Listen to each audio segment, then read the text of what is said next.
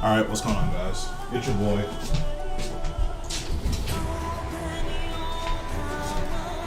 Back from the dead. Here with some fresh, never frozen RuneScape gameplay. Hold on, I'm typing in my bank pen.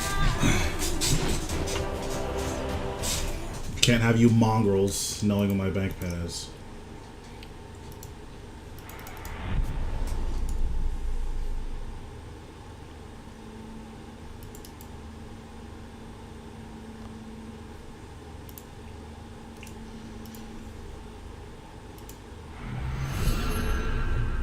Okay, we're good. Alright, what's going on? So, as far as I remember, or just based on how my hard mode kills go, 99% sure that we are not going to need a yak, so I'm just not going to bring a yak. If I'm wrong, then that's not good, but that's the plan for now. So, let's see. This whole setup is worth... That's the wrong button. This whole setup is 61 mil. So, this is like relatively cheap for like a high-end late game boss. We're using Ripper Demon. This is a super energy potion. You do not need this until you start doing hard mode.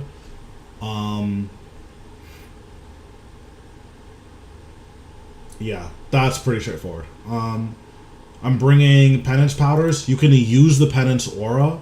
I only really do Zuck on vampirism, so I just don't really know if that's like worth it or not worth it. But yeah, I bring this for prayer. If you bring this, you basically don't need prayer. The outlier to that, I guess, is sometimes you'll just go like 3 or 4 minutes without taking any damage. On those instances, you want I just have one super restore. The super restore also comes in handy against Zuck to cleanse some of the health reduction stacks he puts on you. You shouldn't need it if you're playing decently well, but this is a learner's guide, so that makes sense. I could have brought rune pouches and more food, but like I wanted to trim basically as much as I could in terms of how much money I can save on this setup. So I'm not bringing any rune pouches and just bringing all of the runes I need. This is enough runes for 2 spellbook swaps, 2 disruption shields, and I think I brought an hour's worth of animate deads. And then 200 or so casts of Exsanguinate. You might need more than that. I don't really know. I guess runes are cheap enough that I can just bring more. So we'll just do... we'll just do 500 casts. There's no way we need more than 500 casts.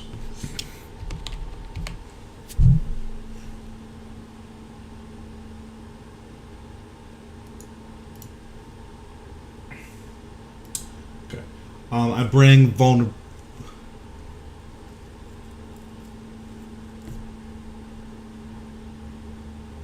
Yeah, I'm not bringing a mage EOF either. I'm bringing Amulet of Fury. Like, I'm really trying to go, like, giga budget so that it's, like, super clear exactly without, like, I'm not doing anything crazy. Like, I'm not bringing my Zuck cape either. I'm just bringing a random skill cape. I'm not bringing any prayer pouches. Like, I'm really making this as hard as I possibly can for myself. But the biggest thing is the Obsidian Mage Helm. This will give you 10% accuracy and 9% damage reduction. This, combined with Animate Dead, is super good. Same thing with... I use the Vampirism Aura. Using that also, you should be taking little to no damage. So the gear, 4-piece Gano, 6-stage circuit. It's just like a random cheap ring that I had. I need to decline this. This is just a random cheap ring that I had for the purposes of the setup. I'm gonna use my HSR because it gives me a slightly higher chance of getting drops. But like, I was just using a 6-stage circuit. A wand and orb of the Helwyr. Amulet of Fury, so like still not like the best thing. I'm using a Scripture of Full. You could actually, I'm not even gonna use a Scripture of Full. I'll use a Scripture of Jazz, I guess. Yeah, we'll use a Scripture of Jazz.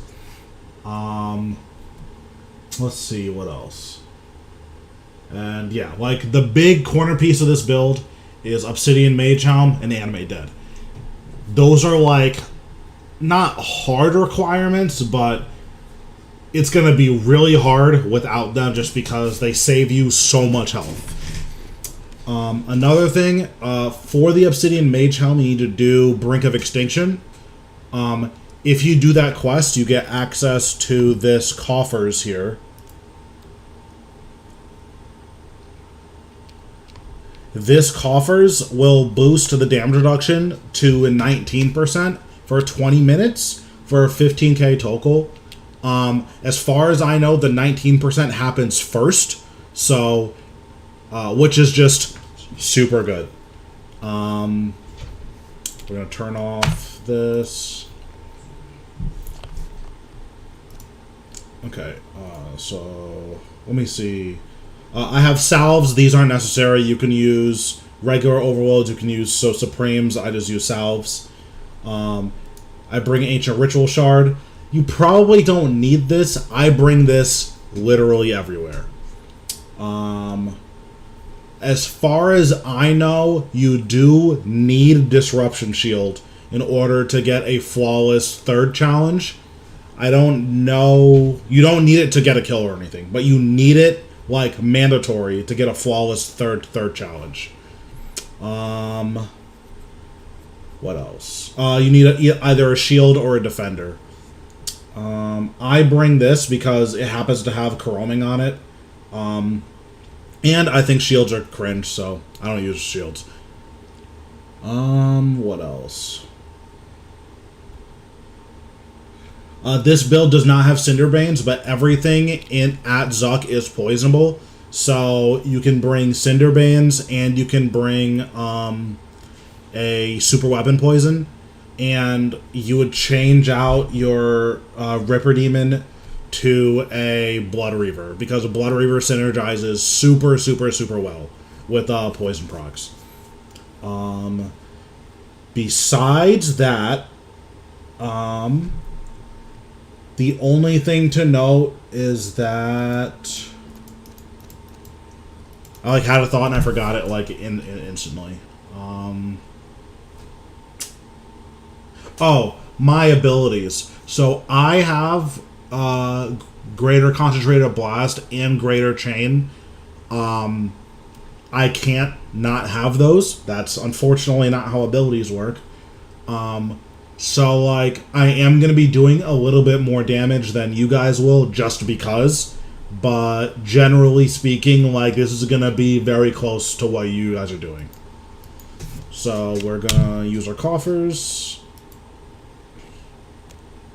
Yeah, this 10% damage here is additive, not multiplicative, which is really important.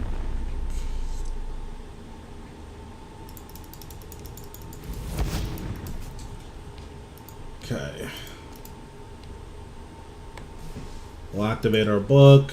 Summon this guy. I use Vampirism Aura. You don't have to, but Vampirism, like, there's no reason to be a hero. Just use Vampirism. It's fine. Okay, let's get into the waves. A challenger So, as soon as I go in, use my Elder. You have what it to the slaughter.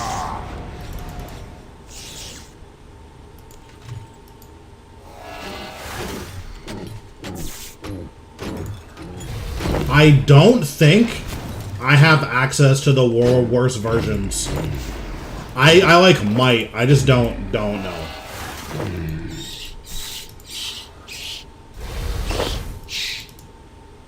Oh, sure, sure, sure. To the slaughter. Oh, yeah, I forgot that you can barricade it. So here, I'm just sunshining here and then just hitting all of the guys. Oh, I forgot to use my penance powder. As you can see, just using Soul Split, I'm just, like, not really taking any damage. You're gonna get to this guy, you're gonna do protection for melee, and then you're just gonna hit him. The biggest thing, too, you're gonna see these little bat guys. Hold on. So these bats, every time they hit you, they drain your prayer. So you want to make sure that you're hitting those guys.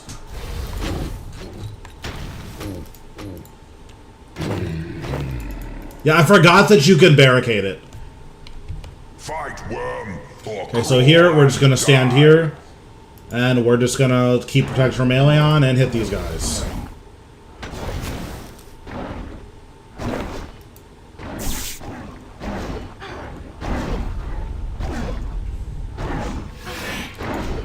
You're gonna kill all of these meleeers.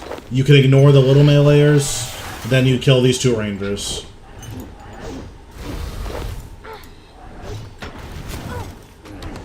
This guy's on me now, so I'm doing protection for melee again.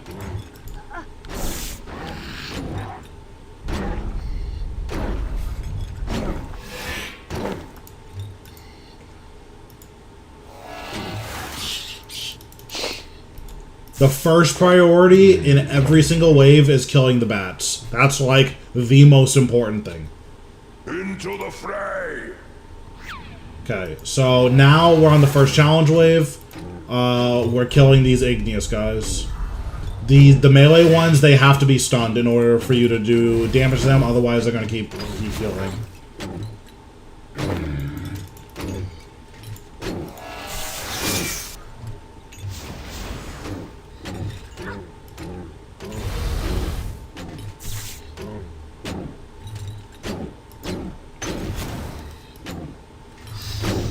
I didn't realize how little damage I would be taking, so maybe I'm just not going to soul split.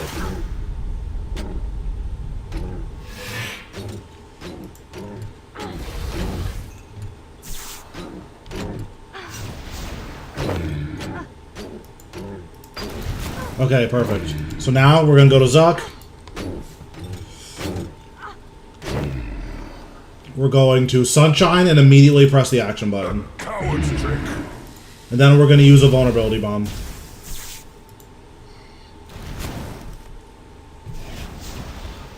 And then we're just using abilities. Nothing super crazy here. I think we need to do 50,000 damage. So I just did 50,000 damage there. Nothing super impressive. Wow, these have a lot less health than I remember. So we're just going to kill them one at a time. We might not get this done. It's going to be relatively close. Oh, actually, it might not even be close. Okay, we actually did it. Sweet. So, yeah, you just want to, like, not really overkill at any of these. Or crawl and die. Because if you overkill them, then, like, that's just not good. So now we're going to stand here. This is where we're standing for the rest of the waves. We're not moving out of this spot.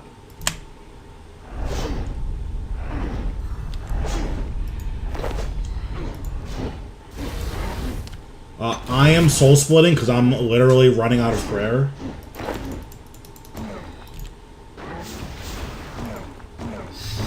I need to, like, let these guys hit me so I can get some prayer back.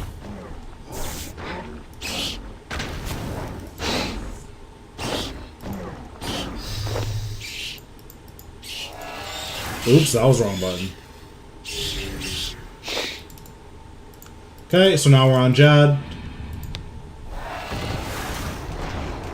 When he does a stomp, it's a range attack. And then he's gonna do like a fire breath where he stands up on his hind legs. That's the magic attack. If you miss a flick, it's like not that bad. Like, I'm not gonna prayer flick it on purpose. It's 5,400 damage. You'll be fine. You can totally just like miss a flick and you'll be good.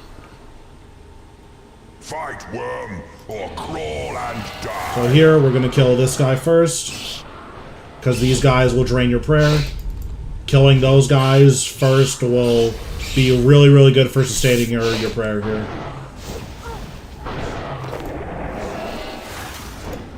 Okay, so these rangers hit pretty hard.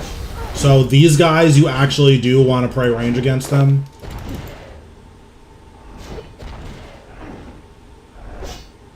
I'm just standing over here to, like, lure them.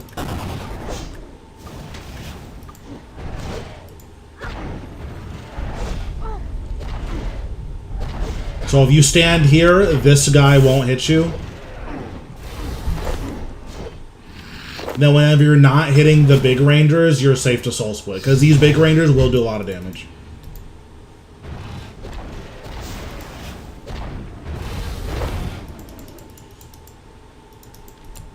Okay, and then we can just soul split these guys.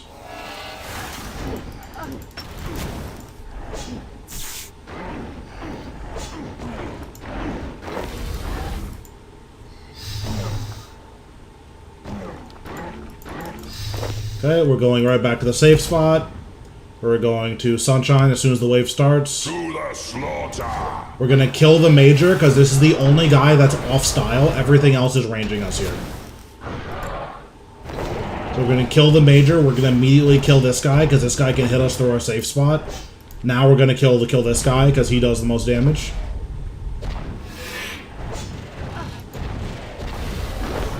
Okay, we're going to kill the Major here.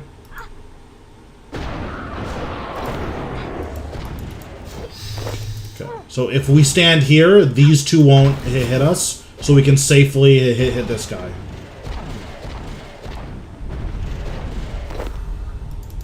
Okay. Also, this fire will do damage to you. Try not to stand in it. I didn't realize how much damage it was doing to me until just now, because normally with Crypt Bloom you can just ignore it, but you can't ignore it.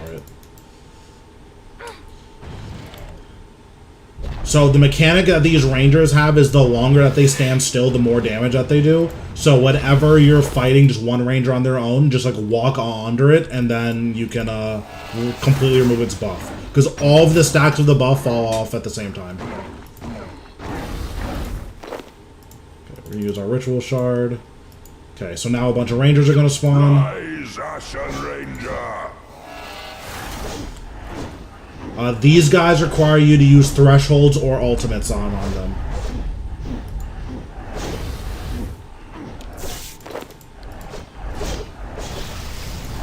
I just used a regular Omni Power, which is so much worse than the enhanced one. As you can see, I'm literally just tanking all these rangers. It just doesn't matter. Like, with just Animate Dead and the enhancement from your helmet, you can just tank all these guys.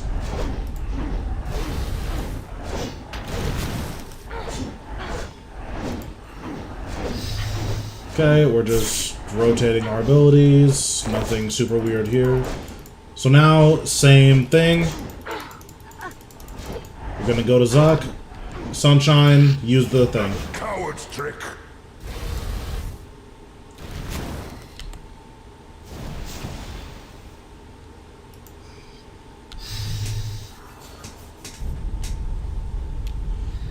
Okay, and we got the phase, nice. So now we're just gonna build a little bit of adrenaline here. The champion rises. So this guy, he negates every hit under a certain amount. So we just want to use our high hitting abilities in our Sunshine. And he died. I think it's anything under a 3k, he just eats the hit. So now we stand here. One Jad is going to spawn over here, and another one's going to spawn in this corner. If you stand here, and you won't get hit by both of them.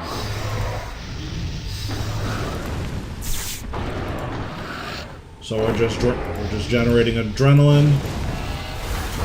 We're going to Sunshine here.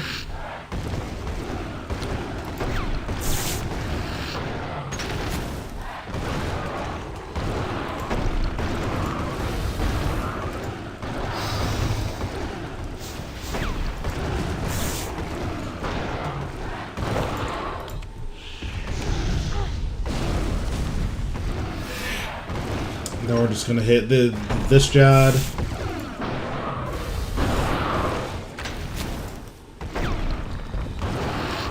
And then here, I'm just camping Soul Split. Like, I'm only flicking prayers to eat the Jad hit.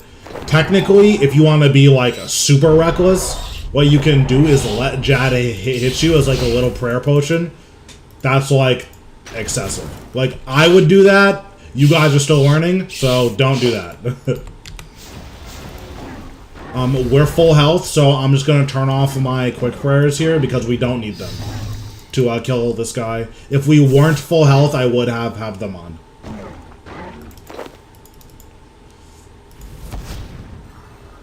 Fight, worm, or crawl and die. We need to kill this guy ASAP so he doesn't drain our prayer. Okay, so this is the magic wave, but we're still gonna start it with protection from range. We want to asphyxiate this dude, then switch to pro magic. Asphyxiate's a stun, so if we do that, then we just don't have to worry about it.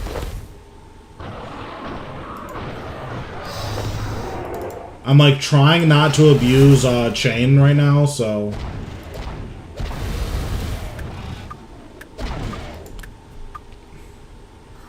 I thought I had a bleed on this guy, but I guess not.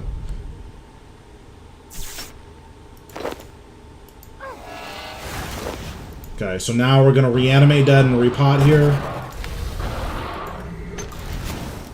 And then we're just gonna start killing these guys. Our prayer is pretty healthy, so we can like soul split and not worry about it. The biggest thing is you want to start as many waves as you can with Sunshine. It just makes it so much easier to like do all the damage that you're gonna do and not worry about like dying or anything like that. For the next wave, or for the next kill, I'm probably gonna use Penance because it seems like I actually need it. So here, this is mostly majors, but the ranger spawns first, so we're gonna kill the ranger. And now we're on Prey Mage. And now we just kill these guys one at a time. So what these guys do is they put a bleed on you, but that increases in damage based on how many stacks are on it. But the bleed stops doing damage to you if you kill one. So like even though you can see here I still have 20 seconds left on the bleed, it just like doesn't matter.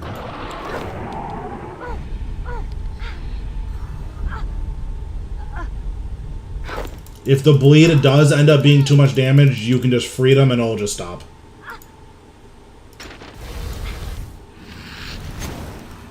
My health is getting pretty low, so I'm gonna activate Excalibur. As long as you have your protection prayers on, you're never gonna like randomly take a hit that's like more than 1,000. So as long as you have more than 1,000 health, you'll be like totally fine.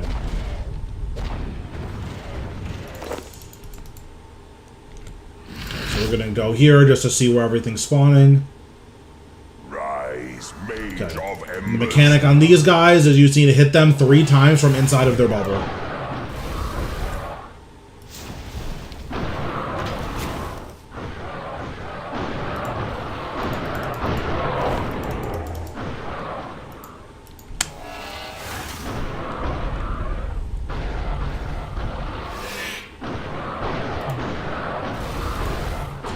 Because I have greater concentrated blast, it does 3 hits like really fast. If you don't have greater concentrated blast, what I would say is just put a bleed on them, and then by the time like one of your next abilities starts showing up, then you'll be good.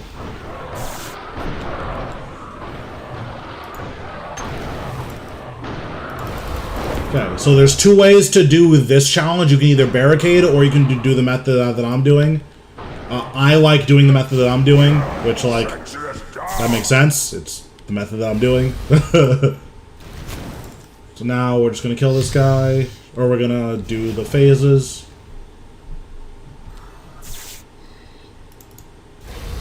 Okay, we did the phase. Perfect. So now we're going to pull on our defender. Kill them. We're going to Resonance. We're going to Devotion. The blue hits his mage. Green hits are ranged, and then we're going to Disruption Shield. We're going to Disruption Shield? Oh, okay. You should Disruption Shield. I didn't. Rise, Jad. I had the wrong keybinds on, so the Disruption Shield just didn't go off. If you stand here or here, you only get hit by one Jad.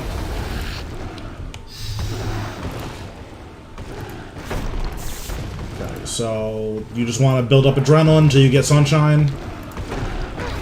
Oops, I turned my prayer off by accident.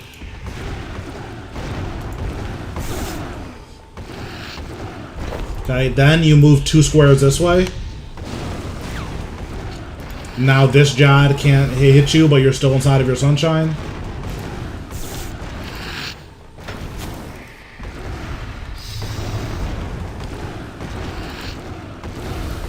Then you want to move 3 squares this way. I'm still being affected by the Sunshine buff, but I can hit this Jad, which is really, really powerful. So now what we're going to do here, like, we're going to damage him, obviously, but the goal right now is to get up to 100% adrenaline for the Huracan fight. Also, for what it's worth, I forgot to use vulnerability bombs on the later damage checks, so you don't actually need vulns. Huracan will spawn on either side. I just pick this side and pray. Okay, it wasn't that side. So now we're gonna go up to this guy. We're gonna vuln. I don't know if he does the adrenaline during. Okay. So he sends that little blob. You're gonna see it come out of the fire. Whenever he does that, it's going to if it hits you, it's gonna half your adrenaline gain. Oh, you just did another one. So we're just gonna move again. If you're looking at Huracan, it usually comes out of this side. I think he's gonna do another one.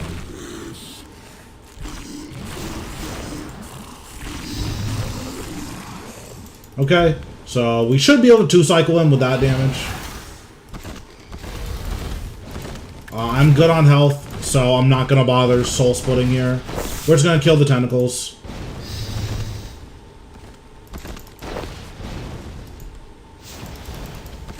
So when he says Huracan is bombarding you, all you need to do to dodge that attack is to move laterally. So because what it does is it does a very small cross on you, and then it does a diagonal X. You completely dodge the diagonal X if you just move like 3 squares laterally. Okay, we're gonna put our soul split back on here. So after this one, Huracan's gonna come up again. So we're just gonna like wait for him to come up.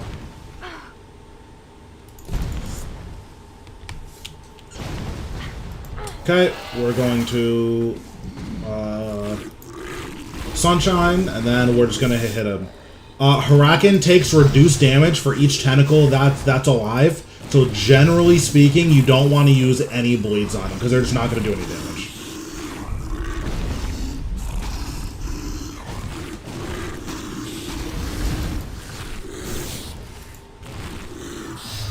What is this? Oh, that's my Book of Jazz. I've never used a Book of Jazz in my entire life, so I didn't know what that buff was. Okay, cool. So now when Zuck's in his chair, you can build adrenaline off of him. So we're just gonna hit him until we're 100% adrenaline. Out of the way, weaklings. We're going to Vuln Bomb him here. Break beneath me. Okay, so his first attack is it puts the bleed on. You can just freedom here. Now he's gonna put a thing on me that decreases my max health. I surge through him, and then I walk back to where I started. Now the buff is completely gone, and you're good. Now he's gonna do a quake. You surge through him, walk away, and the mechanic's gone. Here he's gonna do a big typeless hit. You can just debilitate, and you'll be fine.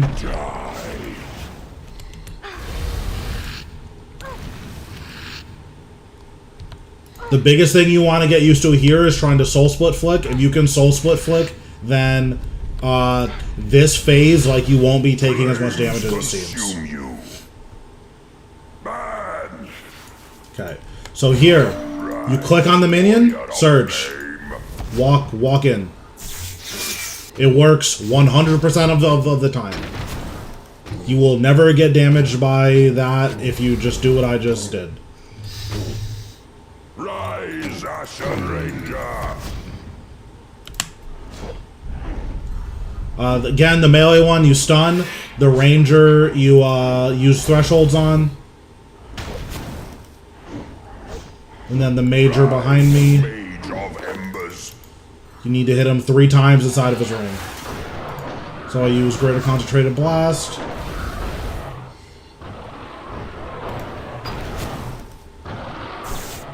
Ashes. Okay, so here you want a Sunshine. Use the action button. And then Vuln.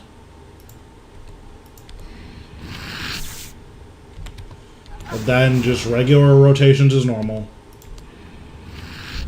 Break beneath me. I'm gonna freedom the bleed.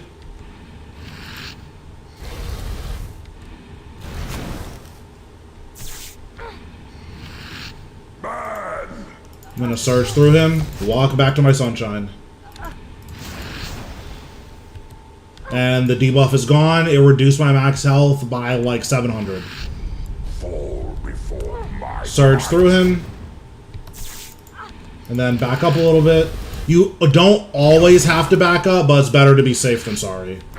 Debilitate. Thor's flame burns within me. And then if you guys are wondering about the timings on the on all of like the mechanics, it's every 3 auto attacks he will do a different mechanic. Or maybe it's every 4. I need to actually count. I know what it is on hard mode. On hard mode, they actually come out faster. Warrior of flame. So click on this guy, surge, and then just use abilities.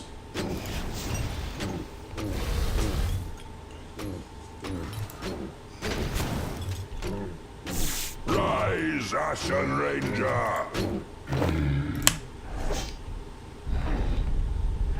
So there, I took a little bit longer to kill the guy than I wanted to. Generally speaking, if you're taking too long to kill it, you just want to move on to the next guy. Also, if for whatever reason you end up in the fire, this all does magic damage. So you can protection from magic and then debilitate. By flame.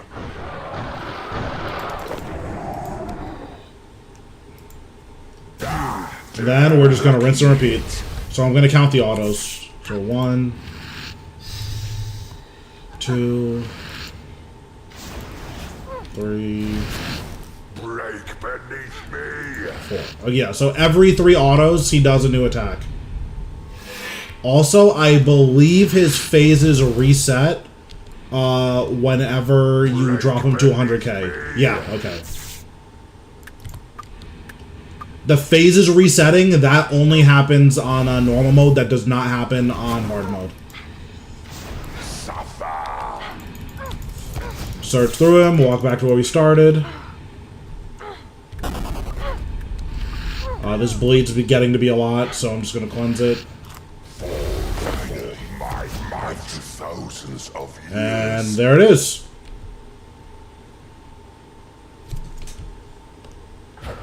I ate 1 food at the end, but that's because I didn't cleanse the bleed, and my overload ran out, so my stats were reduced. But, like, that's all there is to it. The biggest thing I think most people have problems with is, like, the pizza phase. But, like, as you saw, none of my gear is augmented.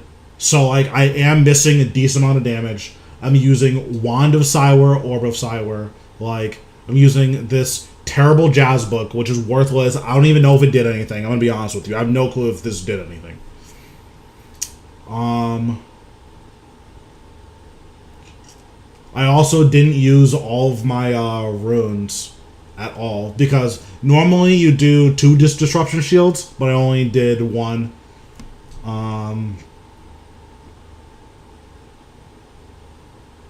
But yeah, that was basically it. The biggest issue that I had, I guess, was I was running out of prayer. So I'm gonna do a second kill. And then this second kill, also that kill was 24 minutes. Yeah, that kill was 24 minutes. This kill was relatively quick. I used one bite of food. Like if you just cleanse that bleed, you're not gonna have to use that bite of food. But yeah. So I'm actually gonna deactivate Vampirism. It might just be better to do Penance. So I'm just gonna put on Penance for the second kill.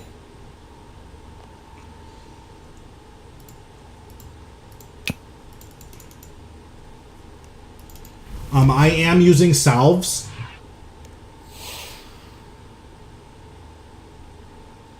Yeah. Just a lot of it is Soul Split flicking Zuck. His attacks are super slow. So like I learned Soul Split flicking from like camping a lot of Raksha, but Soul Split flicking Zuck will save you like so much health. And then just knowing what to do for all of the mechanics, because like you'll look up guides online and like they don't tell you, hey, just surge through Zuck and then walk back. Yeah.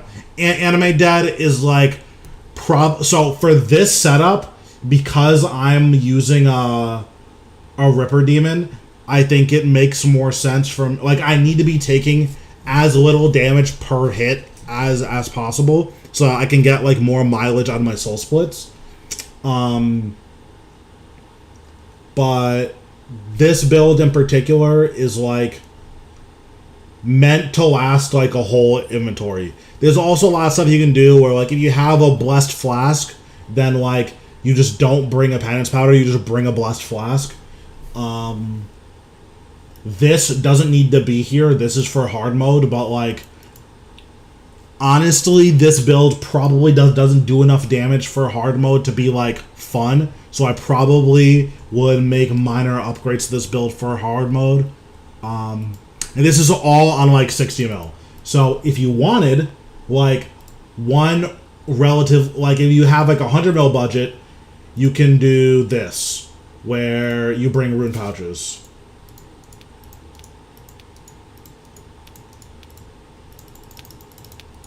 So you bring rune pouches and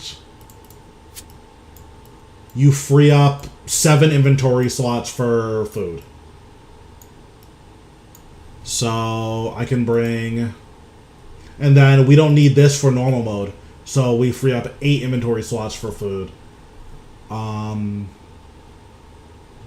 So 1, 2, 3, 1, 2, 3.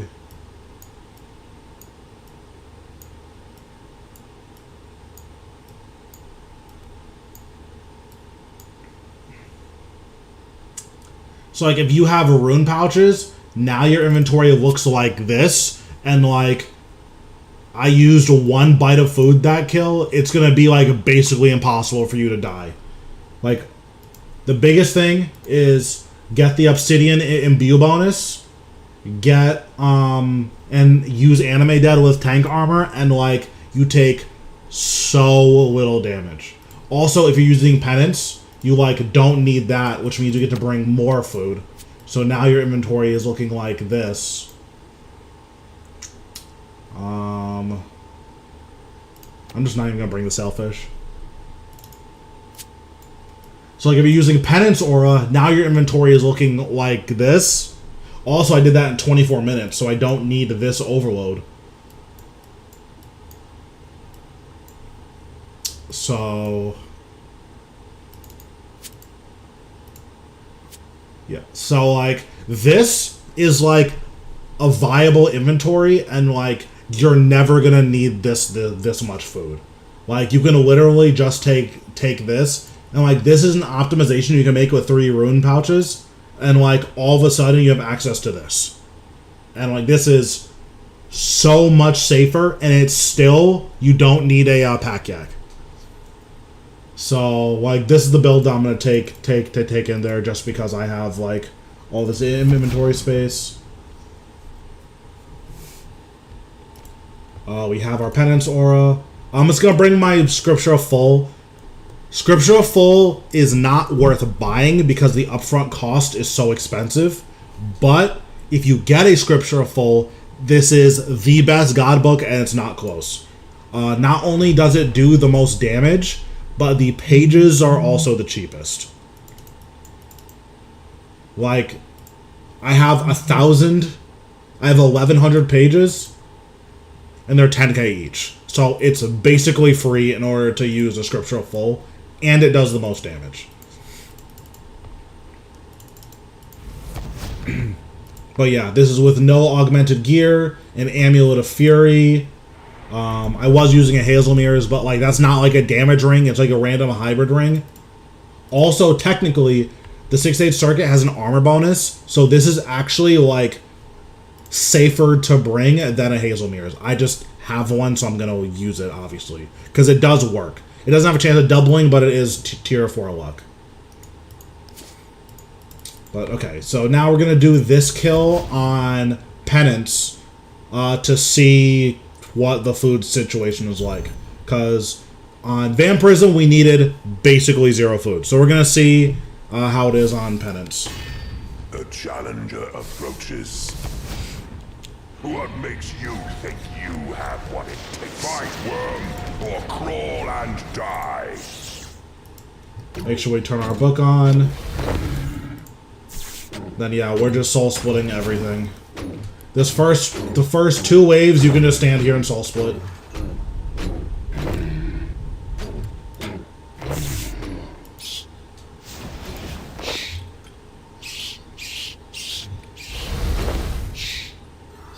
Well, the first 3 waves, actually, you can just stand here and soul split. You want to turn your prayer off in between waves. No reason to leave it on.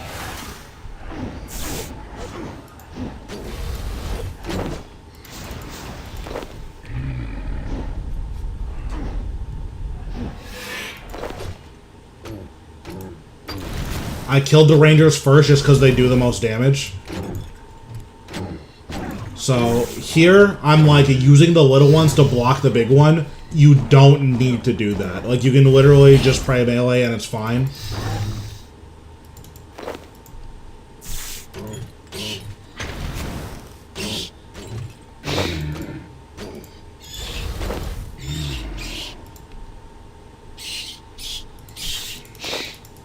Okay, so we don't Sunshine on wave 2, we do Sunshine on wave 3. You are worthy. We pray melee, and we start killing these meleeers.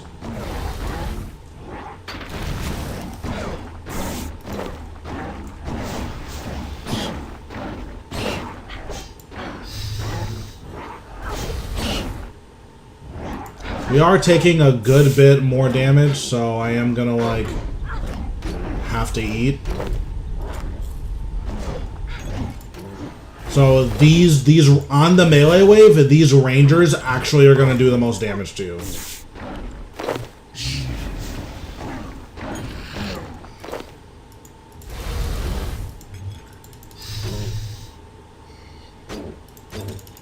Now here I'm just kiting this guy because my health is low. Charge!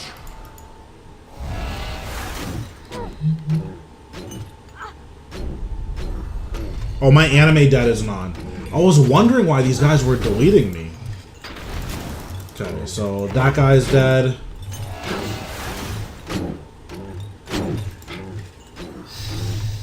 Oh, also, because all these meleeers, like, group up on top of each other, you can just corruption for, like, a huge heal.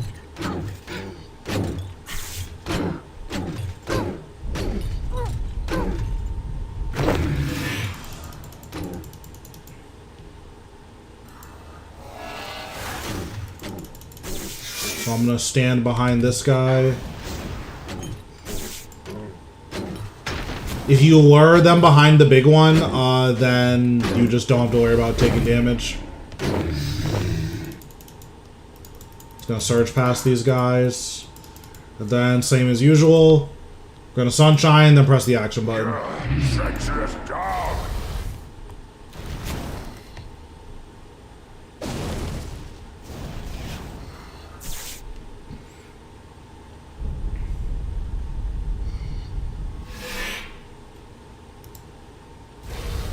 Caught me off guard.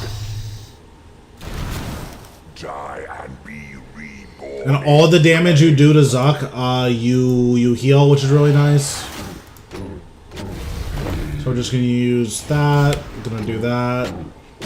Kill this guy.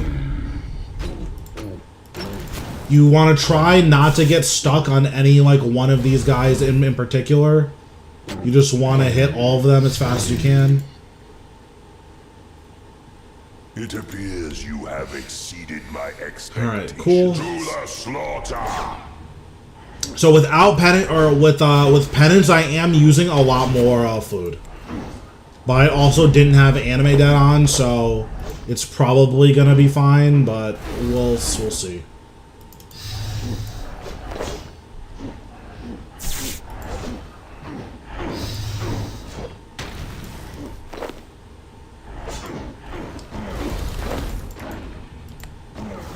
Generally speaking, a lot of your healing is going to be done on, a lot of your healing is going to be done by safe spotting the meleeers. Another thing that you can do to heal, if you're like really worried about your health and like you're not sure if you can sustain it, Zuck, you can heal off of Zuck. So like I'm just going to hit him and heal up to full. Even though it says he's immune, you're still doing damage to him. So like if you're ever running low on health and like aren't feeling comfortable, you just hit Zuck.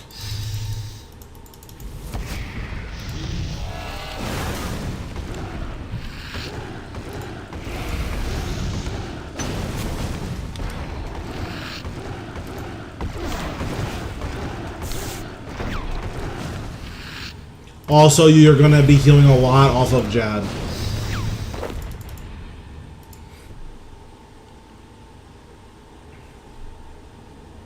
Show me you are worthy. Alright, we're killing killing this guy first. And then you can see we're back to our safe zones.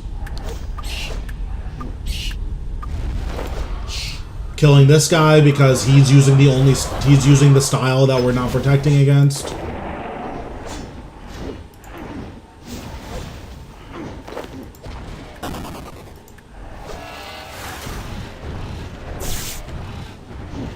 So if you stand on this square, this guy won't hit you. If you stand on this square, this guy won't hit you. So those are just like really good tips for saving health.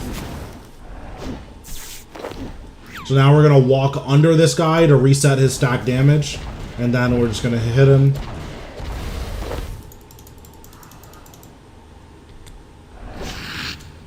This guy can't hit us, so we're just going to soul split this guy.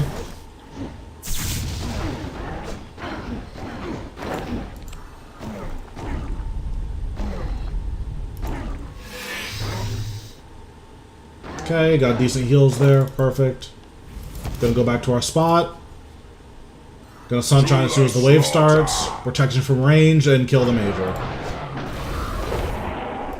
We're killing this guy next. He does more damage than the major. Like, he does more damage through protect range than the major does with no protection. Now we're gonna walk around this corner. Mage this guy. We're standing on this exact square because it lures these two guys here and prevents them from hitting us.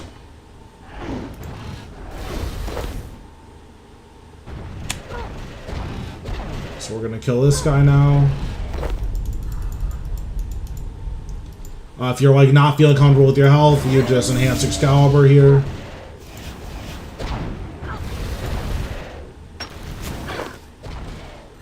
And even though like our health is like kind of low, it like doesn't matter that much. Like here, we can asphyxiate this guy, and then we can soul split for 3 hits, and then we pray range again on the last hit. So we just healed like 1,000 there for free, and now we just heal off this guy because he can't do anything about it. Okay, we're gonna go back to our safe spot. I have anime dead on now, so I will be tanky.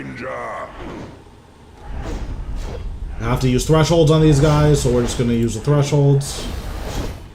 Also, if you're ever in situations like this, you can devotion and just start killing these guys.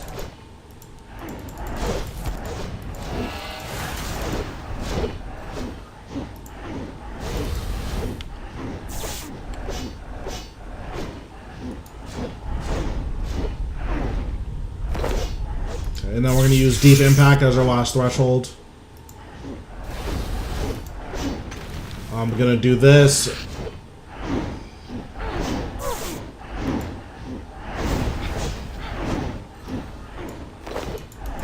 Okay, so now we're just going to go up to Zuck. We're going to generate, we're going to get to 100%. Sunshine. And use the action button.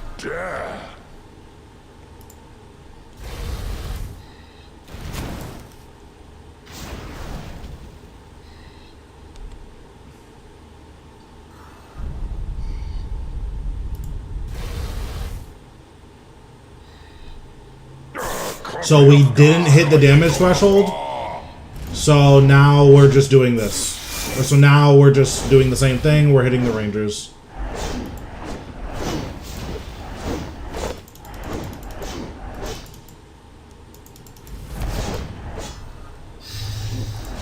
I'm gonna devotion here just to save a little bit of health. Gonna stand here.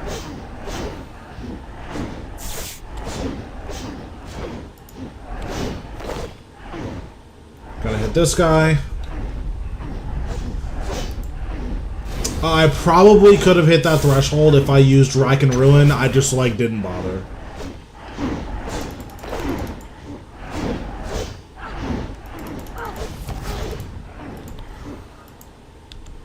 Coward's trick. Caught me off guard. So again, here we're just gonna heal a little bit and build adrenaline. This guy has the damage threshold, so we're just gonna wild magic. We're gonna Rack and Ruin. We're gonna use Asphyxiate. We're gonna Rack and Ruin, and he's dead. It appears you have exceeded my expectations. Okay, here we're gonna be soul split flicking basically the entire wave because these majors don't actually do that much damage on their own. So like we're totally fine to just soul split flick them.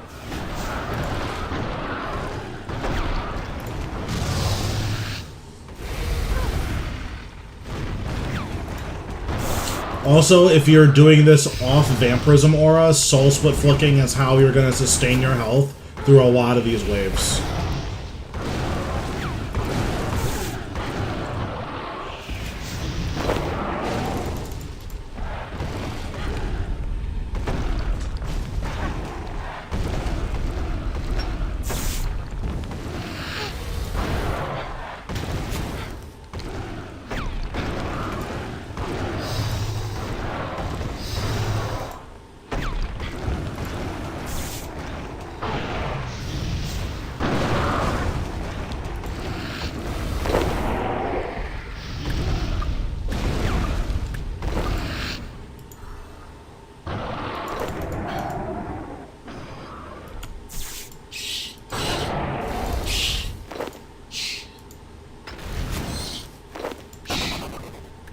Okay, we're gonna overload back up. And we're just gonna soul split off this guy. We should be able to heal up a decent amount.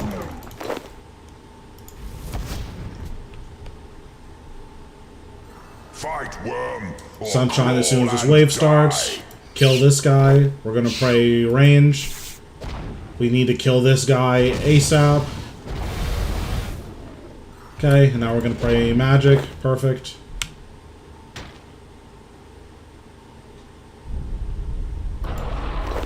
Gonna kill this guy.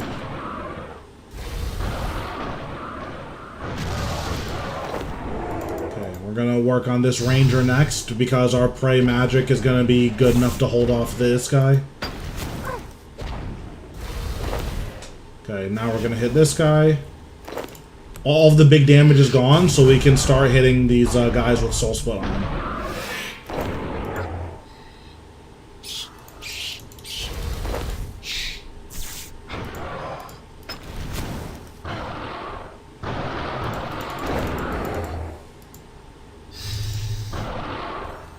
And you will always out-heal these regular guys, so I just soul split them.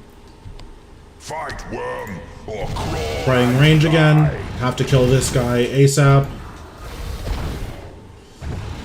He's dying, so we're going back to Pray Mage. Gonna kill this guy first.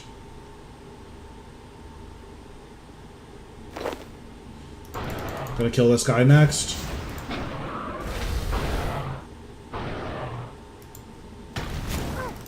We're just gonna use Excalibur because it's gonna be a little bit before we get soul split. This guy isn't hitting us, so we can kill these baby guys. I need to cleanse the bleed. The bleed was adding up to be a lot.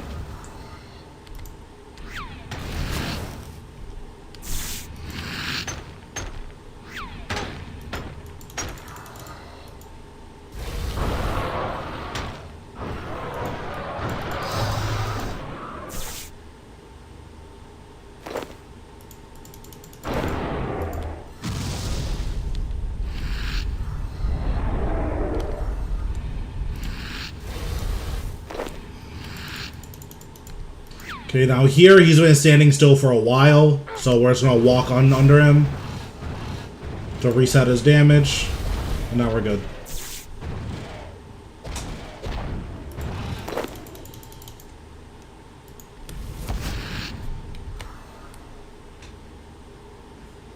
Sorcerer, prove your worth. So I'm starting each rotation with greater concentrated blast because it instantly dispels the shield. This guy's almost dead, so we're gonna devotion. Now we can go over here and hit this guy. Gonna put a bleed on him. Greater concentrated blast.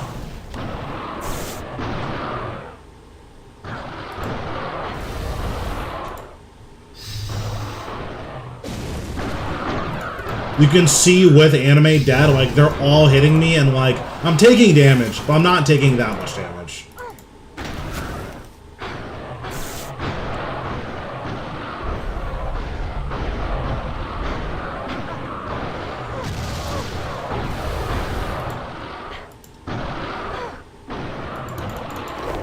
And like my health is really low, but I don't care because we're just gonna kill Zuck now.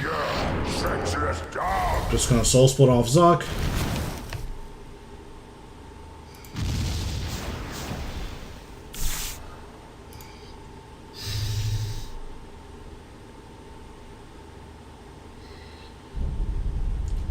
Nice, we reached the damage threshold.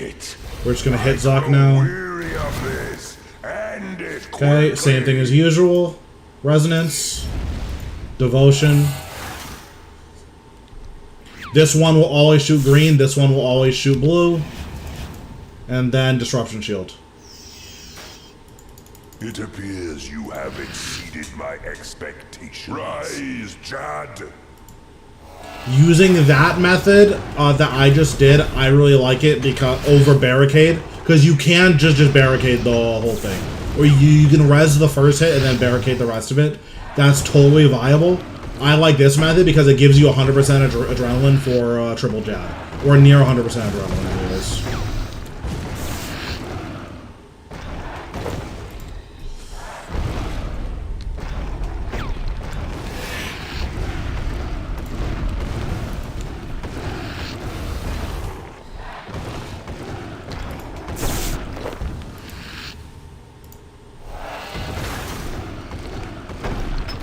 But yeah, also another thing, this kill is gonna be a flawless, deathless kill. So like, now, assuming, you know, we don't die anywhere, like, we'll be good to do hard mode. So I actually am not gonna hit this guy for a little bit. I want my sunshine to be up for when I kill Huracan. So I'm just not gonna hit him. Okay, I'm gonna hit him now.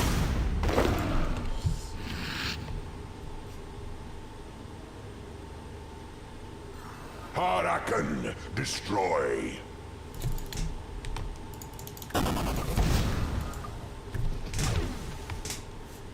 I'm in there. Jesus.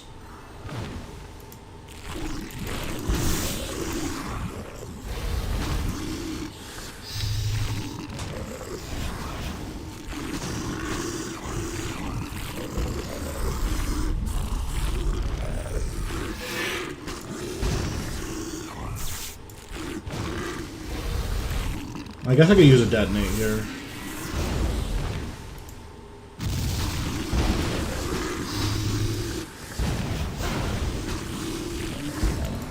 Okay, nice. So we're just gonna kill these guys. Whenever it says Huracan is bombarding you, or whatever it says, you just want to move laterally. Yep, so I just moved sideways. It won't hit me.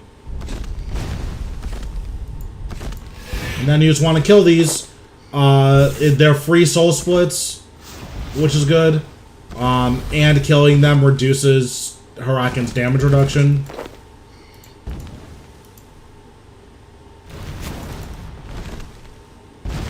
Because for each one of these that's alive, Huracan reduces 100 flat damage from every hit. Okay. Huracan's popping up soon. And Sunshine here.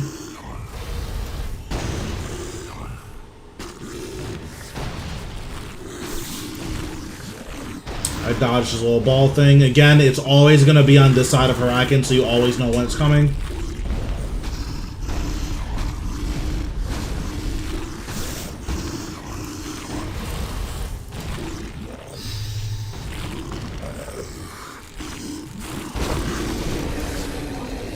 Okay, killed Huracan. So far, we're flawless deathless, so as long as we kill Zuck with no issues, we will have unlocked hard mode with this setup. Now, the true battle begins. I guess I should have been hitting him. He's gonna start with this, just cleanse it immediately, there's no reason not to.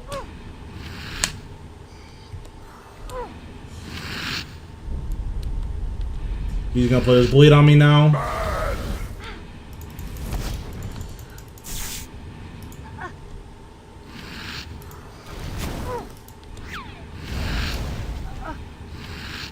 Tremble before me.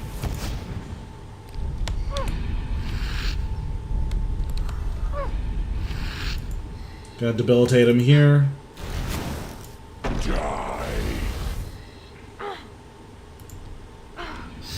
And it's totally okay if you, oh, I just flicked the wrong prayer, oops. It's totally fine if you, like, go into this phase with kind of low health. These minions don't deal that much damage on their own.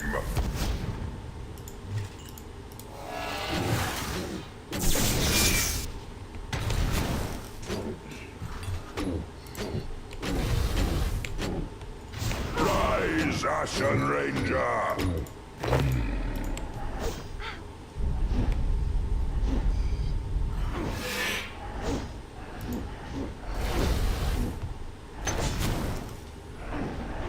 Rise, Mage of Embers.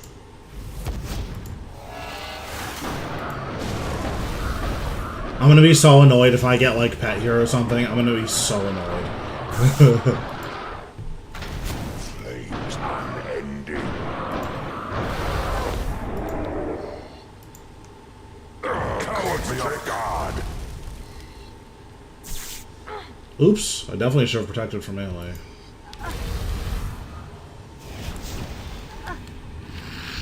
Break beneath me. This bleed honestly doesn't do that much damage, so if you wanted to, you could just, like, let it hit you. Man. Search through him, walk back to your Sunshine.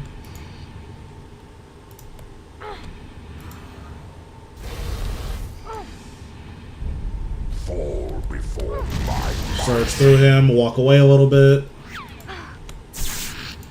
If you're too far away, he will do a magic attack, and that was like that thing where he raised his hand. die. Debilitate him before he says die. I'm gonna be so annoyed.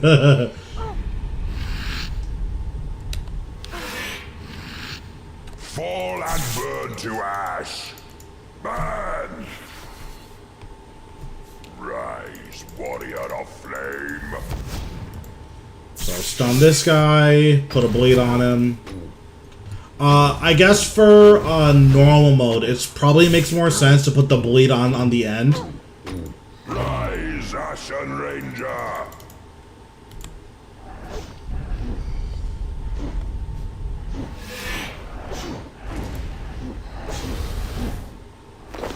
Okay, kill this guy. Rise, Mage of Embers!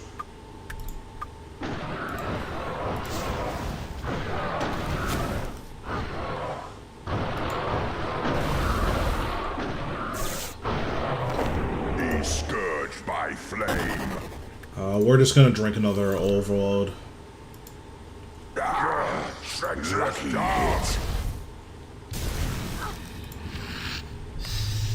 There's kind of no reason not to just drink another overload. Break beneath me!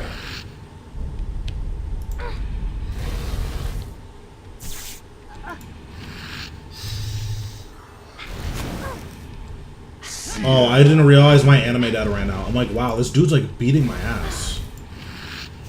I think he's dead here. Possible! Okay. And that's without vampirism, so pretty good. But interestingly enough, the trash loot in normal mode and hard mode are exactly the same. So in terms of like money making, if you can't like consistently really do hard mode, you can just keep doing normal mode runs and you're gonna get like 10 or like 7 to 15 mil per run in just trash loot. But yeah, so this was with penance, and I ate 4 times, and 2 of those times were because I, what's it called? Or because I just didn't have anime dead on. So like, this is super consistent. You like barely take any damage. Yeah, for normal mode, this is like really, really, really consistent. And it was all 3 checkpoints, so that was like a flawless kill as well.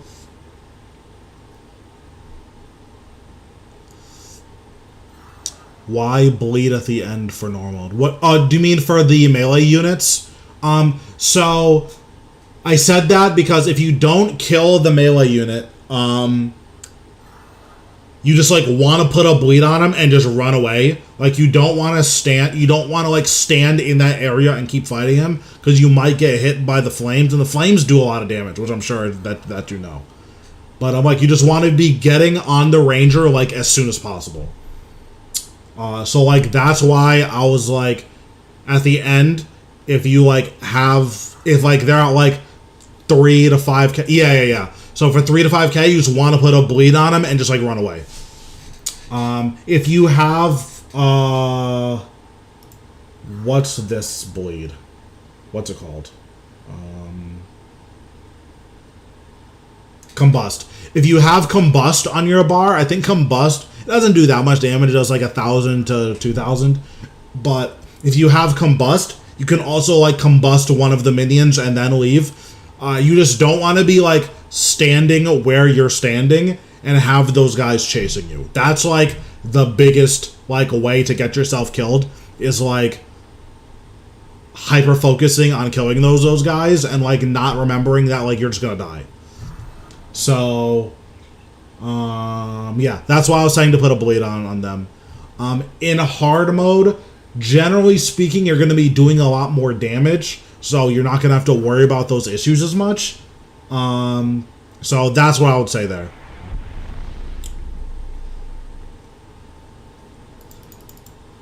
But okay, so in terms of upgrades, so from here, the first upgrade you want is to get an Inquisitor staff.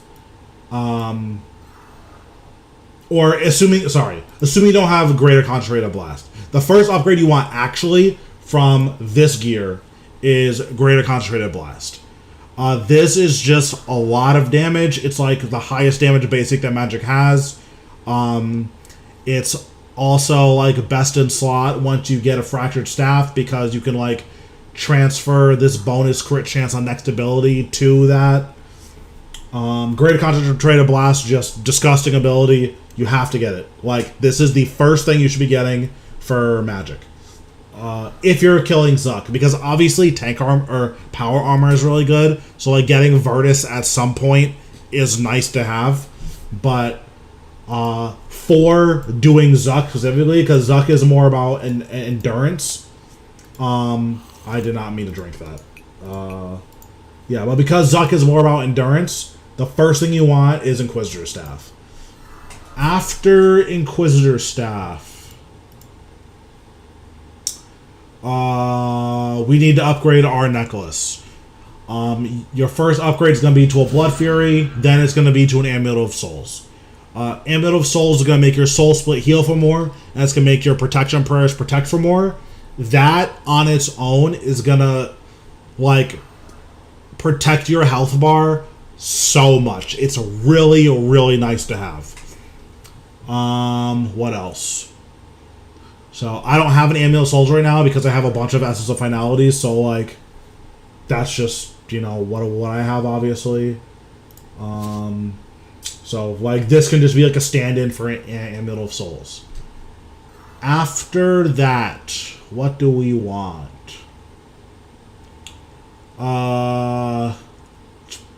Probably Cinderbanes.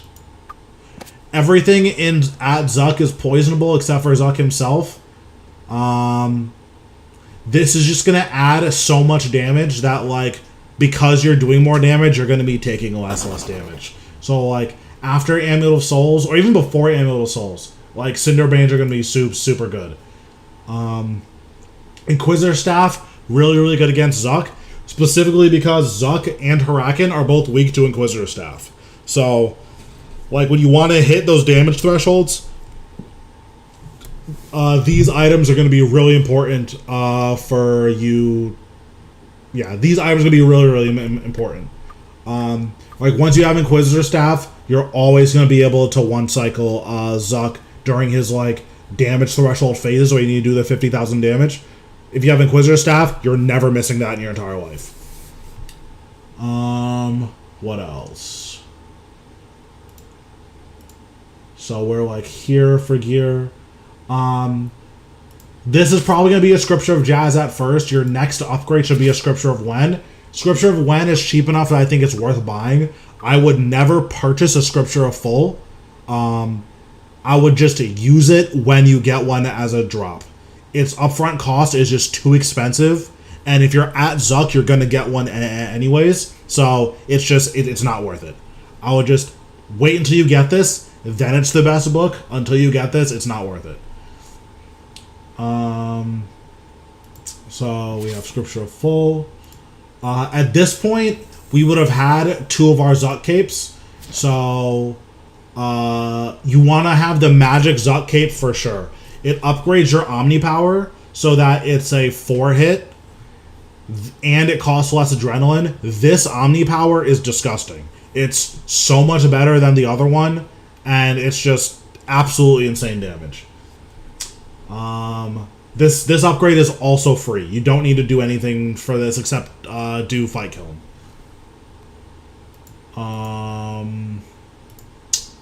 So after that...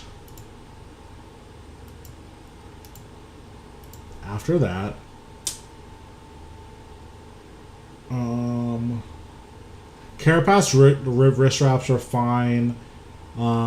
If with this build you're, like, comfortable with how much damage you're taking, you can upgrade to Blast Diffusion Boots. These are a lot more damage, and they let you access Detonate and, like, actually feel good about casting it. So, like, this could be another upgrade that you make. Reaver's Ring is, like, for later on. There's a lot of upgrades that are for later on. So, Reaver's Ring, Elite Tectonic, Fractured Staff, and Grimoire. These are all upgrades you're gonna want, like, last. Like, these are super good, but they're not, like, change the game good. Like, these are, because the Grimoire and the Reaver's Ring do literally nothing if you don't have Fracture Staff. And then, like, the Elite Tectonic is, like, a late game switch. Until you're comfortable with your Zuck kills, you don't need this switch. So, these are, like, the last things you want to get. So, once you're here, you have your Inquisitor Staff. If you're not comfortable about surviving, you can always bring a Ring of Death. Like, this is just a good ring to have for now until they change the Death rework. Then it's not going to make as much sense. These are a good ring for now.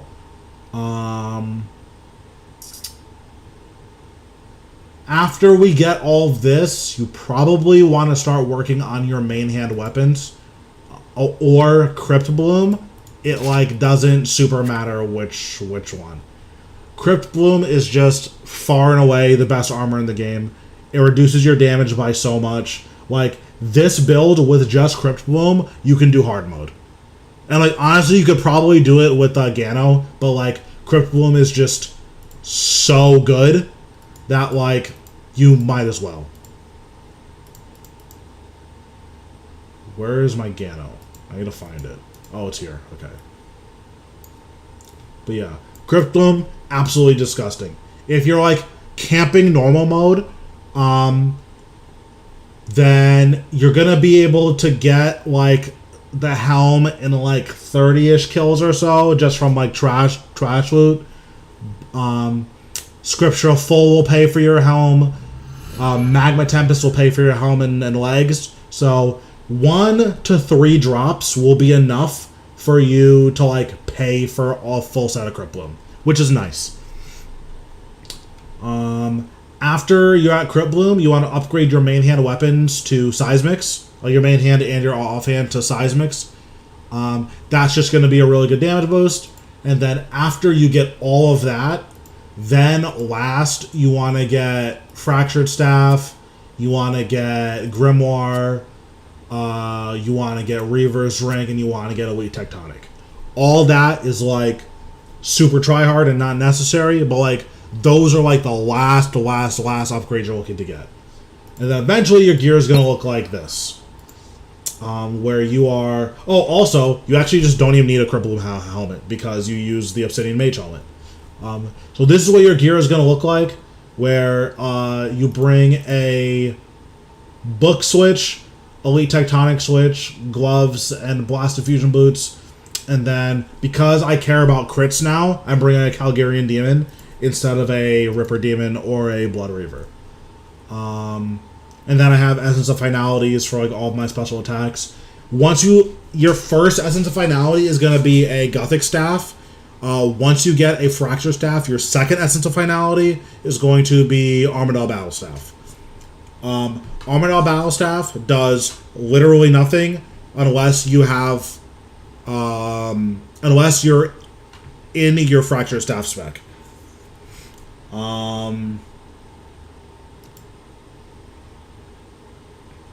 Yeah. Are there any questions about, like, what is going on?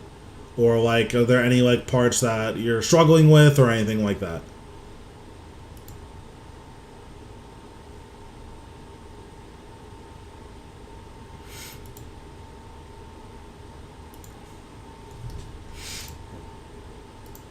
I do need to do one more hard mode kill, so we're just going to deactivate this.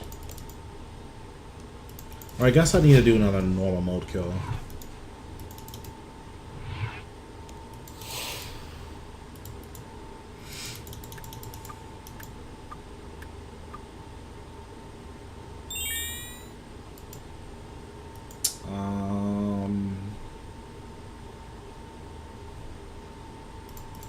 Well, I'm just gonna chill for now. Cause I want to do... I'm just gonna chill until reset. Yeah, Inquisitor Staff is, like, super strong as Zuck.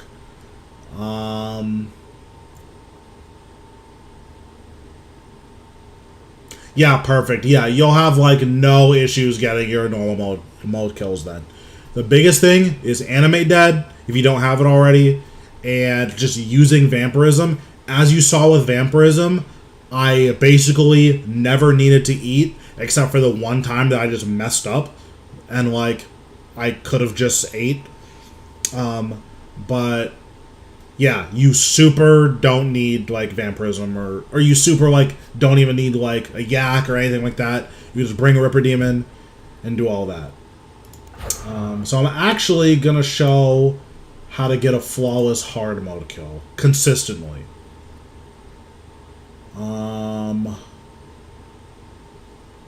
Is there anything in here that's not necessary? I guess I can just wear these.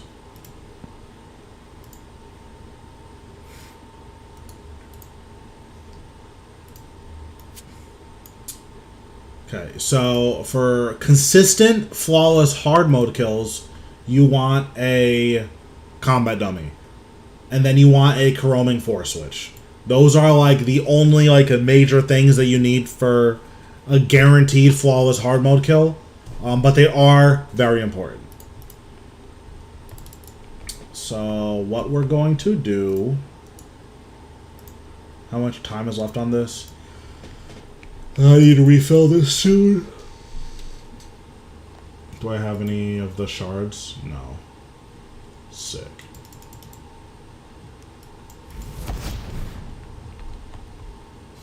Okay. 1 second. I need to, like, empty my chest. Well, not empty the whole chest, but...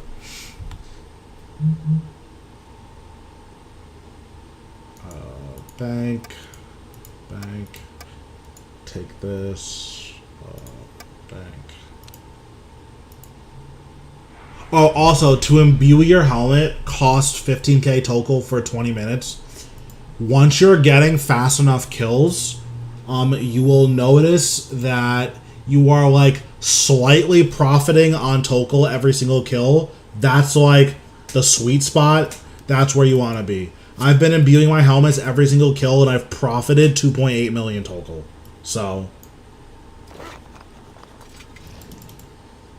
how much wrapping paper do I have? Only 1,000. Yuck. But I'm actually not gonna do the hard mode kill now. But so when you want to do the first challenge consistently, you're going to put down the training dummy.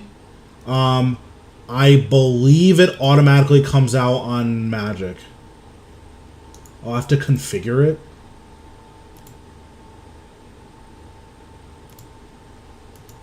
Oh, okay, cool. So you configure this to magic, so it always comes out as magic. Then, oh, you also need a greater chain. For hard mode, greater chain is probably required. So what I would say is if you're going for a combined cape, Inquisitor's Staff and then Greater Chain are going to be like your two like mandatory upgrades. I don't know if you can get... I don't know if you can consistently do the first challenge without Greater Chain. So what I would say is to just not bother with flawless hard mode kills. And just do regular hard mode kills. The thing to know about regular hard mode, everything has double health, everything takes double damage, or everything does double damage. Those are like the notable things about hard mode. Additionally, every one of the challenge waves, like the first one was 3 melees, the second one was 3 rangers, the third one was 3 mages. For all of those, every single one of them is going to be 1 melee, 1 ranger, and 1 major. Which means you're going to do each of those waves exactly the same every single time. Once you feel like comfortable with normal mode, then hard mode, then like, you know, that's something we'll work on. Next week, I plan on doing a hard mode stream. I'm probably going to practice off stream for, like, budget builds, because, like, I've never done hard mode with, like, a giga budget. Like, I went into hard mode with max gear. So, for next Monday, I will work on doing a teaching a hard mode kill. Depending on what my Reaper is, I'm probably just going to be doing hard mode kills, like, after this. But That's the goal, is that next Monday I'm going to be teaching hard mode Zuck.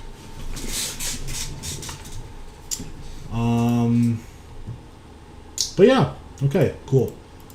So now I'm just going to chill until reset. I'm going to do Helwyr.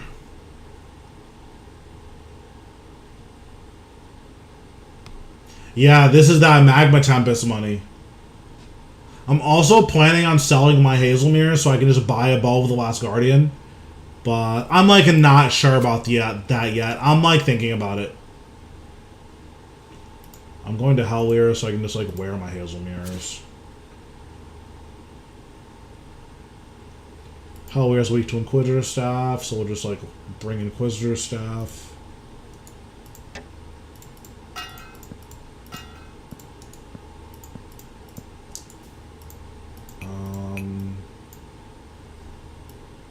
So we'll do this. Don't need any food. We'll just bring a bunch of prayer pots. Deposit all this. Deposit this. And then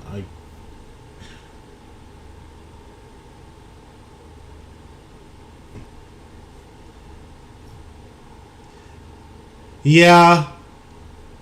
Like, I agree. I'm just, like, literally not you. This Hazelmere's has been pretty cringe, I'm gonna be honest with you. But, my biggest double has been 60k. So, you know, I'm basically the richest player that's ever existed. But I also do plan on farming my own Bow of the Last Guardian, so I definitely don't have to sell it. It was just something that I was thinking about. But, okay, let me update my stream title, because we're done with Zuck.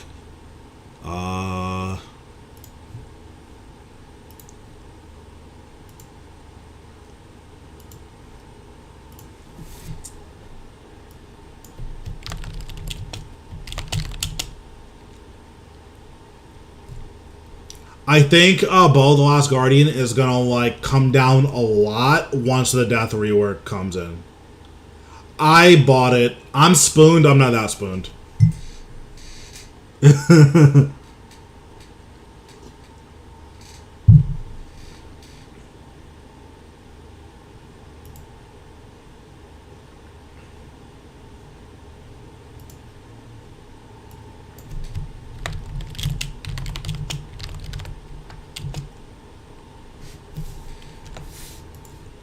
Damn, wait, are you guys blood brothers? Hello? What's going on here?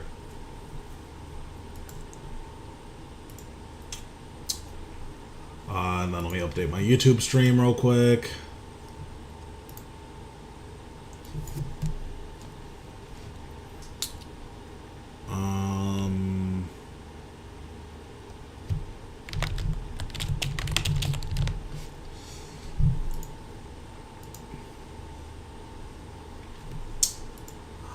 I feel like I'm just gonna bring like note paper in case Helwyr drops anything that's noted. I don't know if he does, but or that's unnoted that I need to note. Oh, I need to change my I know what I need to do.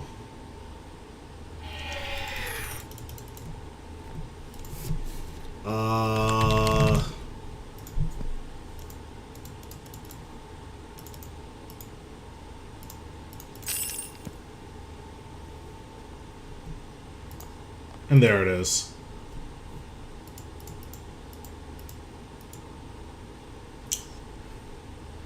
Yeah, it's just weird because like my analytics are like just wrong, so like I don't actually know how many people are watching. So I just I just figured I would update it just in case.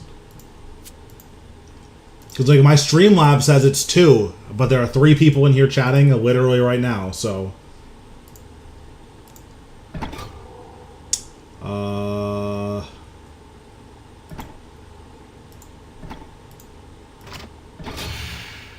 Also, I guess if it matters, I use Fury in the Small and Conservation of Energy. If you want, you can, for this last one, what would I use?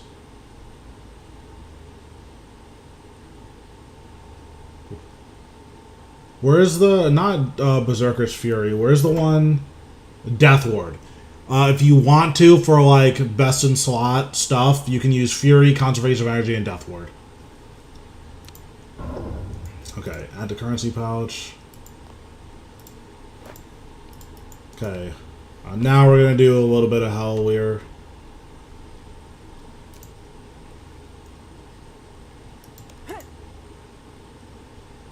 Also put on auto retaliate because I super don't care.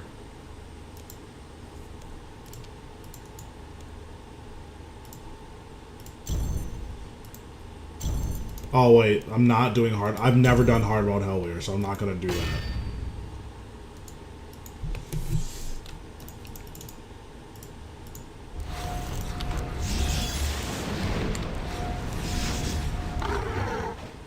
Okay, and now I'm just gonna AFK because I don't really care. So, Crypt Boom is really broken because you can just ignore literally all of Helwyr's mechanics. If you want to, you can pray melee here and he'll hit you for 0.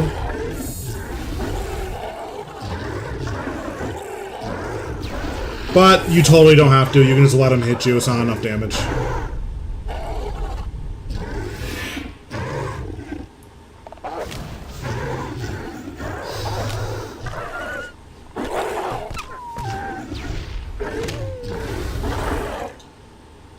I guess I'll Omni Power.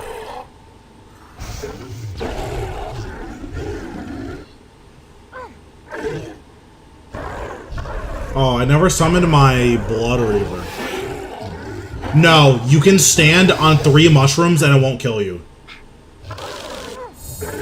Like, next kill, I'll just stand inside of it and, like, show you. Like, Crypt Bloom, Anime Dead's, like, really broken.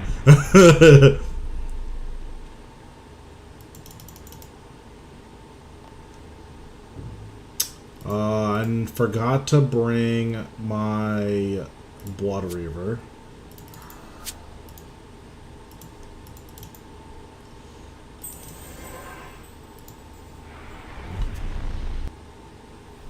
Yeah, it's cheating.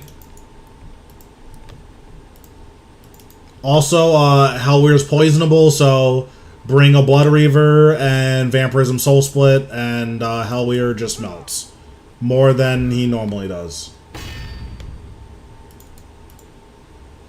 But yeah, I'll like intentionally stand inside the poison to like show it.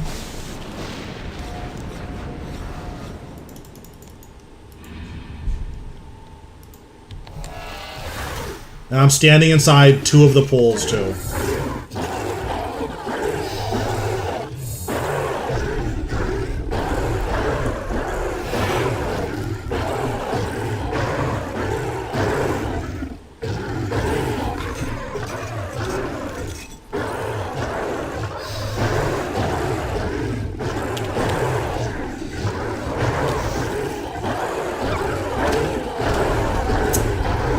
Yeah, that's why this armor is 2 bill.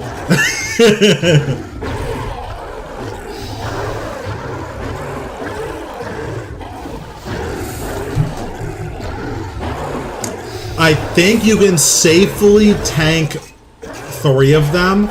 I've never tried to tank 4, but you could probably tank 4 if you really wanted to. But you can definitely safely tank 3.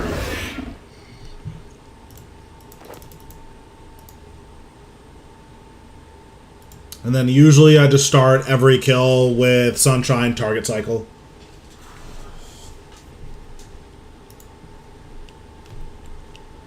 And then as soon as the guy spawns, you can target cycle and start hitting him before he gets a chance to hit you.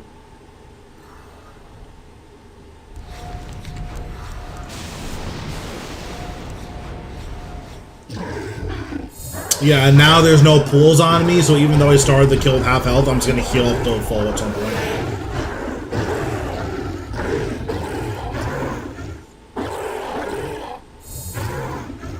And if you really want, you can pray melee here, and some of these hits will, like, hit you for 0.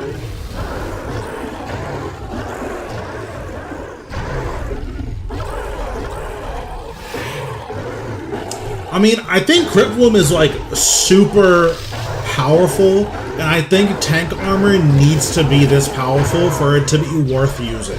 Because, like, the issue with, like, ranged tank armor is, why would I ever use it?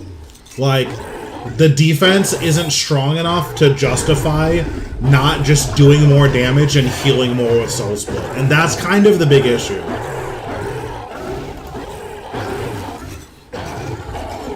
Like, if it was worth just, like, taking less damage, then we would just take less damage, but it's not.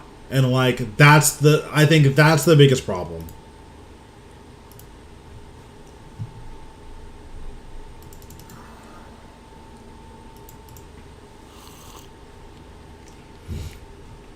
Because, like, I don't even... Is there even tier 90 ranged tank armor? I guess it's the Octo armor, I guess. But, like... Cool, your defensives are, like, stronger. You know how else you make your defensive stronger? Just do more damage. Now your defensives are stronger. Because you have more health to work with because you're healing more from Soul Split. And, like, that's, like, one of the biggest issues. And, like, there's, like, a lot for them to work with, right? Like, I think that if they really wanted to make... Yeah, exactly. Like, because, like, if you play a lot of games, then you'll know this. Any game with a lifesteal is one of the best stats in the entire game. So, like, because every class gets access to lifesteal, what ends up happening is that just doing more damage makes you tankier than taking less damage. Like, I could be wearing, you know, other armor here. See, obviously here, like, if I were to be, like, optimizing my Helwyr kills, then what I would be doing is, like, bringing Elite Tectonic and just, like, actually dodging his mechanics. But, like, if I just want to be lazy, I can just do this. And, like, Trimmed Masterwork gives you, like, it bleeds your damage over time. That's, like, really powerful. And something that they could do if they really wanted to was they could make the bleed a little bit worse. Like, instead of it bleeding 50% over time, it could bleed, like, 40% over time with 5 pieces. But then every time you kill a unit, you have a chance to cleanse the bleed. Like, something like that would be like, okay, now I have a really good reason to use Trimmed Masterwork. If there is a lot of units hitting me really hard, this is going to make me tankier than just doing more damage. I think stuff like that is really cool to think about and experiment. Another thing too is, like, we have games that, like, there are games out there that exist that, like, experiment with this type of stuff. Like, Diablo 3 has, you know, hundreds of, like, legendary abilities. Yeah. Like, Diablo 3 has, like, hundreds of legendary passives. Like, it would be interesting to see if any of those could get reworked or, like, to get incorporated into this game. Where it's like, oh, this set of armor, you know. Like, what if for range, or for melee, because melee is the bleed class. How cool would it be for melee if there was a... they make a tier 97... or they make an upgrade to an easy K. Like, there's an enchantment for it specifically. Where the spec does the same thing, but instead of having a cooldown, you can spec again, and it consumes all of your bleeds for one big uncapped hit. Like, how sick would that be? Like, you could just put a bunch of bleeds on an enemy, and then spec again, and you'll just hit them for, like, 60k. Like, that would be sick. That would be super cool. And then it's uncapped damage. Because, like, that's basically based off one of the Witch Doctor sets from Diablo 3.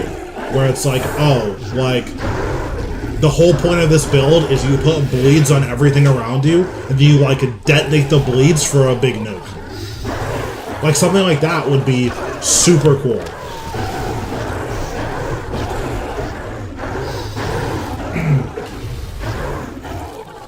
They can also do that for range, because Rangers has, like, a lot of bleeds too. Like Rangers incidentally has a lot of bleeds. or like a lot of just random damage or overtime abilities. But like stuff like that, I think it would be really interesting to incorporate into the game.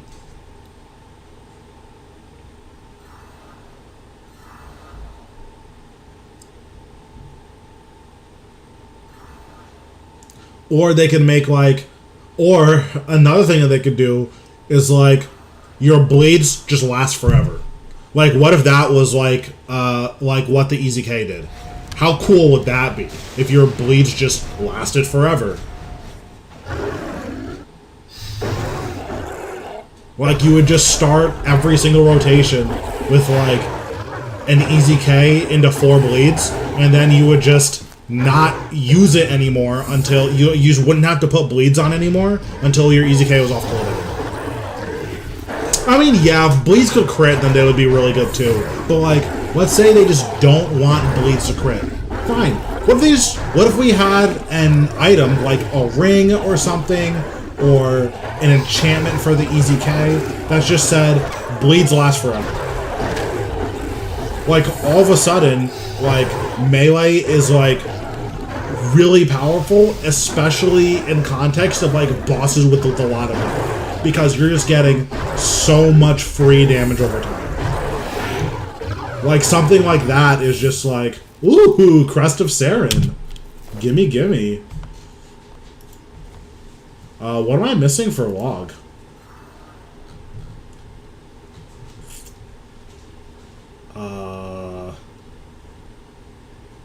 I was like, wait, what does Helwyr like start with? I'm missing Wand and Orb. Word.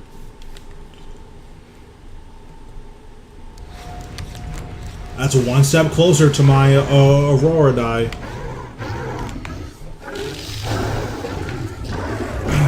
But yeah, I think that there needs to be a reason to like want to like have your health really high or something, or like have all these defensive abilities, because like because of like the meta is like so focused on damage, it feels so bad when you have to use abilities like Barricade. Yeah, right now I'm just looking for Pet and Wand and Orb, and then we're good.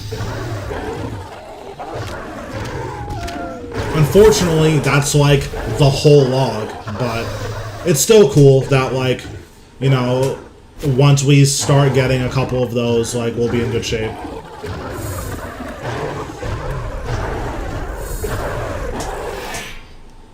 No back-to-back. Scammed again. If I was truly the main character, I would have gotten a back-to-back.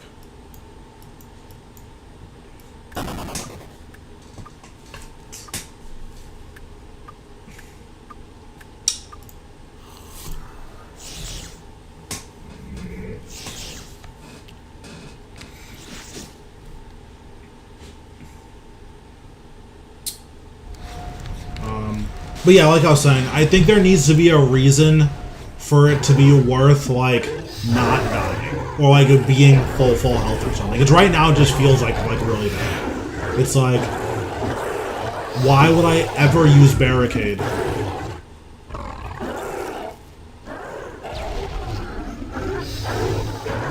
Yeah, or something like that, where, like, you could, like, keep putting bleeds on an enemy, but they don't do any damage. It just, like, stores all of the damage that they could do. And then, like, you could, like, release it as either one big bleed, as a critical bleed, or just as one big nuke that's uncapped damage. Like, something like that would be super, super cool, I think.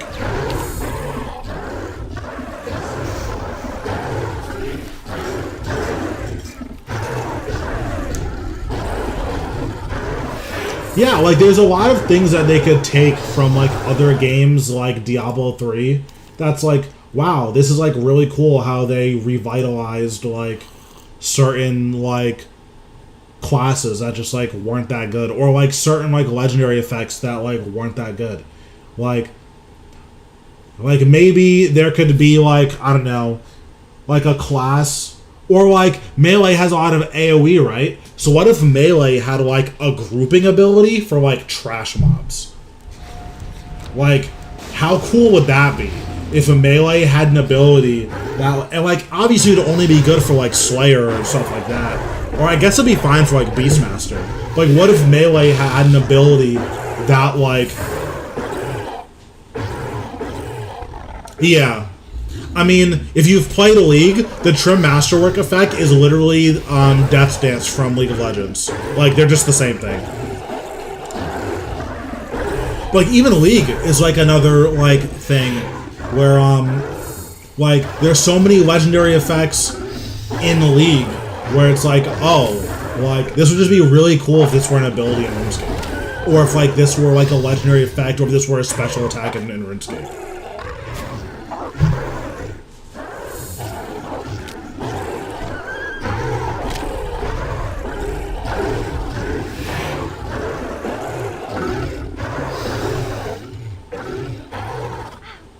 Like, one thing that they could do, I just, like, made this up. One thing that they could do would be, like, for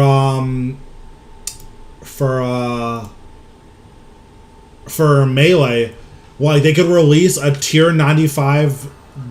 yeah, stances would be cool. They could do, like, a tier 95 defender. Yeah, exactly. Like, I think having a lot of abilities would be, like, super fun. But they could have, like, a tier 95 defender reflect as on at all times. As long as you're getting hit and taking damage. Now, Melee has, like, this weird dichotomy where, like, you're super bursty, but you also, like, want, like, you can't just, like, stay, like, topped up on health. Like, you really want to be, like, doing more damage. And stuff like that. Like, you want to be taking more damage and doing more damage. So there's just stuff like that, or like something that the lower your health gets, the more effective Soul Split is. Like, all of a sudden, you're like incentivized to like sit around like 3,000 health, but like you also need to play well, because if you like mess up, you're just gonna die. And also, if you do too much damage, you like don't get the increased healing, so you're like incentivized to like balance how much damage you're doing and taking. Like, something like that would be really, really cool.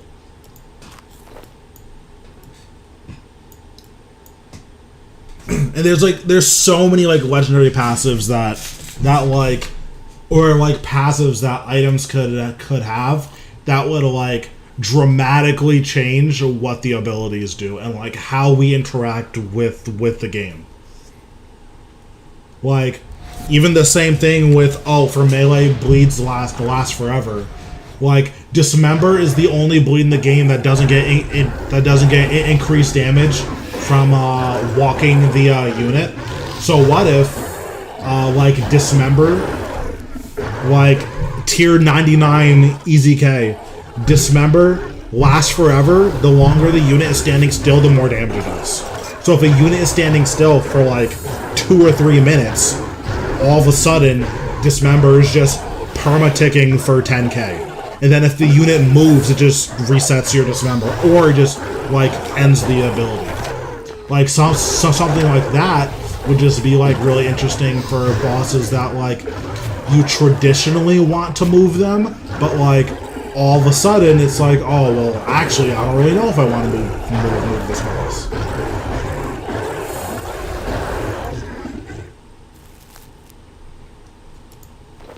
Yeah, it's definitely unfortunate. I'm TPing out because KBD is spawning. So I'm going to do the KBD and then it'll be reset. So we're going to get our reset and then we're going to decide what we're doing there.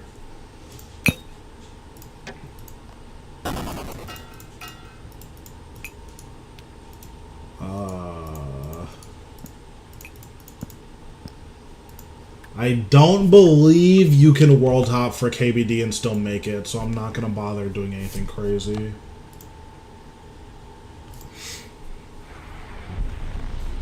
Yeah, the fact they're not affected by damage boost is like super weird. Like, that's like just a weird oversight that they're just like not committed to fixing.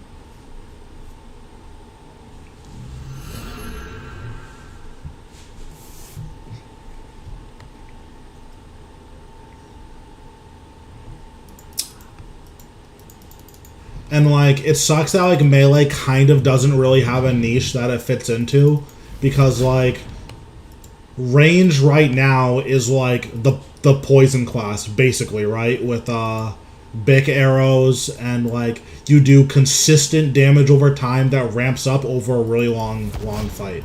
Like that's really cool that like range has that going for it. On top of that, range is also the most customizable because of the criminal bolts. So like you have a lot of options when it comes to range.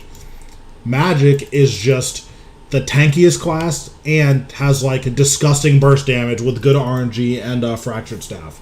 Like that's super cool too. And then like melee is like, what if I did both of those things but worse? And I just feel like a melee needs like its own niche. Like it's just super weird that like melee's whole thing is that it sucks. It's like, oh, why would you use melee? It's like, oh, it does basically everything that the other classes do except worse. It's like, no, I said, why would you use melee? I didn't know that KVD was poisonable.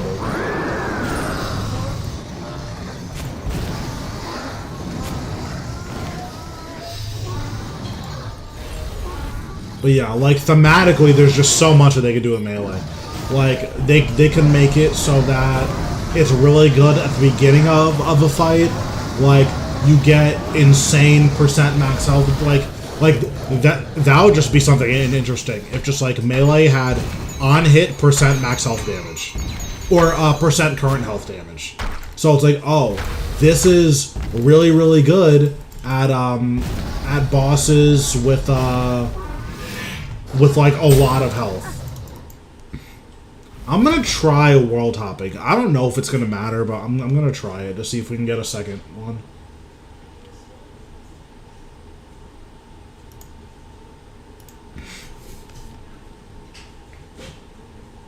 I don't think we're gonna be able to make it, but we'll see. Yep, we didn't make it.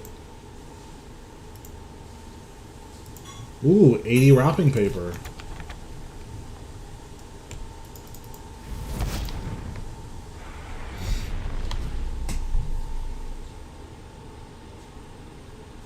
Yeah, I usually go for this one. Alright, do we get anything good? Ooh, cooking brawlers. Broken. Alright, we'll add this. Alright, let's see what the new treasure hunter thing is all about. I will just put this in my brawlers tab.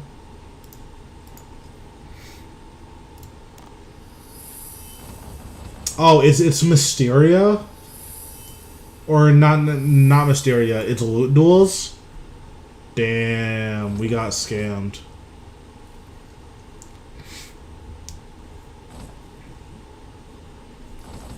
Yeah, like, there's just so much stuff that, like, they could incorporate into Melee to make it more fun. And to like, just have it, like, differentiate itself more. Yeah. I guess we'll take this. Oh, we'll take a Phoenix Lamp. That's fine.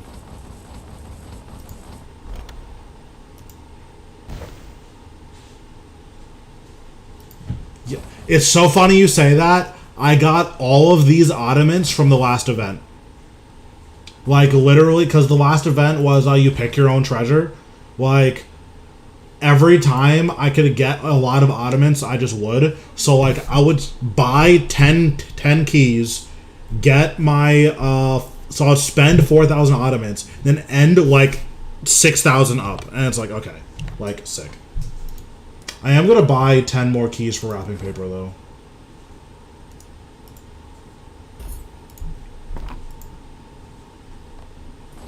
Okay. Don't care. Not claiming a small cash bag, that's so worthless.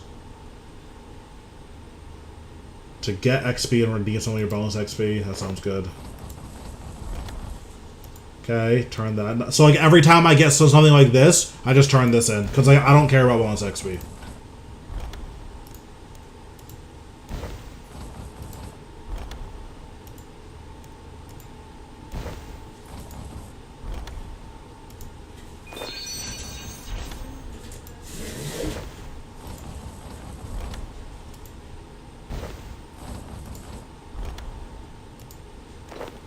Yeah, so like I just spent 4,000 and just got like 3,000 of it back, and like I got all of the stuff I was going to like. All right, so we'll put that in dunge. We'll put that in dunge. We'll put that in dunge. Then we'll do dungeoneering and farming, I guess. Okay, how close are we to 200 mil dunge? 195 mil. Not bad, not bad. Yeah, they changed them because I think it was the Halloween event that made them change it. Okay, so Reaper is on World 37, so we're going to hop there.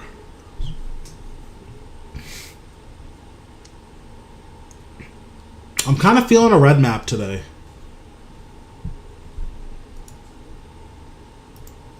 From, what's it called? I'm feeling a red map from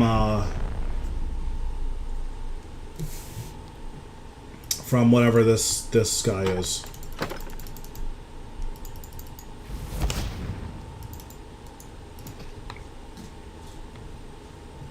Also, the dive ability, it's really good, but it's just worse. Yeah, I'm feeling Tavia's today. Let's buy a gift of the Reaper, and we'll buy a Tavia's fishing rod. And we got scammed again. This always happens. Jagex is preying on my downfall.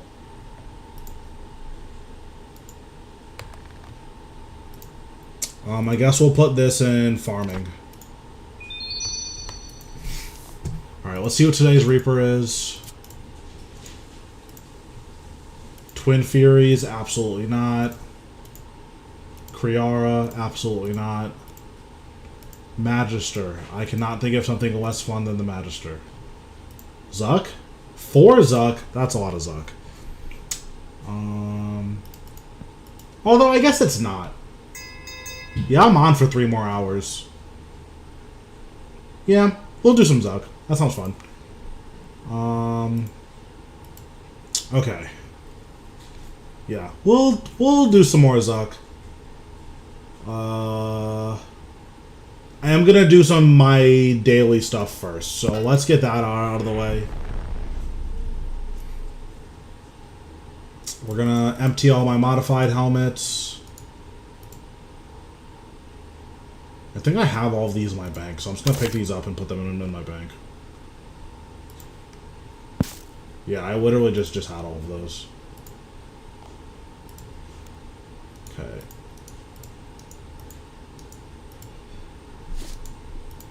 I don't know if this is worth the time, but like I can just do it from my bank, so like I just don't really care. And it does add up. It's like decent. Especially stuff like the soft clay and the bones. It all adds up.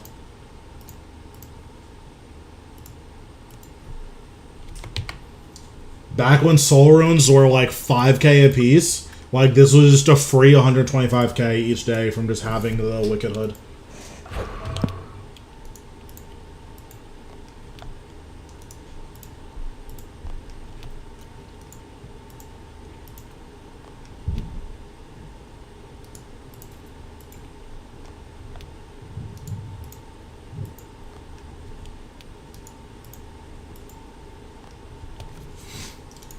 Alright, so there's that.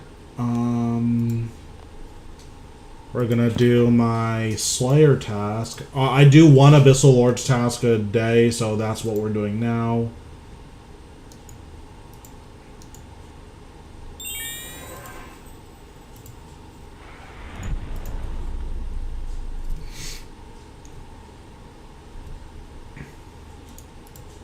Unless it gives me an extra one. Okay, so it looks like we're doing 2.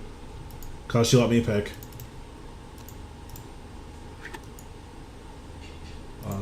So for Abyssal Lords,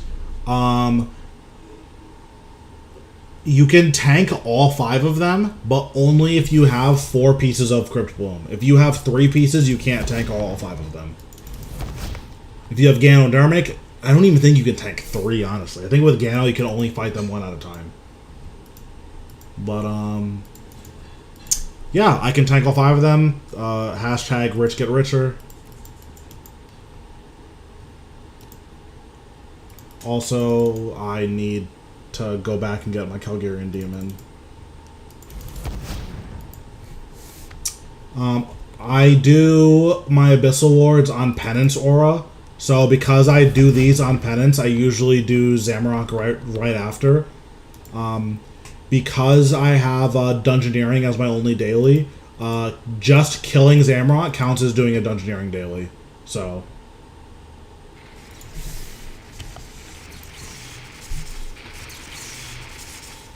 I'm just gonna put down my cannon and then go back. Because I can just teleport here quickly.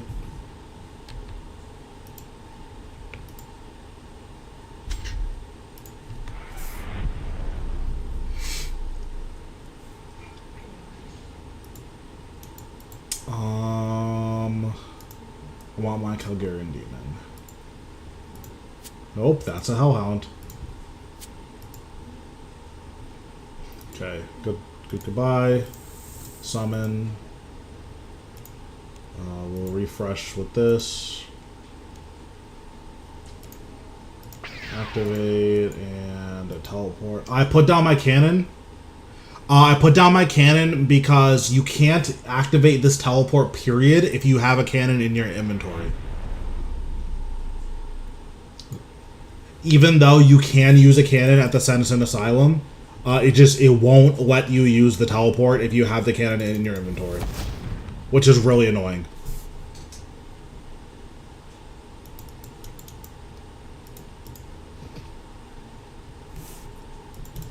Like, look.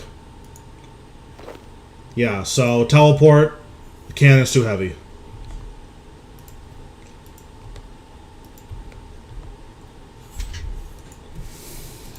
So, walk here, fire.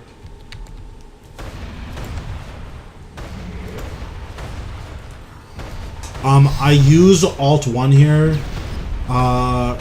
mostly because you will die instantly if your anime dead drops. Like, within 5 to 10 seconds of your anime dead dropping, you will just die. Because anime dead is, like, that important for surviving here. Because these tentacles do a flat amount of damage. And your anime dead is preventing basically all of it.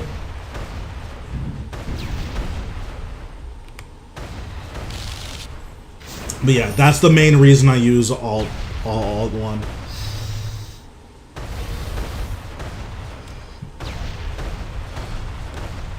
Yeah, like, there's some instances where I kind of get it, like, maybe thematically, you know, the whole point of Slayer Tower is, like, it's supposed to be, like, here's all these spooky, scary Slayer monsters, so, you know, you should be able to handle them without the help of a cannon. But at the same time, it's like, we're so powerful now, like, who cares? Like, if you need a cannon to kill Abyssal Demons, you probably just need to get a little bit stronger. Also, I need to have it so it's auto-cast my ults in it. But yeah, so we're gonna do... Yeah, exactly. But yeah, so we're gonna do 2 Abyssal Lord tasks, and then we're gonna go straight to Zamorak. I'm gonna do 3 Zamorak kills. And then we'll be good for 4 Zut kills.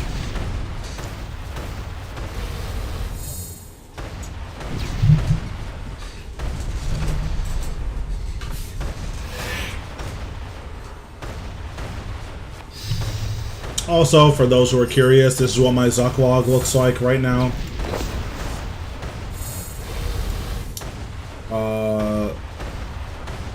Almost 400 kills total. 6 complete swords. Abyssal Lords count as 5.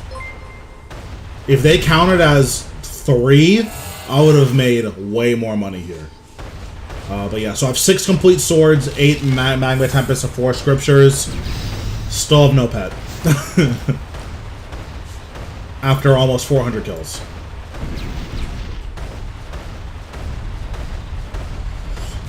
I don't know. They should have just been their own task. They should have either been their own task or, like... They should have just, like... Like, maybe I can understand if Abyssal Actually, yeah. No, actually, no. They should just be their own task. Because Abyssal Savages count as 1. And it's like... Abyssal Savages are way stronger than Abyssal Demons. Why do they count as 1? Or maybe they count as 2? I might have made that up. Let me see.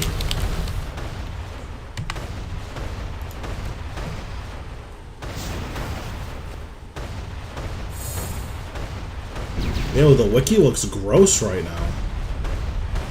Out of my way! Thanks for the follow, boss man.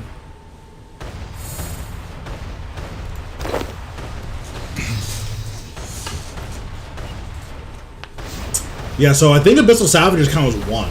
So if they count as 1, like, so much stuff just doesn't make any sense. Like, you're really telling me that Abyssal Lords, or that, like, Abyssal, Savages are, like, on par with, they're on par with Abyssal Demons, but Abyssal Lords are, like, 5 times more powerful? Like, I don't buy that. Like, I think what they should have done was Abyssal Savages should have been, like, all 3 of them should have been their own task. Or they should have all been a subsect of Abyssal Savages. Where Savages count as 1, Beasts count as 2, and Lords count as 3. Like, maybe that I would understand, but the way it is now is just psychotic. It doesn't make any sense.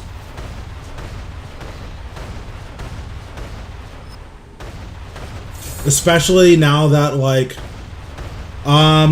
this is the upgraded... This is the 200% damage cannon. I don't have the skin for it yet, though. I actually don't know how to get the skin. Cannon, skin, RS3.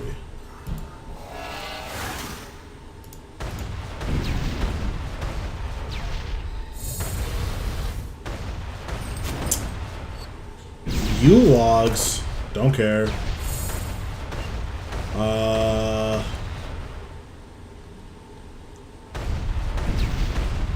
Okay, how do I get the cannon skin? I want the dragon cannon skin.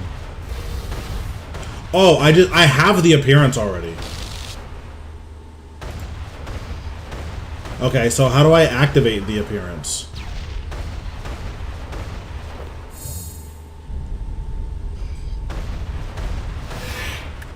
Oh, I can just go to Artisan Workshop. No, it is an upgrade, but the skin is like part of the upgrade. So like once you get the upgrade, you have to like go and physically swap your cannon for the other cannon that has the skin.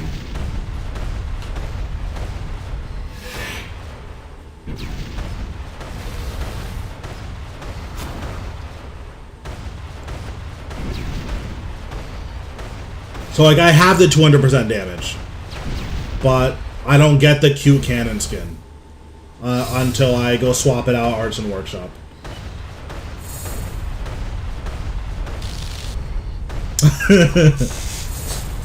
Yeah, I got the Oldat coil upgrade also. I mean, I have like everything. Like I have anything that you can think of, I have it except for hero items and Bow of the Last Guardian.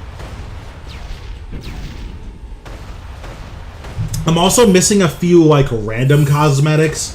Like, I don't have the Hurricane ability override. I don't have the Barricade ability override, because I don't use Barricade, because I'm not a child. I'd rather just die than use Barricade. And I don't have the Dragon Breath ability override. I would like to get them at some point, but I kind of want to see if I can get a hold of some of the dyes first. Like, I really like the Aurora dyes. I like them a lot. So I'm gonna see if I can get a couple of those first.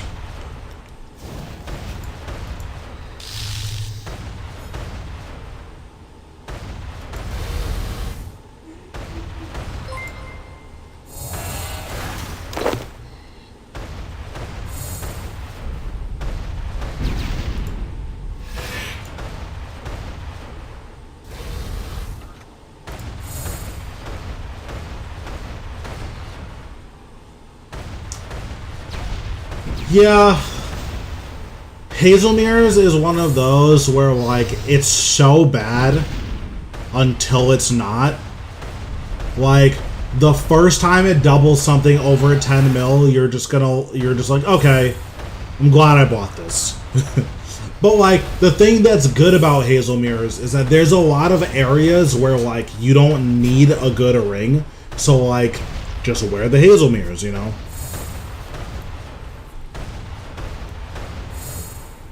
Yeah, like, there's someone in my clan, Lord Justin in my clan, I think Pyro knows him. But, like, there's someone in my clan who, he's had Hazelmere's basically, like, for as long as I've known him, or as long as I've been in the clan. I think his biggest double was, like, 300k. And it's like, that's not good. I think for Hazelmere's, in order to make it, like, actually good, they reduce the chance of it doubling by like 75%. So your chances of it doubling are like way lower. But every time it doubles, it always doubles the most expensive item in the pile. It is so annoying when your Hazelmere's like doubles your gold charms, or it doubles your what's it called? Your infernal ashes that are getting buried by your ectoplasmider. Like, stuff like that is super annoying. I think it should just happen, like, half as often, but, or even a fourth as often, but it should always double the most expensive item. Because you know it's gonna be, you know it's gonna get people to, like, rage sell their Hazelmere's when, if they get a greater ricochet and it doubles the dinosaur bones. Like, I would instant sell my Hazelmere's if that happened. I would just be like, this is the worst item in the game. I don't know why anyone would ever buy this.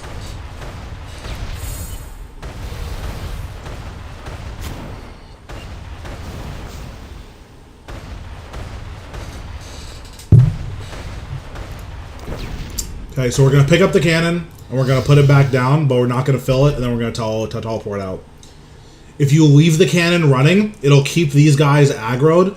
So what can happen is on the top rafter, they can, like, teleport up there and get stuck. And, like, that's not fun. Okay, so now we're going to go back to Lanny.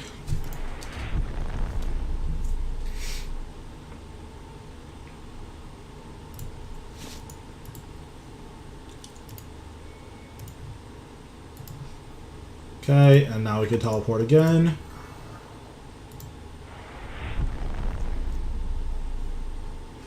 Yeah, it's just, like, super unfortunate. But, yeah, so if you keep the cannon running, they'll teleport up here, and they'll get stuck up here. And as far as I know, they don't go back down until, like, a world gets reset. And I don't know what it takes for, like, a world to get reset.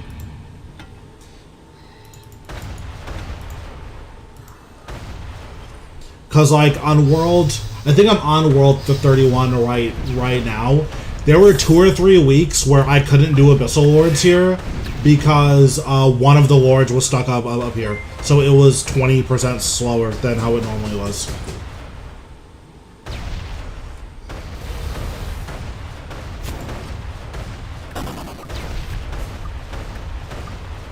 Yeah, but just to show you, my anime dead just ran out, and I took 3,000 damage basically instantly. I just put it back on, but yeah, anime dead is like vital here.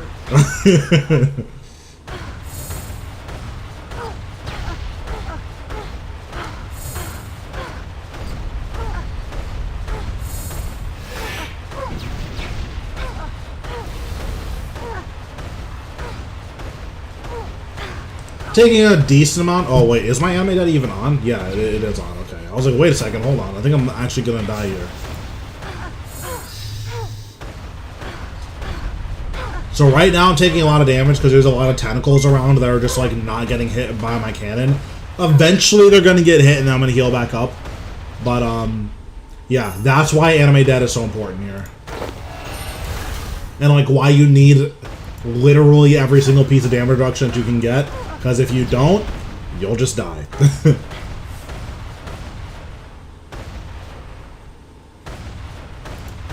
But yeah, I've done a lot of Abyssal Lords. Like, let's see if I can do my drop log.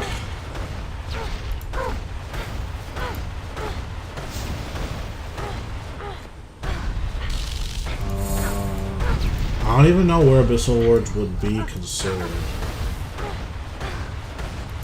Are they the Lost Lands? No.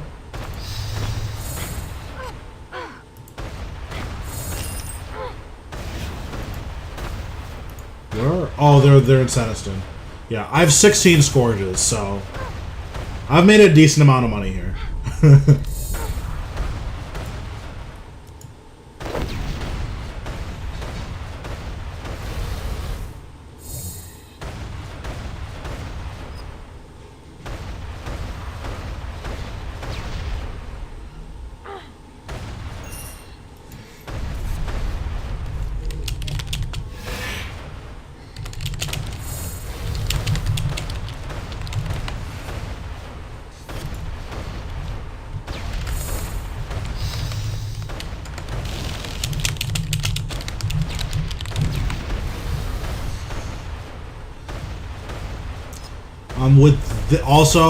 I do this because it's faster than using an Oldat coil, and it's cheaper. If you use an Oldat coil, you have to use aggression pots because the Oldat coil tether range just isn't very good.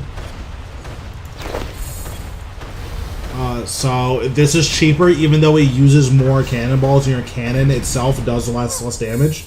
You're just like not worried about that specifically because like you do enough damage on your own.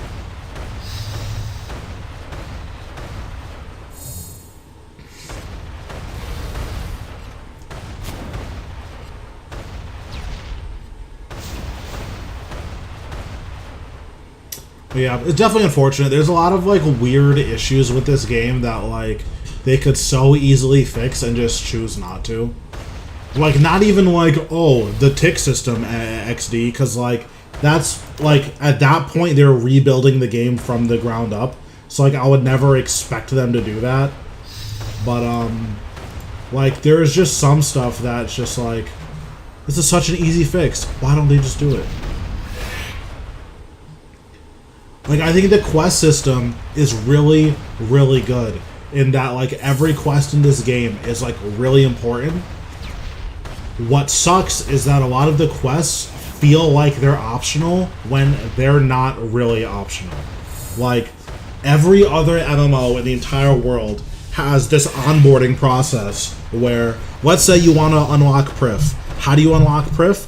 You go there, you get a bunch of quests, and then once you finish up the quests, you now have the whole city fully unlocked. And like, stuff like, and then like, that's like the main story. And then side story stuff is like quests that don't matter. So like, I think that they could like onboard the quests better if they were just like, okay, when you first start up RuneScape, you know, you go to, you know, you do all of the Lumbridge tasks.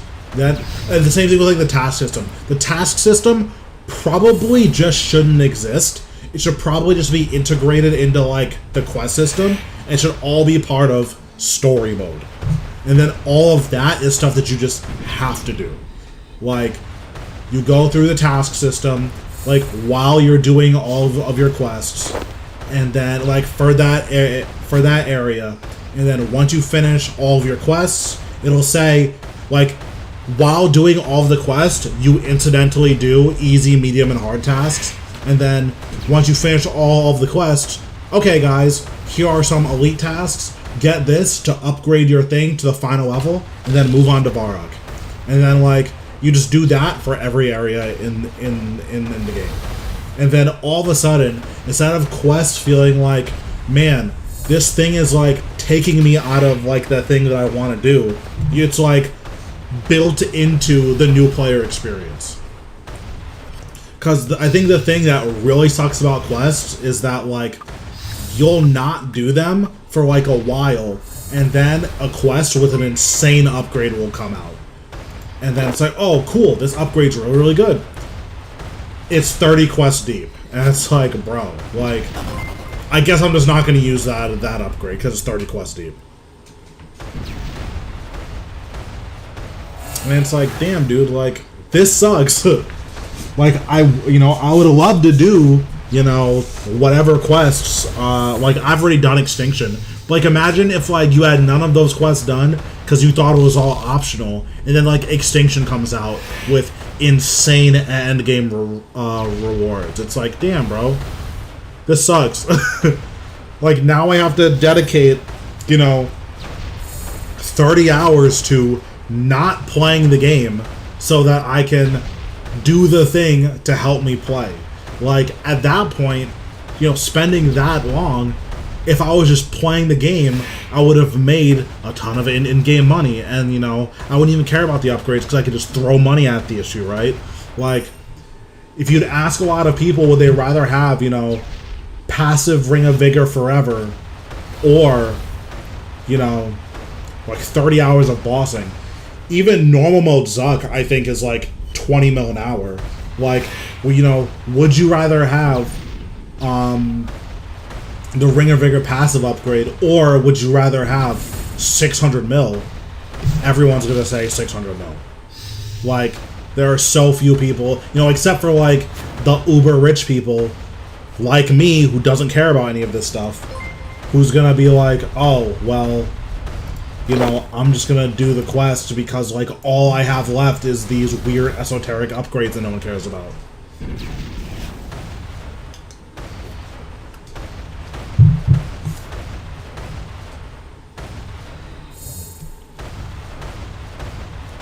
But yeah, that's probably something that would, like, require them to do another, like, big rewrite, which they probably just don't want to do. But there's just stuff like that that I feel like would make the game so much more palatable to regular players.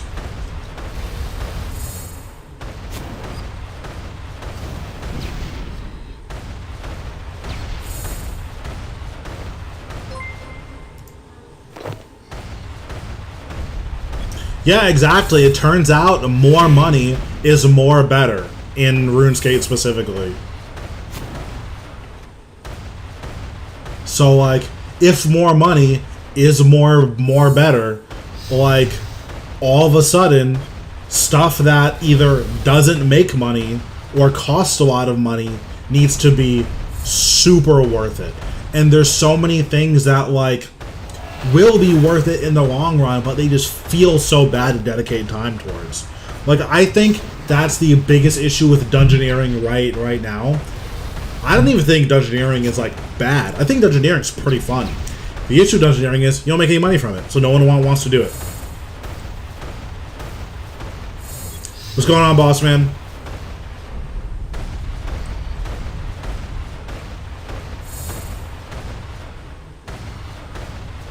It's your boy. Yeah, but, like, that's the thing that sucks about, like, dungeoneering. Like, every time I've done dungeoneering, I've been like, damn, this is actually so fun. I wonder why no one does it. And then I'll do a 20-minute large, and I'm like, bro, I could have killed Zuck. Like, that could have been my Zuck bet. That could have been another Magma Tempest.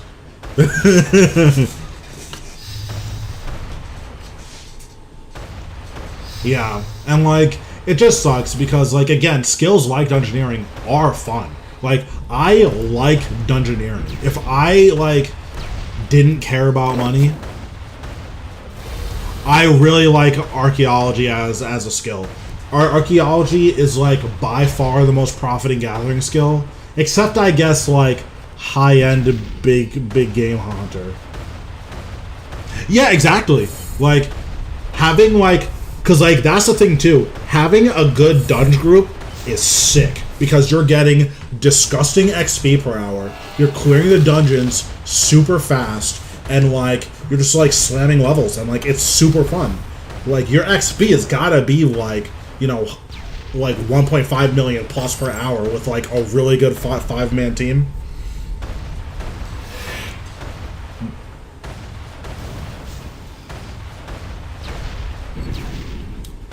Yeah, stuff like Castle Wars is it's unfortunate that people don't use. I think there's an archaeology potion, or the archaeologist tea or whatever. I think it raises your level by 2.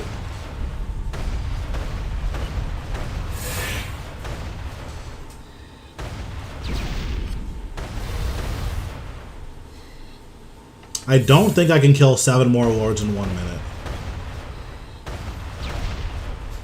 But yeah, I actually super like our archaeology. I think archaeology is like by far the best skill in the game, and it's like not close. Like if I were to make a brand new account, like I had access to my account still, but if I were to like make an alt, the first thing I would do is unlock invention, put a what's it called?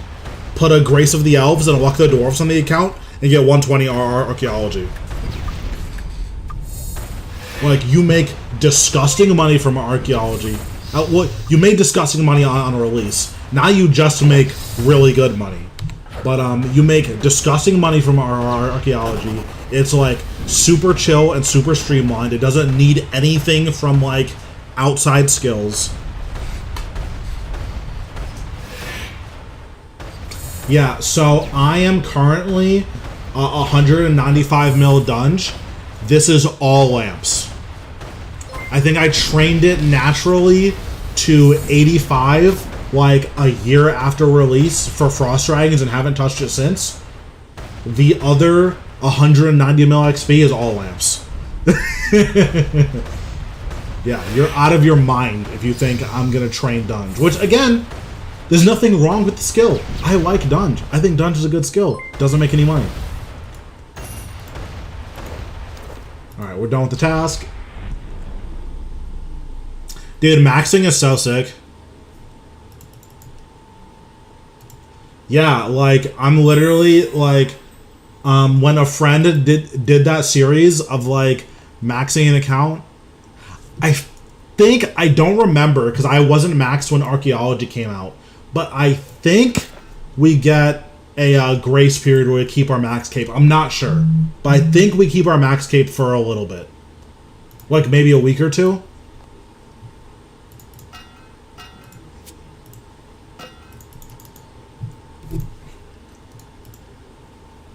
Because I know every time something comes out for the completionist cape, the issue is we have no idea like what necromancy is. So like, because like it could be literally anything, right?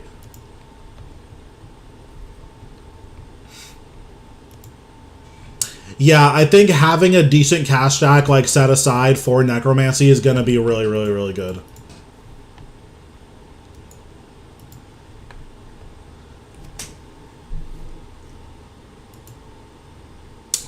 Yeah, with just a name, it's really hard to know, like, what's going to be a part of the skill.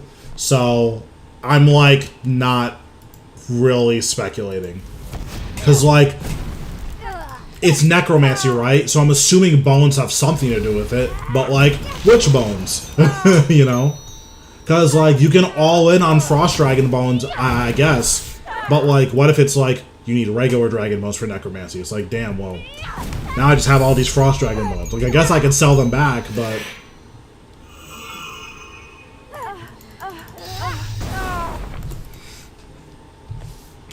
Yeah, I was just showing them how Crypt Bloom is the most broken thing in the entire game.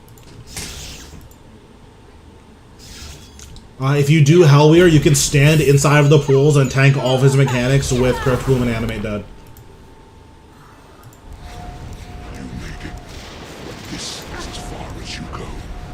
Oh, I used the wrong thing first. Oops.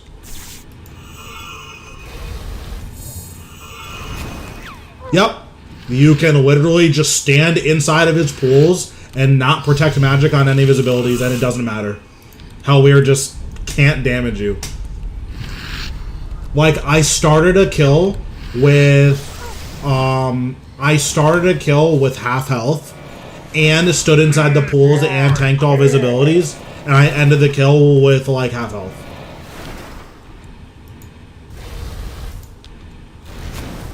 Yeah, like if you need Helwyr log, just bring Crypt Bloom and a what's it called, and an Inquisitor staff, and literally just sit there. I literally forgot to switch to my staff. Oops. So I'm doing Zamrock because Zamrock counts for Dungeoneering dailies.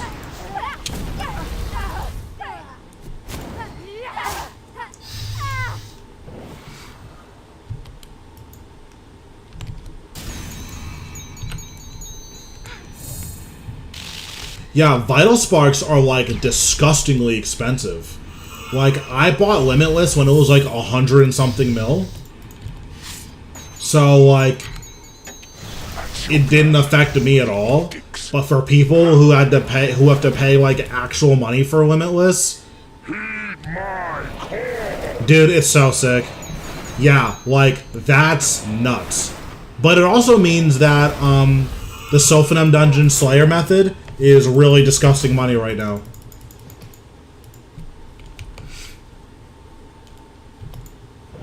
Like, you just bring Vital Spark enhancers, like, to every task, and then every time you get, like, 6.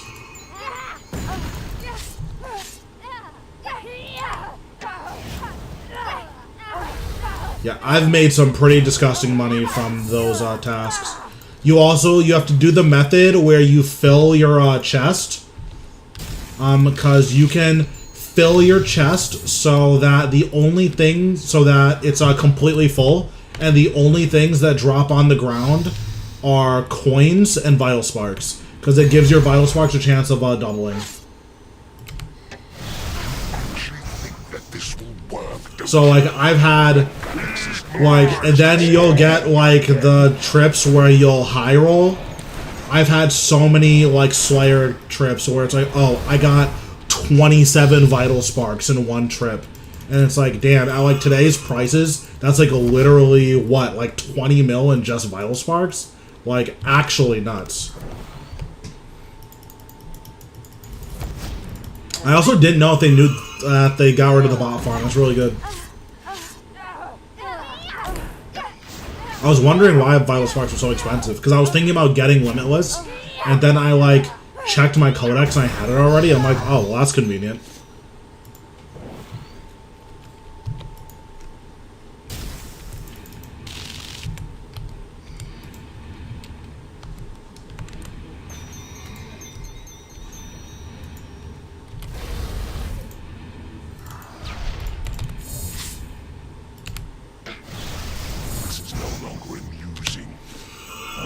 But yeah, I'm doing low in raid Zammy. Listen, Dagonauts, if you don't have a log, Dagonauts are a really insane task. Like, I made so much money from 200 mil Slayer. Yeah, I made... I did Legions for my Ascension tasks. Granted, I have a lot of money, so I can afford to just spend keys on, like, a task. But every time I got Legions, I did Ascensions. Or, sorry, every time I got Ascensions, I did a Legions task.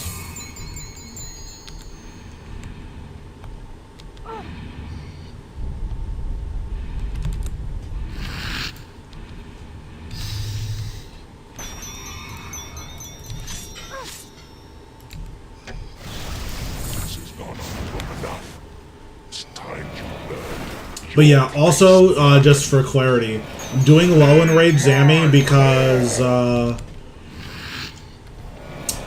can skip all of his mechanics.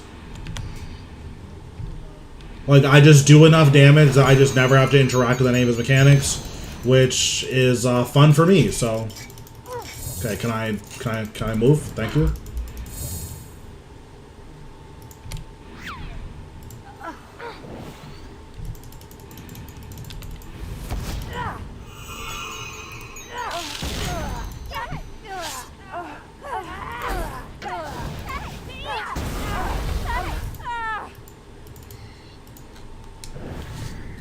Yeah, DK's log is, like, so disgustingly profitable.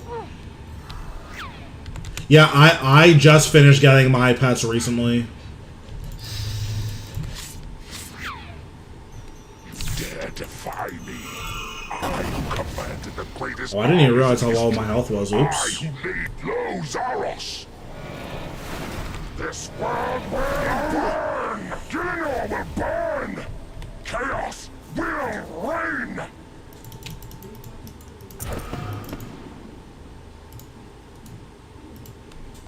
I'm using my reroll tokens because I don't plan on doing high and range Sammy for a while, so reroll. I mean, that's better, I guess.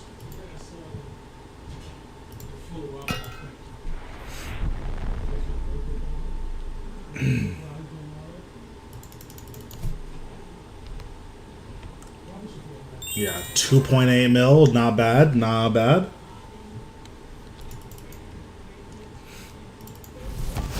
Oh, I forgot I don't need to hit this.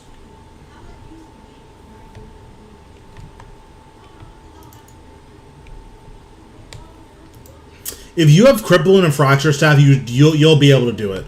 Like, I would get to 100 in Rage, and like, you can go above 100 right now. It's just, it's really hard, and like, I haven't practiced it, and like, I want to get these dailies done, so like, I'm just not doing post 100 in Rage.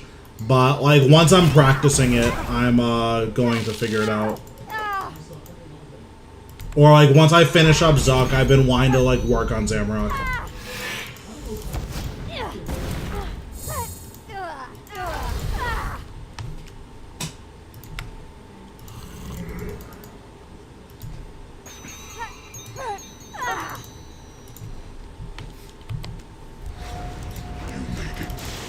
Yeah, the biggest thing about Fracture Staff specs is like having Grimoire and just like knowing what your good abilities are.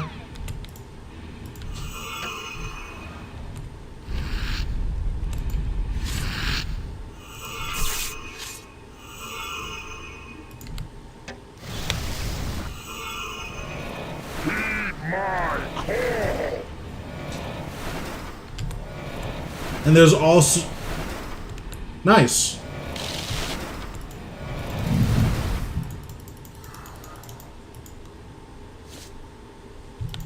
Yeah, if you also have G-Conk, then, like, you're definitely, like, in really good shape. You do want to get a G-Conk switch. So, like, I have Praisel because I'm rich. But if you're not rich, then, like, you want, like, Seismics. Or even, like Sea Singers. Preferably Elite Sea Singers, but... Yeah, then you're definitely good for there.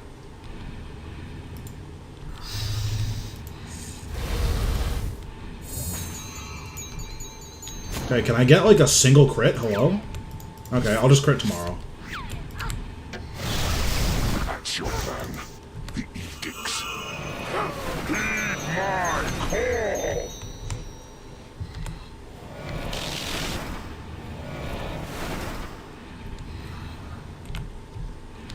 Yeah, see, that's a lot. I don't do any of that. Like, my rotation is literally press Armadale Battle Staff, and if I have more than 45% adrenaline when that spec's done, I press Armadale Battle Staff again. And that's my rotation.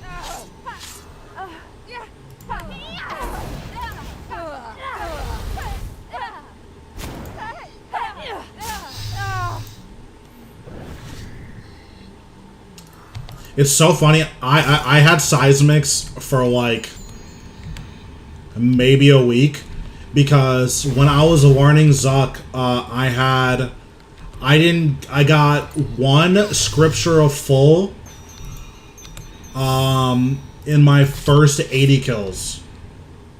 You actually think that this will work, don't you? That Gothix's old tricks will stop my call.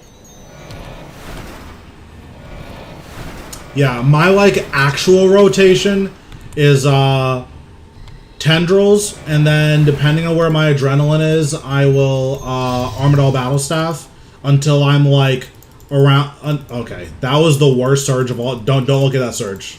I got packet loss. That's my excuse. But what I usually do is, I mean, I'll just like explain exactly what I'm doing, I guess, because like I'm doing it here.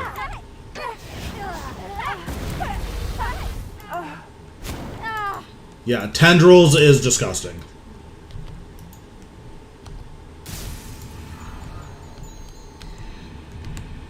Okay, so here I tsunami, I fractured staff, I build adrenaline to like 40-ish%, G-Conk, Omni Power, Wild Magic, and then I just spam Armadillo Battle Staff.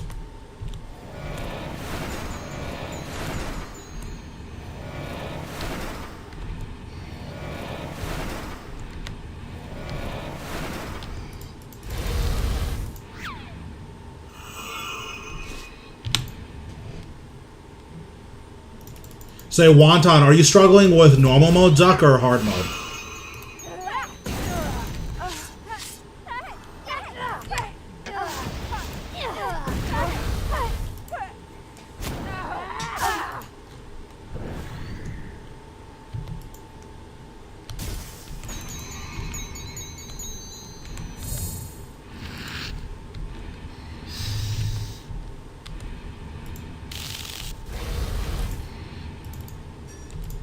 Word. Well, if you want to check out this VOD when I'm done streaming, the first hour and a half of this VOD was like a tutorial for normal mode.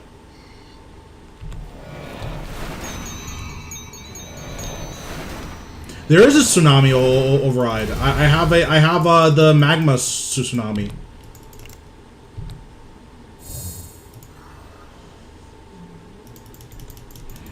It looks sick, by the way.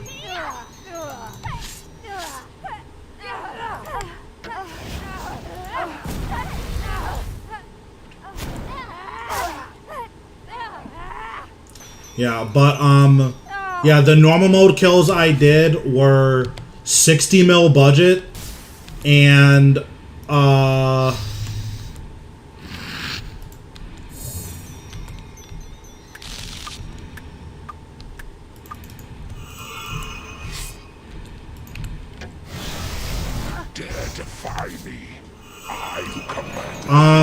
so there are a couple of things that I do to like make sure. Chaos will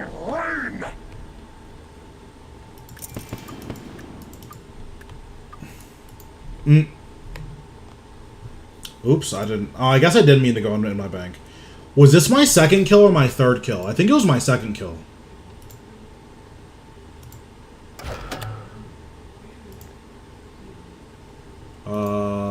Okay, it was my second kill.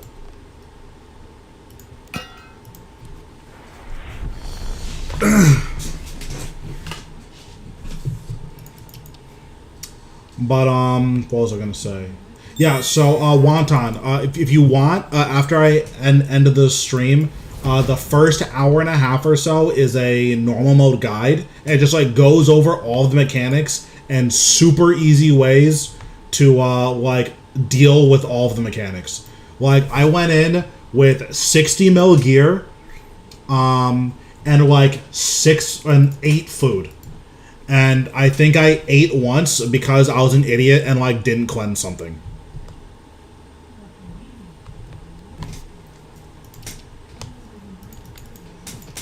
Yeah, I mean, honestly, a lot of it is just mindset. Like, the biggest thing, and like I learned this from card games, like honestly, because I used to play a lot of Magic the Gathering. As long as you have a more than 0 health, you're fine.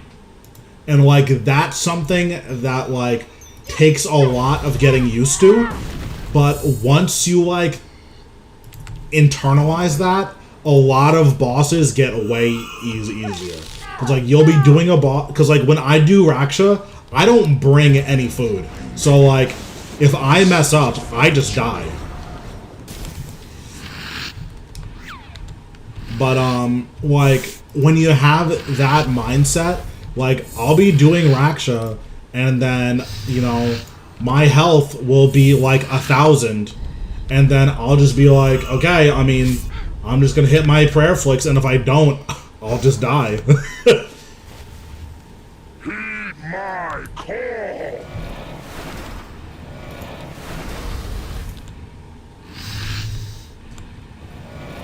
Yeah, and then for what it's worth, it is a tough mindset to get into. Like, again, it's something that, like, I kind of learned from card games, where, like, you'll be playing against someone who's, like, really, really, really aggressive, and it's like, okay, well, I just need to stop the bleeding so that I can, like, do my own thing. And then, like, that mindset kind of helps you, like, internalize that, like, okay, I mean, as long as I'm not dead, like, me not being dead means that I get to keep playing the game. So as long as my HP is more than 0, this is my last Zamrock kill, and then I'm doing 4 hard mode Zucks.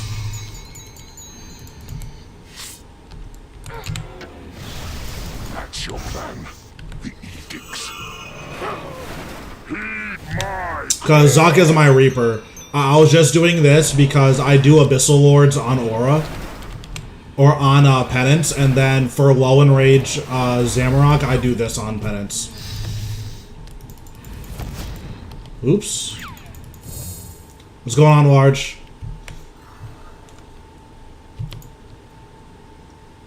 Oh, that was the wrong button.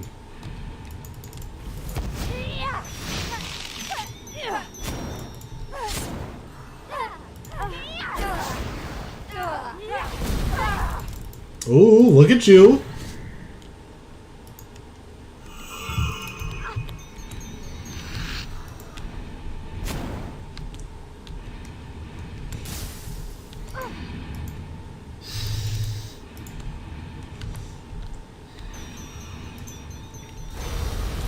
Yeah, so I did the normal mode Zuck stuff earlier in the stream, but I'm like just about to do some hard mode kills.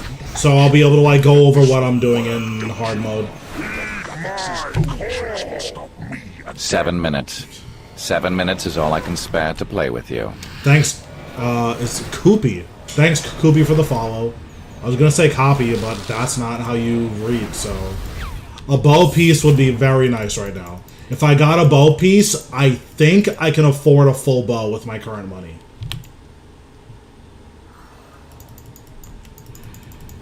A bow piece would be hot.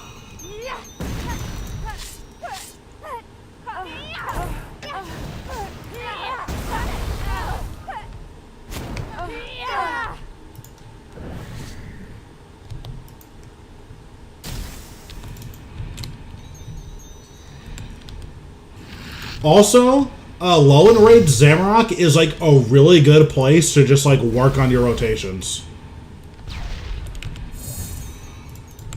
Out of my way! Thanks for the follow and the sub.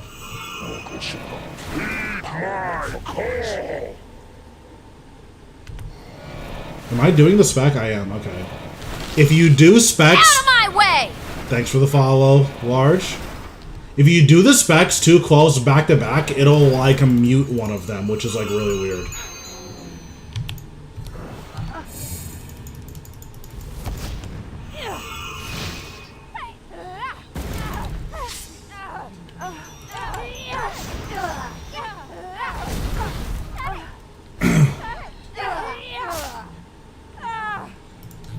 But yeah, after this, I'll go over my normal mode inventory, and then I'll do my hard mode kills.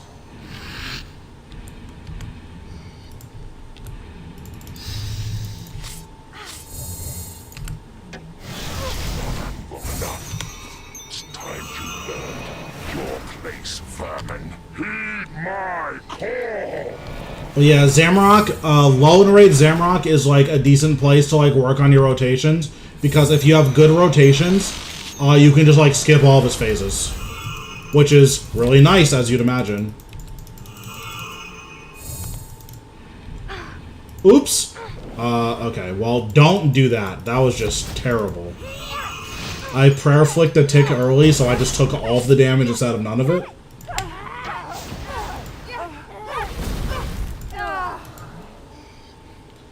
I'm just gonna wait here for this spec to come back.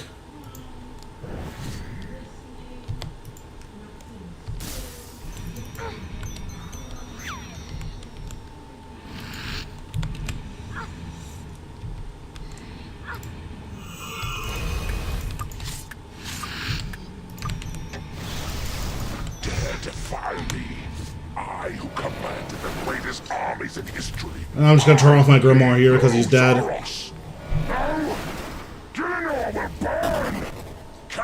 Yeah, the witches moaning every time you hit them is like super weird. I don't know why they do that.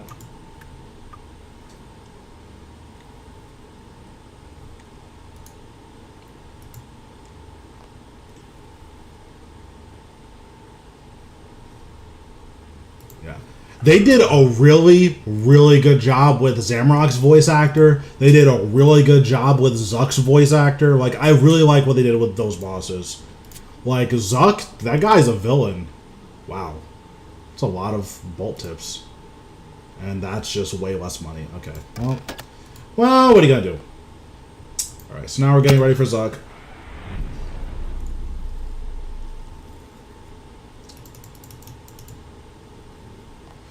So for normal mode, this is the inventory setup I use. I don't use any rune pouches. I don't use Cinderbanes. I don't use super poison. And I have 8 food. This is a super energy. You don't need this. And then I bring enough for 500 casts of Exsanguinate. And then this is my gear setup. I have 4 pieces of Gano, Wand of the Siwer, Orb of the Siwer, Amulet of Fury, Random Skill Cape, and Obsidian Mage Helm. For normal mode, if you have Obsidian Mage Helm and Animate Dead, you, like, don't need food. Like, unironically, you can go in with 0 food and you'll be fine if you do it on Vampirism Aura. Like, it's super, super consistent. Like, with this setup, I killed Zuck, did all of the challenges, and I ate food once, and I probably didn't have to. So, like, and I wasn't using Scripture of Fall, I was using Scripture of Jazz, so I guess it was like an 80 mil setup. And then yeah, like, this setup is, like, really cheap. And then, like, 7 mil of it is Ancient Ritual Shard. Like, I have not used range. I've only ever made Zuck. This setup is cheap enough that if you literally have never maged, like, you can probably get together 60 mil relatively soon to get this. So, like, that's why I did this build. And this was with Scripture of Jazz. Like, this was the build that I used exactly. So let me save all over it. And I did it on Vampirism Aura, and I used no food at all until I got to Zuck. And then he put a double bleed on me, and I just didn't cleanse it. If I cleansed it, I wouldn't have had to eat on Zuck either. So, like, this right here, with this inventory, is, like, a super good setup, super consistent. Like, you're never going to drop below half. And then, if you have rune pouches... so this is like the Giga budget build. Like, this build is like, you don't even have rune pouches. So, like, if you have rune pouches, then you free up, like, a ton more inventory space. Like, if you have rune pouches, you wear that out one, you bring these, and now you have, like, 7 more spots for food. So, you just bring, you know, 1 more sailfish.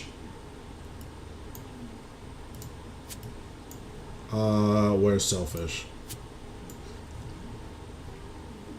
And then...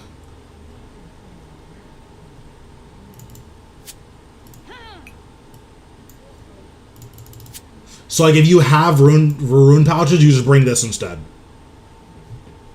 So, like...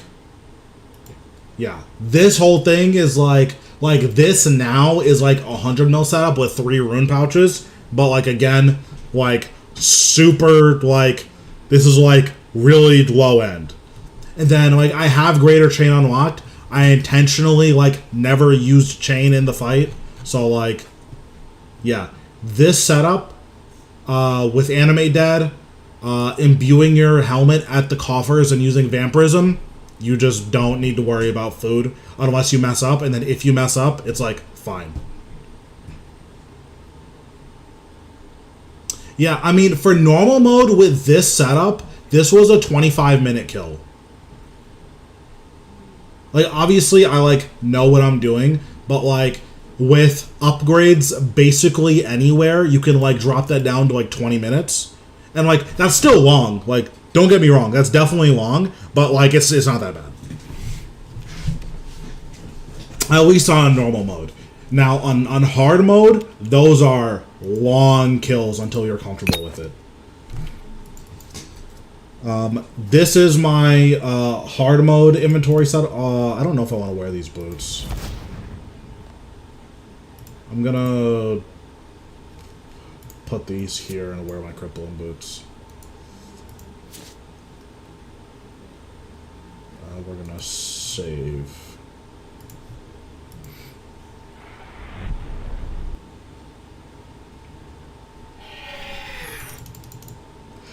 For my normal mode kill, I didn't use cape.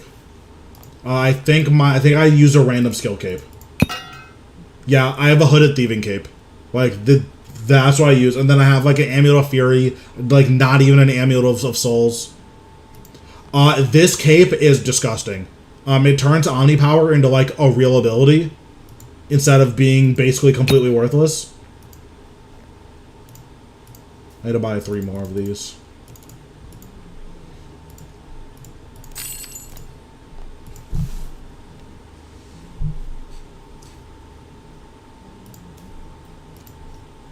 Okay, so now we'll get ready.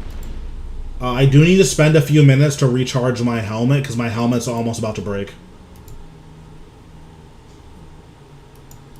Yeah, like, stat-wise, it basically doesn't matter.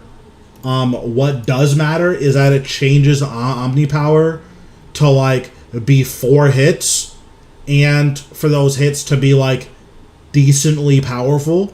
Compared to, like, 1 big super powerful hit. But, like, 4 hits means that that's 4 more chances to crit. And, like, that's what you're really looking for.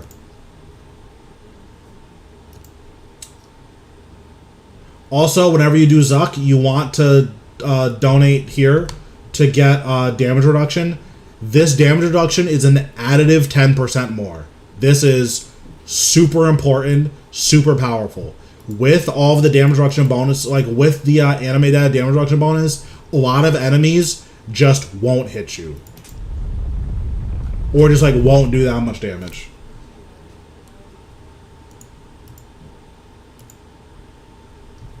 Oh, I'm almost out of water runes. Yeah, I have 1,500 water runes. Jesus. I think I have some water runes in my bank. Yeah. I'm just gonna kill these until I have, like, 20 shards or something, so that'll be good for 4 kills. Oops. Didn't mean to do that.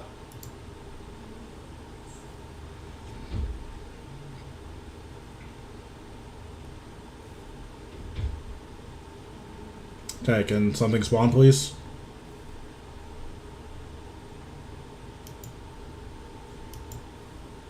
Okay, there we go. I'm like, wait, hello? Where are they?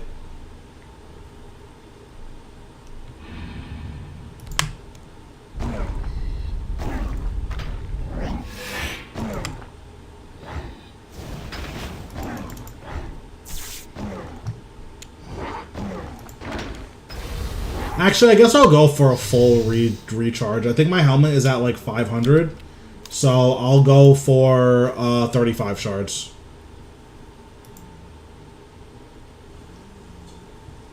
It's not gonna take too long, so, like, I'm not worried. Okay, let's not do that. Okay, we're just gonna keep misclicking, that's fine.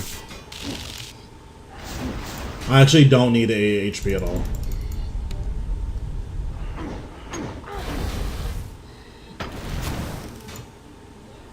Yep, they are 100% staying on the ground.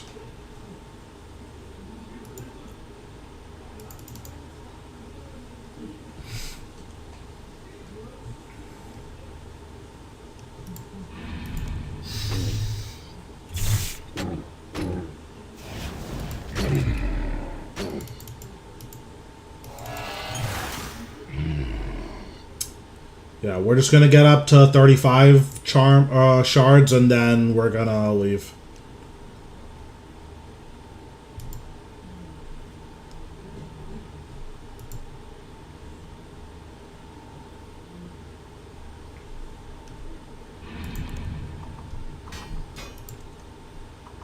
I mean, Banite stone spirits are kind of worth it if you like mine Banite.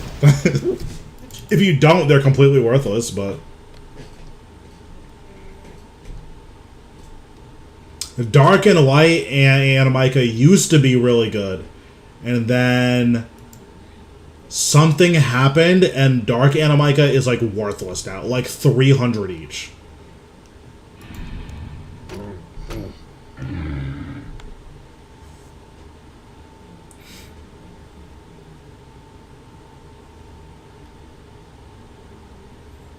That would be so funny if, like, you use the stone spirits to, like, reanimate, like, a stone golem. Okay, we're at 30, so hopefully this next wave will give us, like, the 35.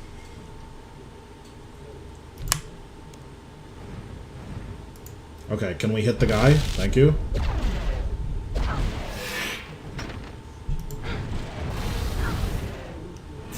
Okay, these guys are deleting me. Okay, can you please take damage? Hello? Okay, that guy's dead.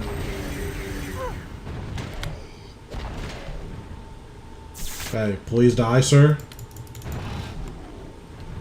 Please die.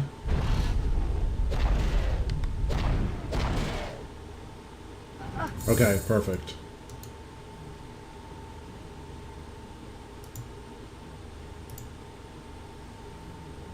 Okay, we're good. So how much is my helmet now? 508, so I need 34 of these.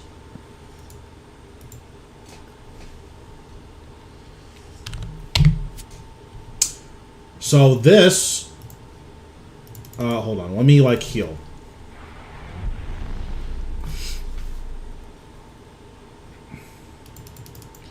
So first... Tokuzo gives bonus damage to everything Tokuzo gives bonus damage to everything inside the Zuck fight. Crypt Bloom Helmet is mandatory.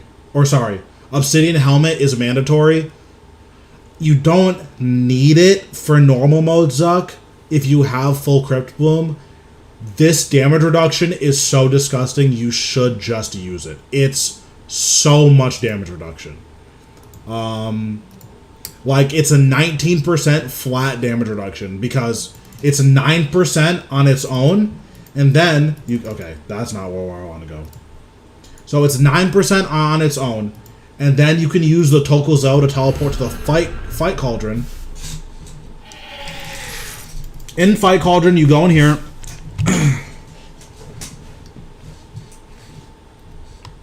Yes, exactly. So you go in here, you can donate Tokul. You donate 15k Tokul for an additive 10% damage reduction. So, and then you can stack this up to an hour, because it's 15k for 20 minutes. So it ends up being 19% damage reduction, plus your Crypt Bloom damage reduction, which is, you know, 12 to 18%, plus your Animate Dead. A lot of enemies are just not going to do any damage to you.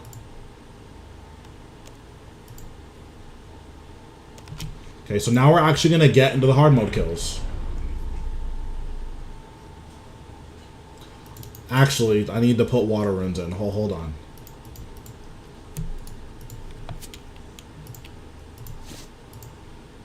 I also need to rebuy water runes because I don't have enough for a second refill.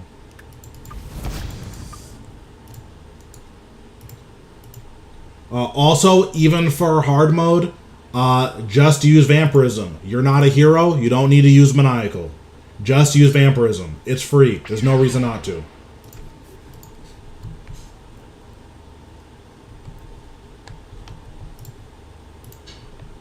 Scripture Full is the best god book. Do not buy it. Only use it if you get it as a drop. It is extremely expensive, and it's not that much better than the Scripture of One. Interesting. You return. Show me you are worthy.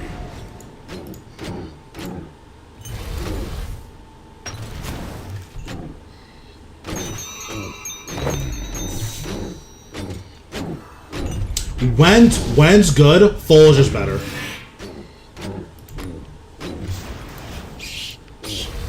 The issue with Scripture of Full is that its upkeep cost is really extreme. Or sorry, its upkeep cost is like decently low, but its upfront cost is really extreme.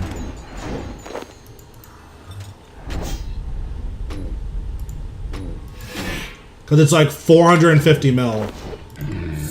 It might even be more than 450 mil. It's 450 mil.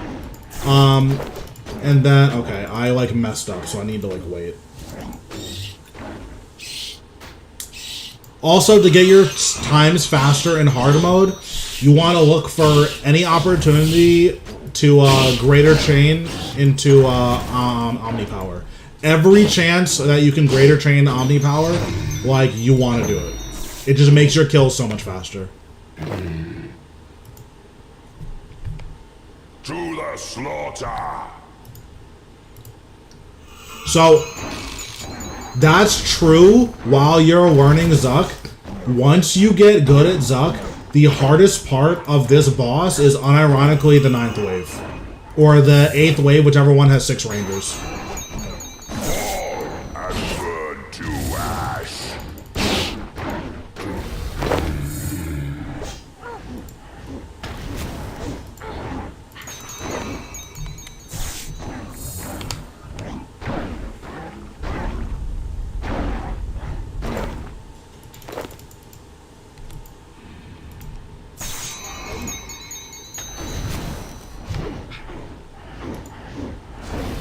Yeah, because in your Crypt Bloom does literally nothing against them. So in hard mode, when you have to tank like 6 of them, it ends up being a lot. Also, these challenge waves are different in hard mode. Instead of it being 3 meleeers, then 3 rangers, and then 3 majors, it's 1 of each, all 3 waves.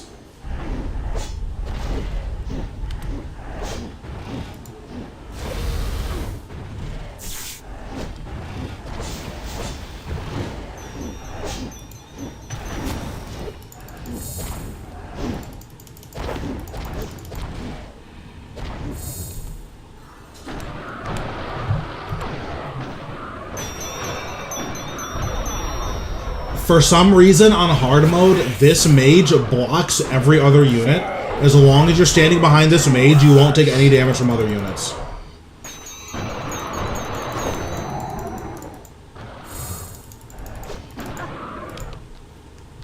Okay, so now I'm going to do an Elite Tectonic switch.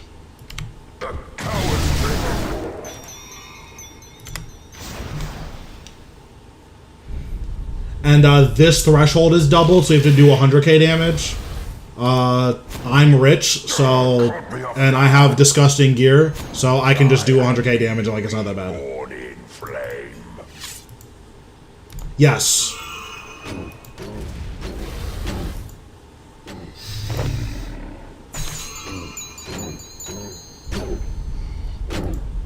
Ooh, I canceled that too early.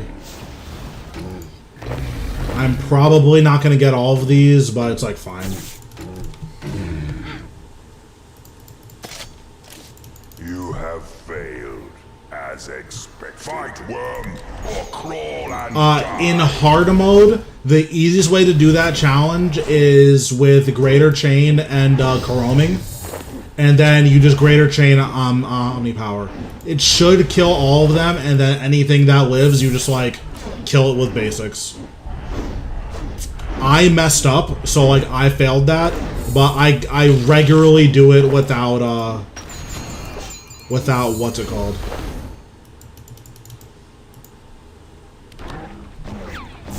So here, I'm just going to Greater Chain Omni Power again. Again, every opportunity that you can Greater Chain Omni Power, just take it. It's like, it's such free damage. Okay, we're building up to 100 adrenaline so we can go to Jad.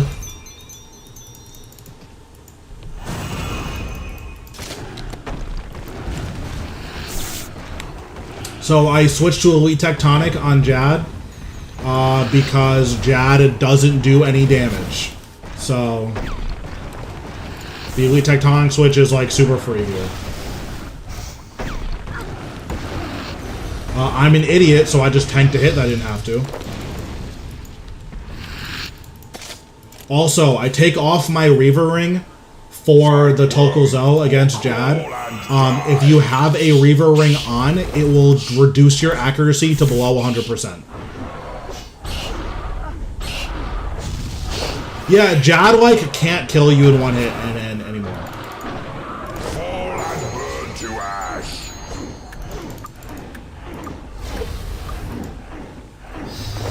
Like, because I have so much % damage reduction, like, I just don't care about Jad. So here, I'm gonna Greater Chain with Karoming to tag everything. It didn't tag this guy, which sucks. And then we're just gonna Omni Power all these guys. Here, we're gonna Greater Chain again into Asphyxiation, or Asphyxiate rather. Kill all the little guys.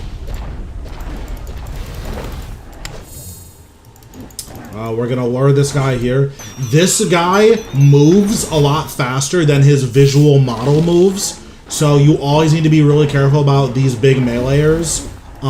They are all, if they're not standing still, they are always closer to you than they are visually. And burn to ash. Fight worm or Okay, crawl that was and like die. really not necessary at all what I just did. So definitely don't ever do that in your entire life, but I just don't really care, so I just tanked all that damage.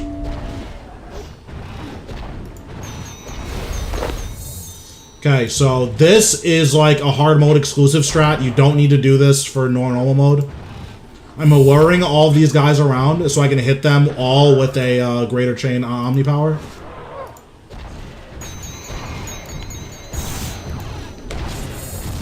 And I'm still at the edge of my sunshine.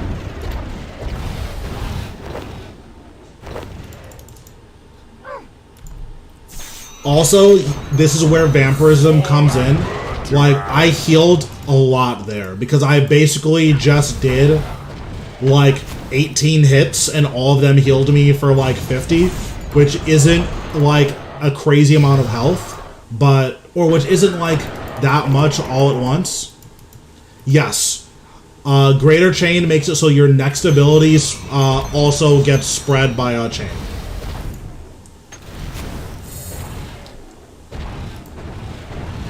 So so for Zuck specifically, any opportunity that you can Greater Chain Omni Power, you want to take it. It's so much free damage. Okay, so here, we're going to do this wave exactly the same way we did it as last time. Hit this guy with the stun, hit him with Omni Power, and then lure him here. I walked down here to lure the Ranger over. If you lure this Ranger over, it's like... Yeah, my Defender is my Karoming switch. I did not mean to wave there. That's pretty bad.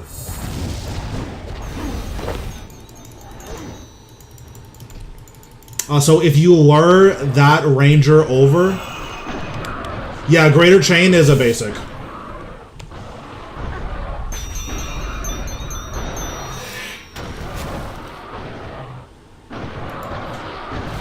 But so if you lure the Ranger over to you, it saves like 5 seconds than if you would just safe spot the Ranger. You take a very slightly more damage, but like it shouldn't matter in the long run. So I'm just gonna build up a little bit of adrenaline here because I don't have the thing I usually use.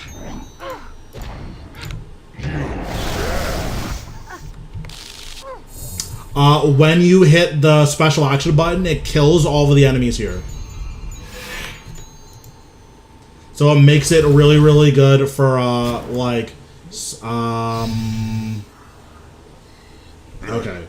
That was pretty close. A champion rises. Put on our Tokulzo here because this guy has 5 trillion defense for some reason. He actually just doesn't die. I like might not beat this because this guy just Exodia and doesn't die.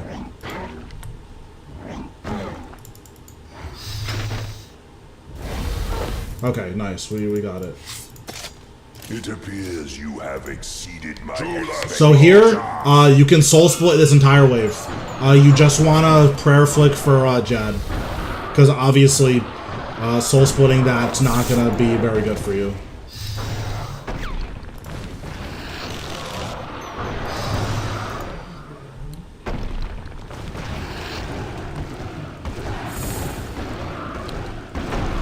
Yeah, so there I just like messed up a lot. I just like didn't put on my armor switch, and I tsunami'd early by accident because I misclicked. So, like I messed up a lot, and I still got the DPS check.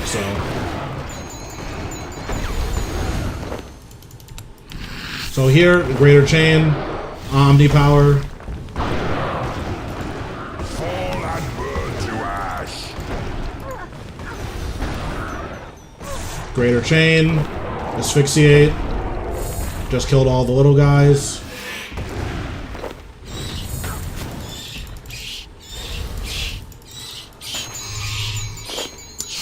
You actually just don't need it if you use a Penance Powder.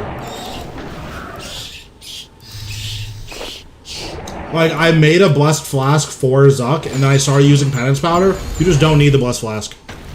Obviously, Blessed Flask is cheaper, but it's a lot to keep track of in, like, a fight that's pretty demanding. Like, a Zuck, like, a hard mode Zuck specifically requires you to play pretty perfectly for, like, 25 minutes straight, so... It's just a lot to keep track of. So here, only one ranger is hitting you. You want to asphyxiate him and then switch to pro mage. It lets you tank all of these majors like relatively safely.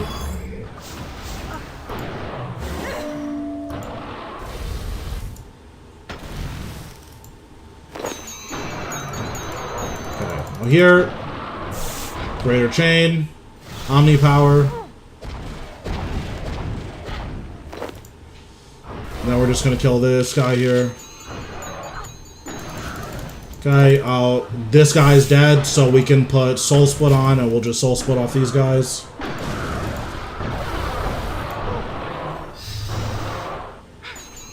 But yeah, I found that Blessed Flask is overkill. Like, I've had so many kills where I've brought it and then he used it for one dose. I was like, okay, well, how many use it for one dose? Then, like, it just kind of makes more sense to, bring a Super Restore.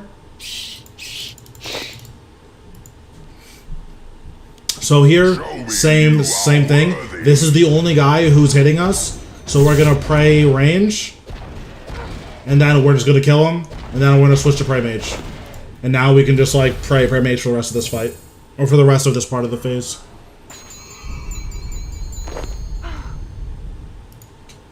So we want to wait for this guy to come down. So we're going to kill that guy. We're going to put on Kuroming. Greater Chain. Omni Power. Fall and burn to ash.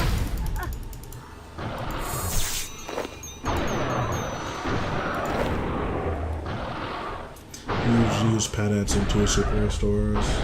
Yeah, I just bring Penance Powder. Vampirism is like so insane for survivability, and like you don't notice it until you play with it. That was Greater Chain into Omni Power. I Greater Chained 4 units and then I Omni Powered, and it hit all of them five times, or four times.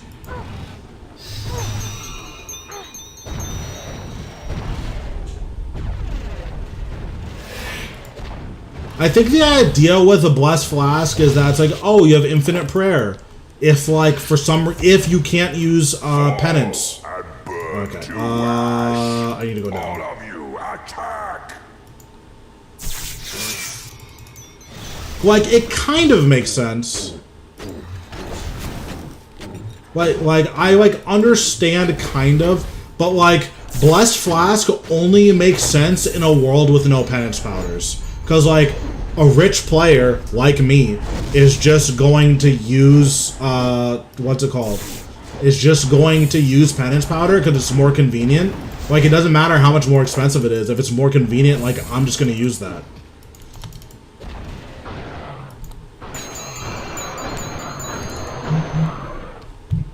But yeah, so I'm standing behind this guy, so everything else is getting creep blocked behind him, so nothing can hit me.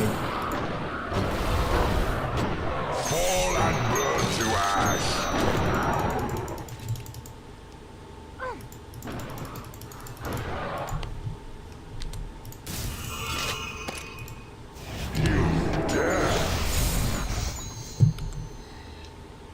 Now we're just gonna use thresholds. Also, Zuck is weak to Inquisitor Staff, so like that's why I'm using Inquisitor Staff. The damage here cannot be understated. Inquisitor Staff is really, really, really good. Grow weary of this. End it quickly. So we Resonance, we whatever move I just used, Devotion, and then we just Disruption Shield. It appears you have exceeded my expectations. Unleash. Okay, so now we're gonna start using Fractured Staff for rotations. I don't use my Fractured Staff for the whole caves just because like it uses a lot of resources and like it's not that serious. Like, you don't need to be doing all that for hard mode. Like, you can definitely just chill. I would rather die than use Barricade.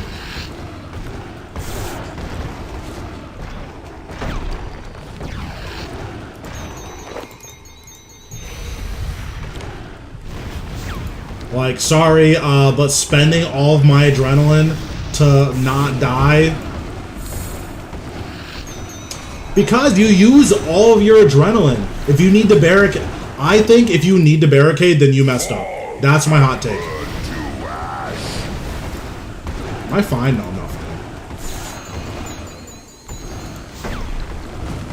And if that's toxic, don't care.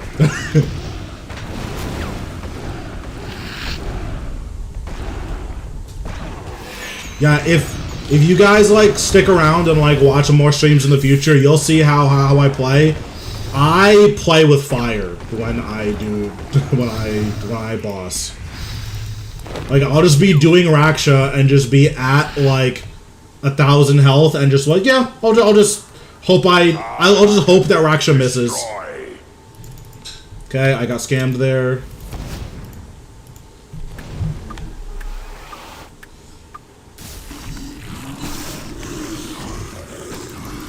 The skies burn. Okay, can I get a crit, please?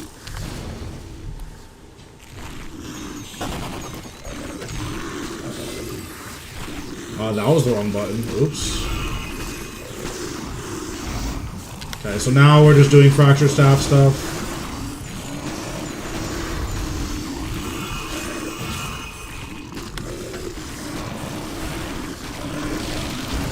I'm like gonna try to go for a 1 cycle. I'm like not sure I'm gonna get it. Yeah, it's gonna be really close. I think I got it though. Nice. Nice. That's really, really, really good.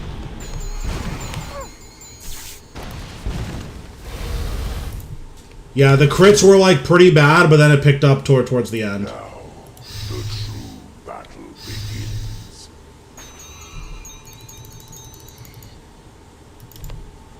Break beneath me. So I play way more reckless when I'm not teaching, so... Yeah.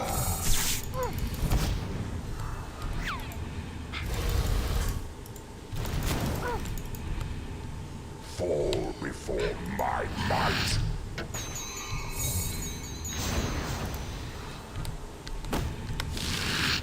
Thor's flame burns within me.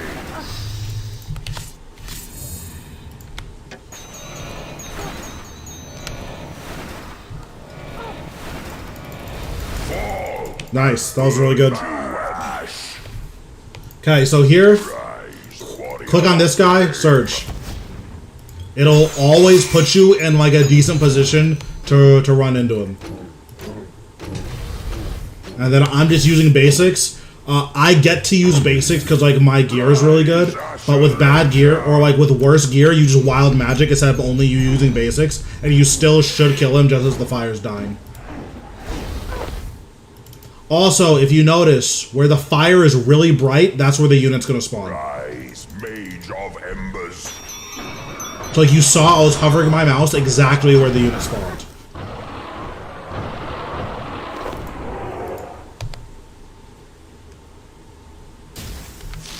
I'm just building adrenaline here.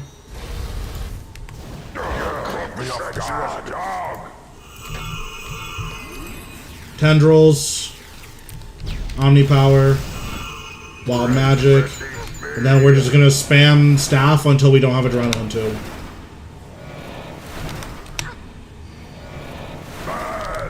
So here, you should 100% move. I don't care because I'm still critting, so...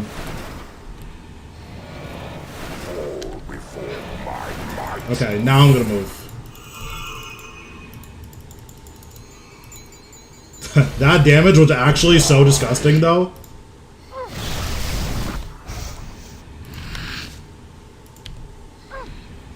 Okay, but how nuts was that damage, though? Fall and burn to ash. Burn. But how insane was that damage, though?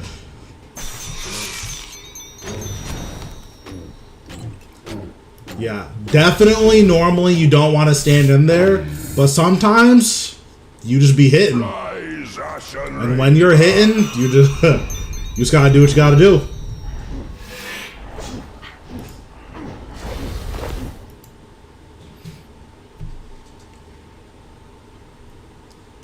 rise, mage of embers.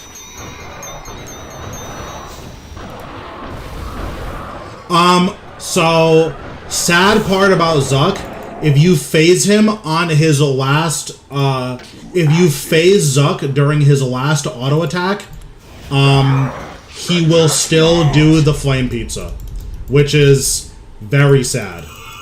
Burn to nothing.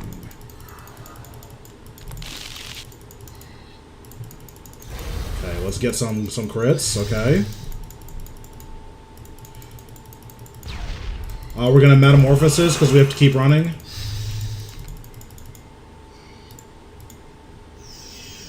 I'm like literally griefing, but it's fine.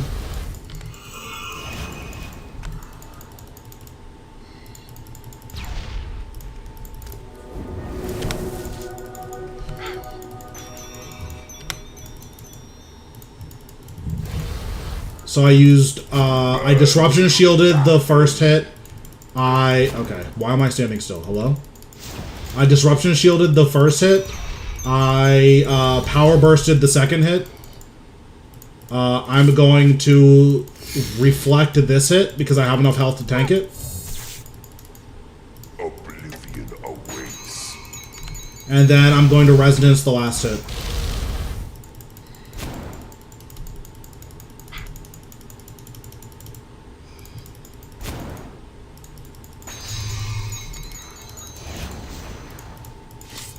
I have disruption shield on my bottom bar down here.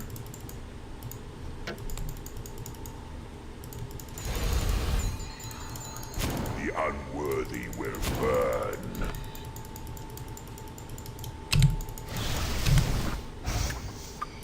Finally, after thousands of years. And yeah, that's hard mode. Obviously, I'm super familiar with it, so I did a lot of stuff that, like, if I was teaching someone how to do hard mode, I would never do in my entire life.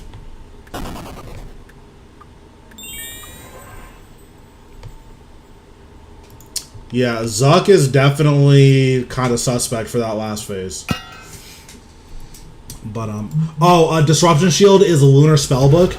I have Spellbook Swap, so at the bottom here, I have Spellbook Swap. And then here I have just Disruption Shield.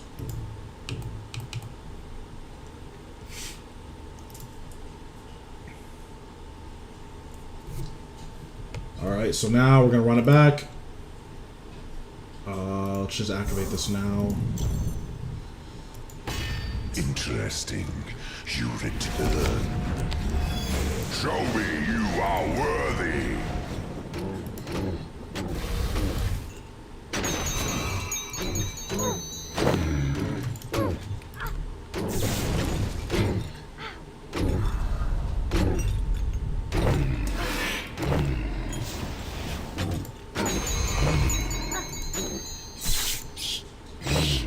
Yeah, I mean, it's definitely a little weird of Zuck. It's the same thing with, like, Raksha is, like, randomly... Fight, worm, or crawl Yeah, and die. the, what's it called? The Spires were, like, decent damage, but the, second cycle, I was Exodia on that phase. I was going off. Fall and burn to ash. They just didn't want me to stop critting. So here, I have Chroming 4, so I'm just going to group all the enemies up. And then Greater Chain, Omni Power, back up and Fire Breath, so I hit all of them with Fire Breath, and they're all basically dead.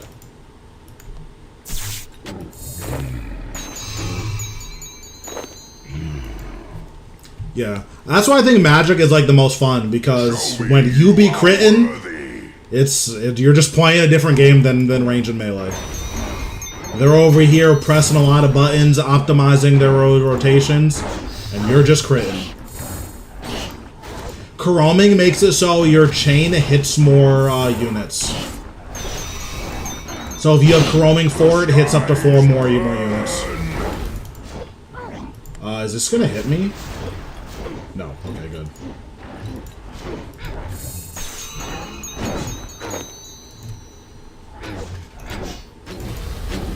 So next Monday, I'm going to do like a learner stream for hard mode. Like here, I'm like kind of explaining stuff, but like I'm mostly just critting. But next Monday at 5 Eastern, I'm gonna have like a dedicated stream to like doing a hard mode with budget gear.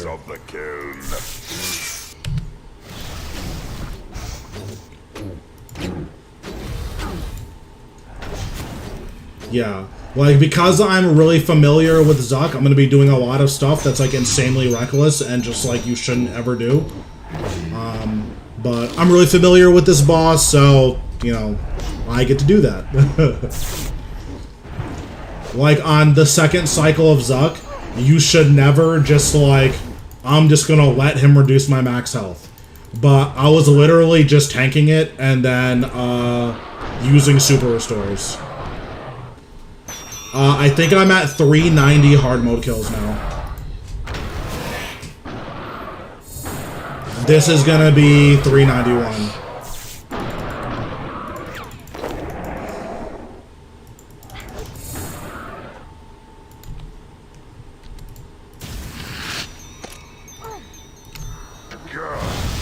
I just want this as pet, but apparently that's too much to ask.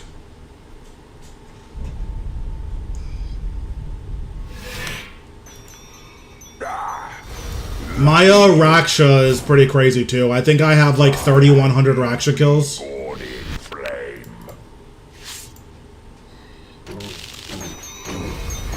Listen, it's all been in search of the pet. As soon as I get the pet, I'm never doing this boss again.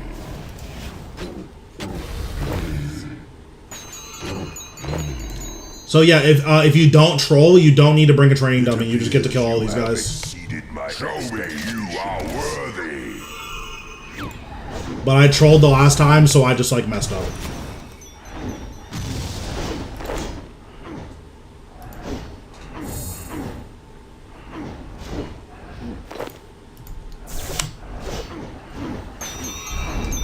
The thing to remember too about Omni Power is Omni Power has a 30-second cooldown.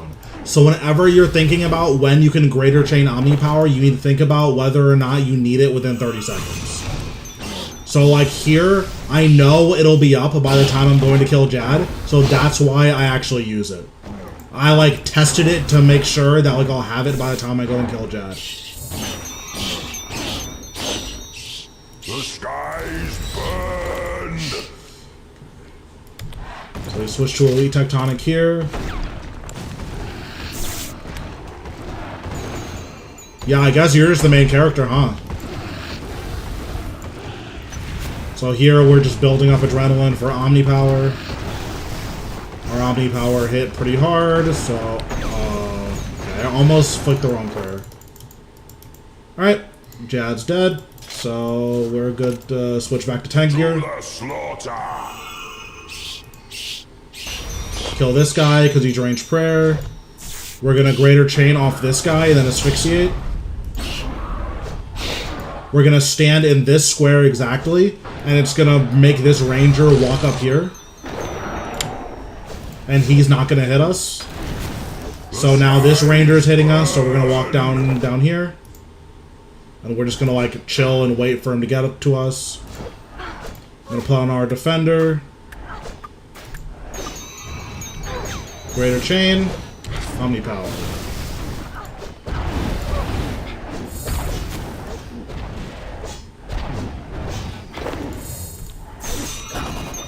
Yeah, it's definitely cringe. It's like, bro, like, that's the whole point. But for what it's worth, like, I understand. Like, this is supposed to be, you know, the hardest endurance fight since. So, like, I get it. It's definitely cringe, but, like, I understand, like, thematically why they would do it. So this next wave is the hardest wave. The way I do it is like really risky, but as long as you don't mess up, it pays off every time. So we kill this guy because he does magic damage. We chain off that guy, wild magic, so the wild magic can splash down here. We asphyxiate this guy, just because he's the only ranger hitting us for now. Okay, now we're gonna lure, so we're standing here to get these guys here. We're going to stand here to bring this guy down. We're going to stand here now. This is still inside my sunshine.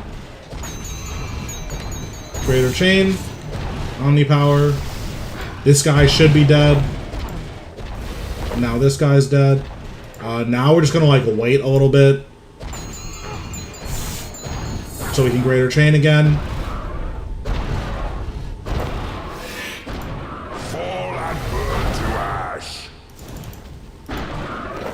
How much health does that guy have? This guy is probably gonna die to poison. Yeah, okay, word. I was just about to say, he's probably dead, so I'm just gonna leave him alive with that much health. If you're low, you can asphyxiate these guys, then switch to Soul Split for 3 damage ticks, and then switch back. And now we just Soul Split on this guy. With Vampirism, you just heal so much more that, like, you can play pretty loose with your health bar. As long as you have something that you can safely hit, like, you'll just be totally fine every single time. All of you, attack! Bring this guy down to lure this guy over. There's another method to do this that's way safer that I'll go over on Monday. But that method makes it so that this ranger isn't hitting you, so you save significantly more health.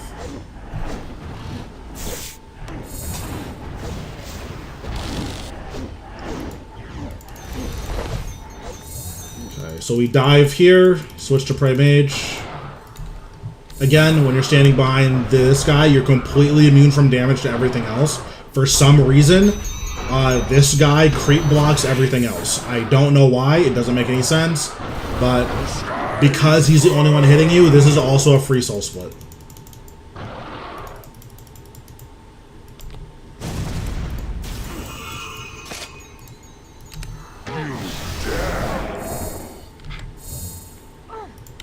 I did not need to do that, but it's actually fine. It's just totally fine. Sweet, that guy's dead. I had a lot of time left on that too. That's really good. We're gonna put on our Tolkozel because this guy just has infinite health.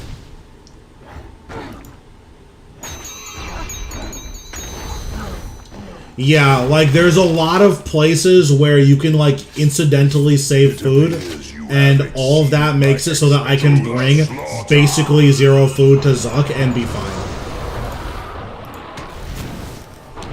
Also, I should be soul splitting here.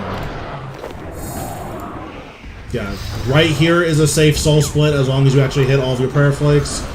These guys don't do enough damage to you to, or their damage is like low enough that soul splitting is like plus on HP. Like now everything that's hitting me is dead, so I can just kill now. Another thing, Jad just doesn't do that much damage, so like I'm gonna let this Jad hit. I'm just gonna let him hit me once. Like, you can tank 2 of the mage hits before you need to, like, actually hit your prayer flicks.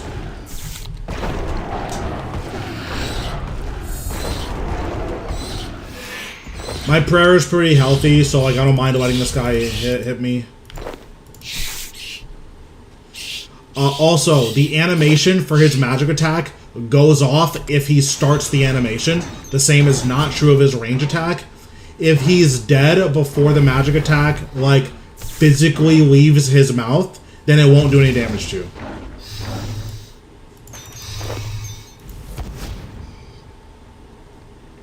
Fight, worm, or crawl and die. I think with all of my DR, it's, like, fine, but I don't really know. Consume you. So here, I, like, mistime the flame wave, so I lose out on some stun time. But it ends up being, I'm just gonna let him live. Hopefully poison kills him. And if not, I'm just gonna take way too much damage for free. Okay, poison's not gonna kill him, I guess, so I actually need to kill him.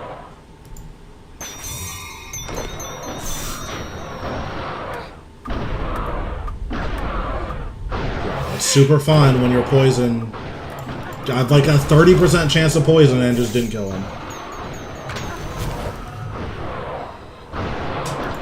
But yeah, again, I play really risky because I don't care, and if I die, it's content. But the same is not true for you guys, so try to play a little bit safer.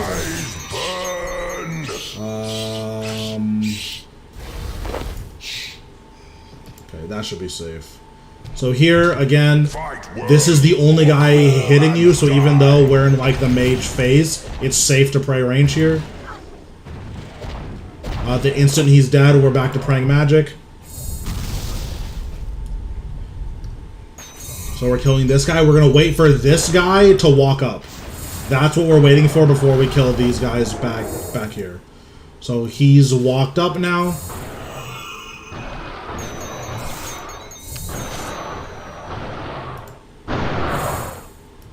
Tokelzo is definitely best in slot during the caves. I keep forgetting to recharge mine. So because I keep forgetting to recharge mine, if your Tokelzo runs out of charges, it doesn't teleport you anymore. So, actually having to walk back to Czar, I'm good on that. So I just don't use the Tokelzo because I keep forgetting to recharge it.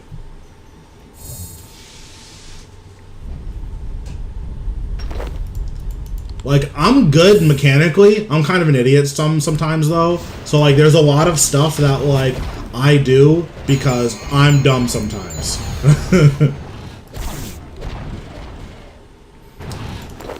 Like, I dyed my Elite Tectonic helmet and my Elite Serenic helmet.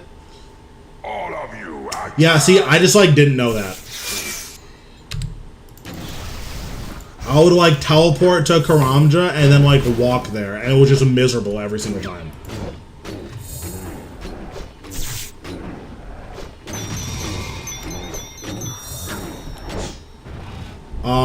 I'm just gonna hope poison kills this guy. I don't think it's going to, though.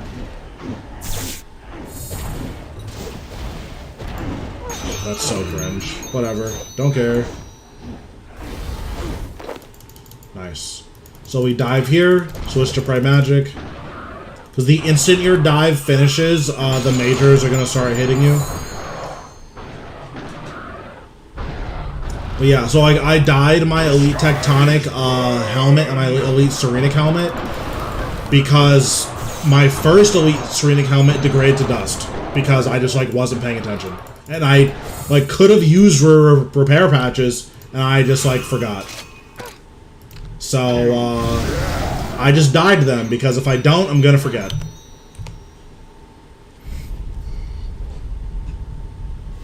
Like, I've let my Cinderbanes degrade to dust, like, 3 or 4 times. Which, or not degrade to dust, but, like, degrade to empty. So, like, I've started Zuck kills with no Cinderbanes and just, like, didn't know.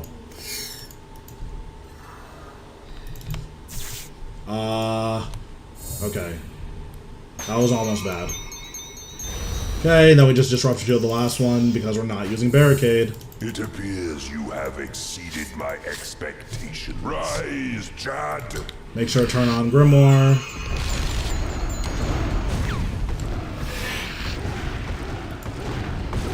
Okay, so he just didn't do the animation there, so that was really cool. Sometimes, if you stun Jad, he'll release his magic attack without doing the animation. It's really fun, it makes me laugh, and it makes me smile.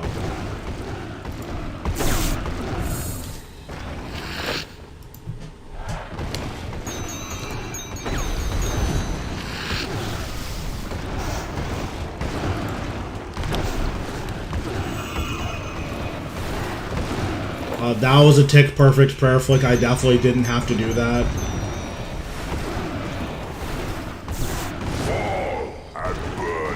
So I'm actually gonna like intentionally slow down my kill here. I want to have my Sunshine like at the beginning of Huracan. So like I'm intentionally using like weak abilities and stuff. I'm actually gonna res the next hit. Okay. Yeah, that's another thing that you could do.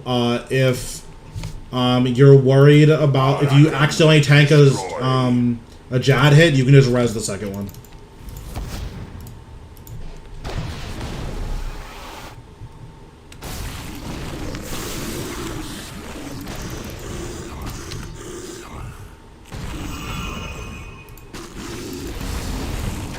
Okay, can I move? Okay.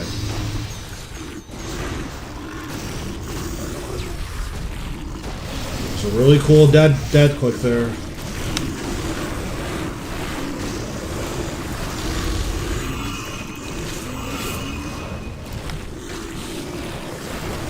This is almost certainly gonna be a 2-cycle.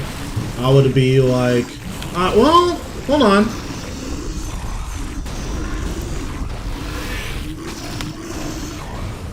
Nice, we still got the 1-cycle. Nice. I thought that was gonna be a 2-cycle, but we're good. Out of the way, weaklings.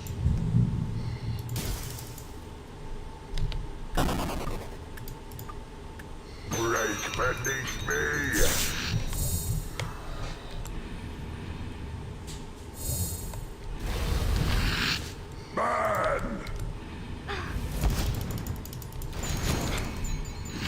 So we're just like standing over here so we can surge back into our Sunshine.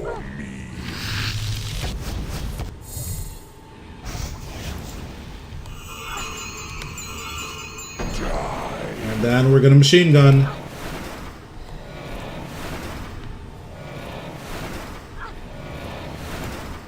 Yeah, that's definitely one of the unfortunate things about longer hair, for sure.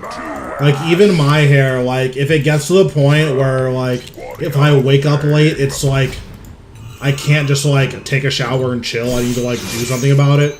I just get super annoyed and I just cut it.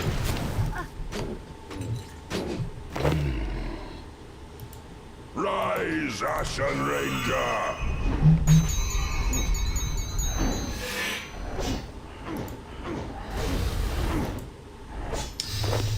That was decent damage for the first cycle, though. Rise, Mage of It definitely could have gone a little bit better. I, like, didn't get the big crits, so... I actually had to play the game instead of just machine gunning. Flames unending. Lucky dog.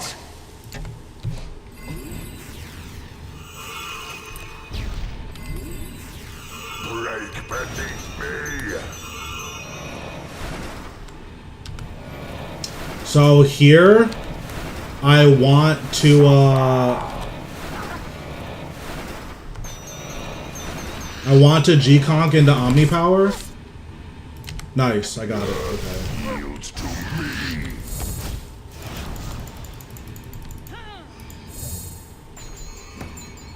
We got.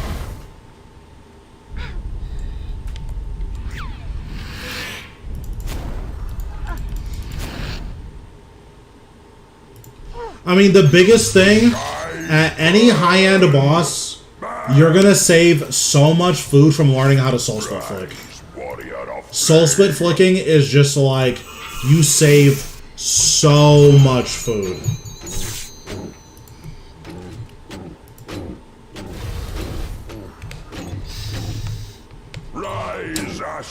For hard mode, I think Greater Chain is probably required, at least to get a complete cape, or like to get the combined cape.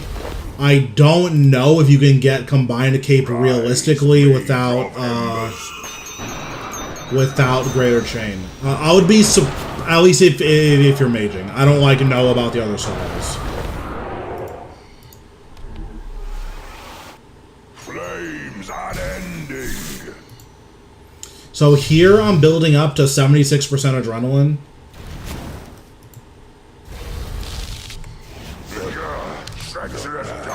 I pick that number because if my Fractured Staff doesn't crit and my Tsunami doesn't crit, then I can still use both. And oh god, I'm off full adrenaline.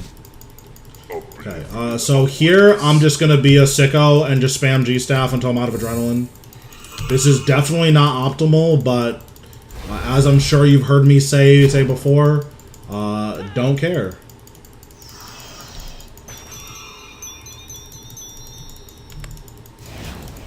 Burn to nothing.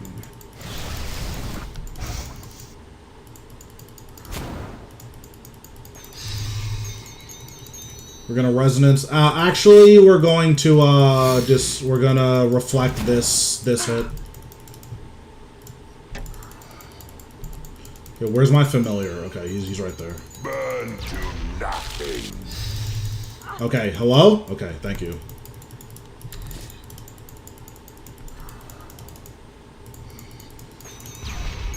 So I'm going to resonance this second hit for sure.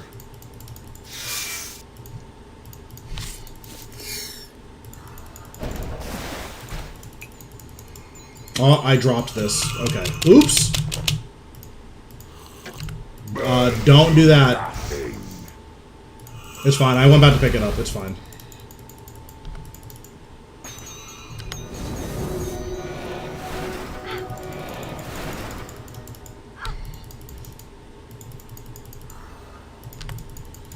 Oblivion awaits. What am I doing? Hello? Okay. Alright, not bad. Finally, after thousands of years. So as you see at the end of this phase, I ran out of run energy. Because of how much damage I do, I bring, like, literally a 1-dose energy potion. While you're learning, you should bring a... Yeah, like... I think it would definitely make Calgarian Demons way easier to use, but I also think it's one of those where it's like, once you're at the point where you can, where like, you're using decent Fractured Staff for rotations, you probably are able to cast it normally, you know? Like, you probably don't need to auto-cast it. So I am gonna chill for 10 minutes because I'm just gonna wait for my Obsidian Armor bonus to run out. I just like to stack it up to an hour. It's just better quality of life for me. So I'm going to check my farm.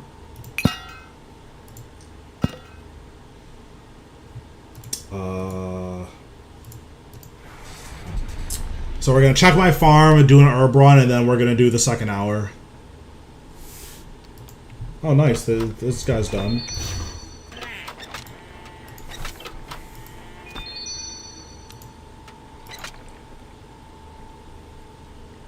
I want to eventually get 200 mil farming, so that's why I still do this. It's also a good source of beans if you care about that.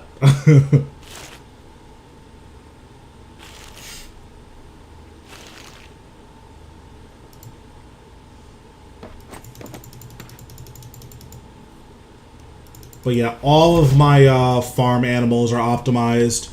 These dragons are 3 breath, double radiant, 1 glistening.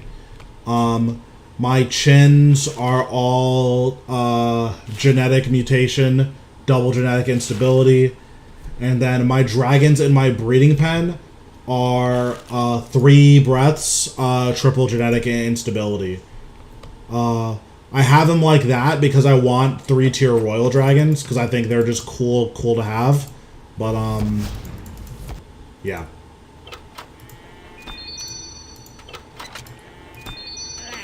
I should probably favorite this so I can sell it later. Yeah, there's definitely a lot to keep track of. Also, this does not go in here. Hello?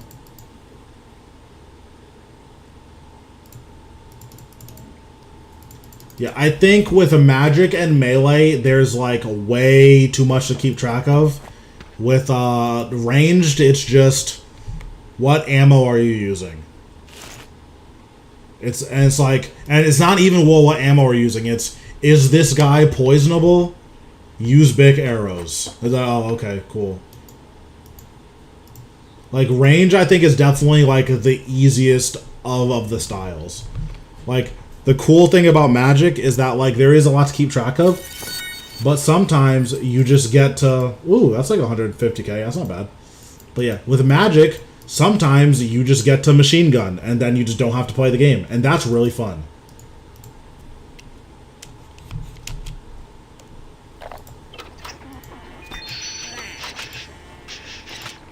We'll sell that to this lady.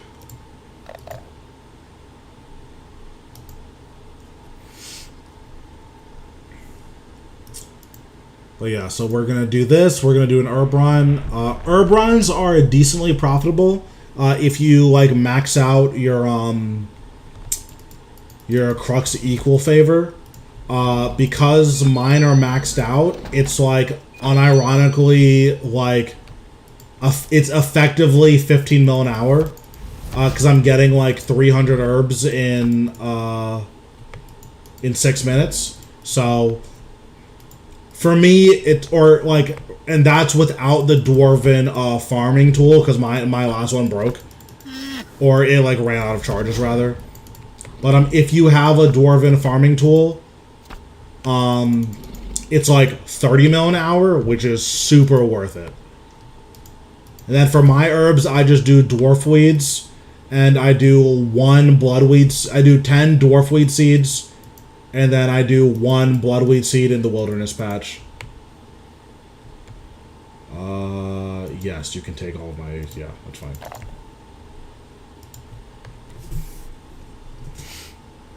Okay, and now we're gonna do an herb run, and... then we can get back to the last 2 kills of Zuck. Also, we need to claim this. What's in here? Okay, nothing. No, we'll disassemble these.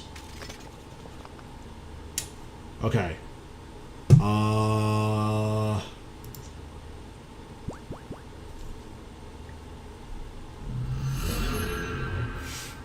So I usually start my farm run here because it's the furthest from a patch, or because it's the furthest walk.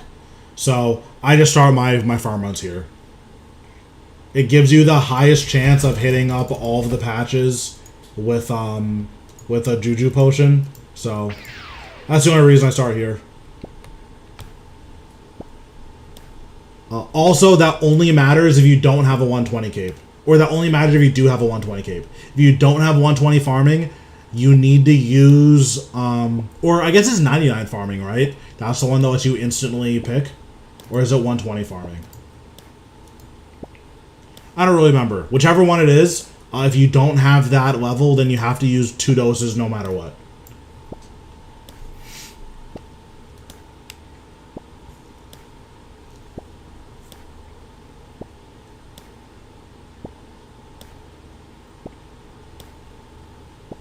I'm feeling pretty good about today, though. I think we're going to get either a Scriptural Full or we're going to get a Sword Piece on these next 2 kills. I've been getting a lot of Magma Tempests lately, so I need to chill. So we're just going to get a Scriptural Full.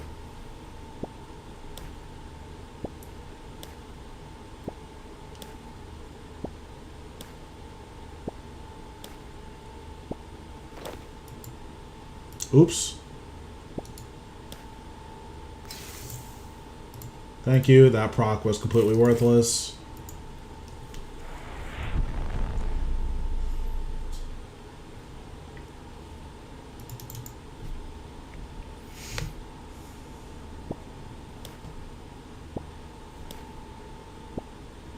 Yeah, I'm definitely not getting the pet. That's not possible. But so since I'm not getting the pet, I'm feeling a Scriptural Full.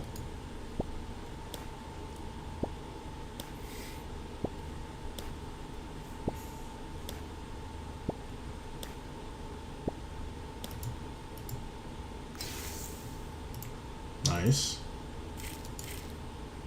Yeah, only bad players get a Zuck pet.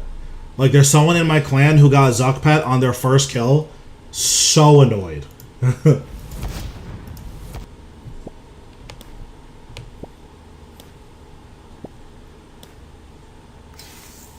Nice. Okay, and then I go to Catherby.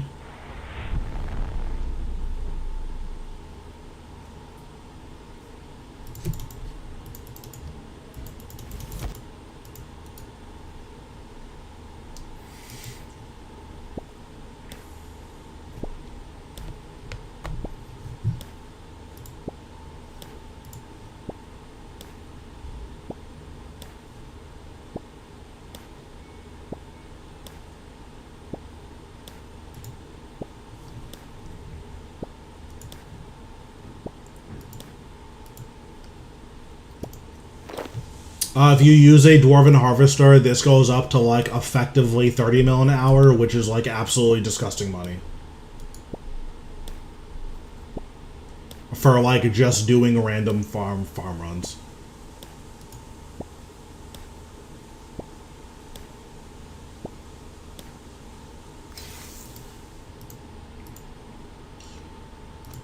Okay, then we hit up Manor Farm.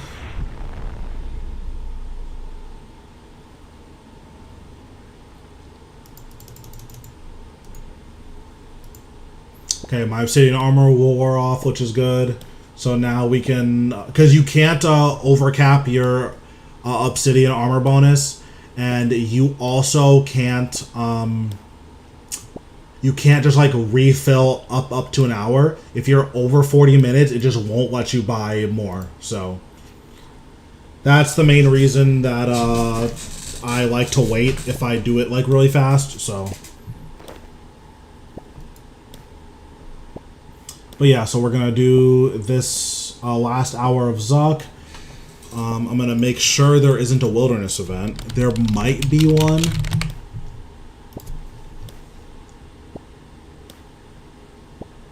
No, the next one is in an hour. Perfect. Okay, so we're going to do this next hour of Zuck. We're going to turn in all of our wrapping paper for the night. And then that will probably be the stream.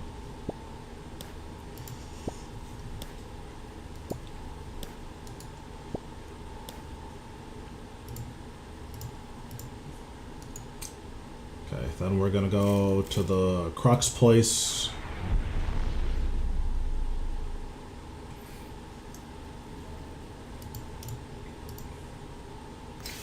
Oh, perfect.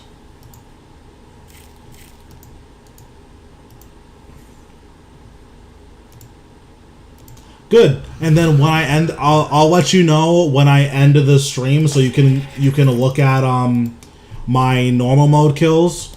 The normal mode kills are like super chill. Like they're super chill. Like I think the first normal mode kill, I don't know if my health ever dropped below half until I got to Zuck.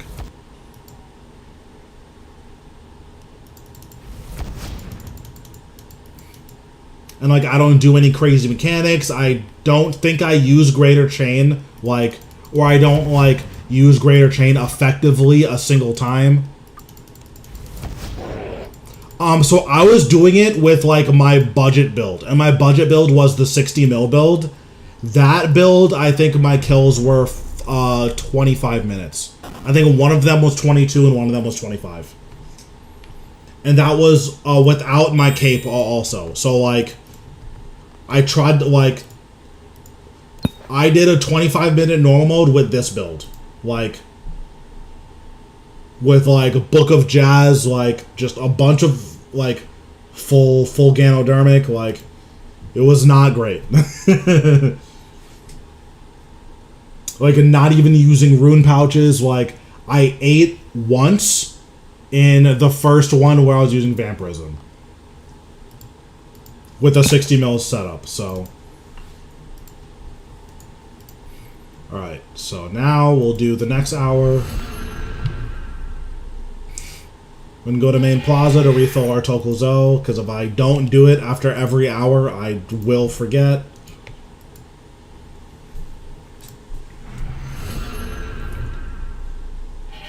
I imagine if I went like super ham, I could probably get 10 or 15 minute like normal modes.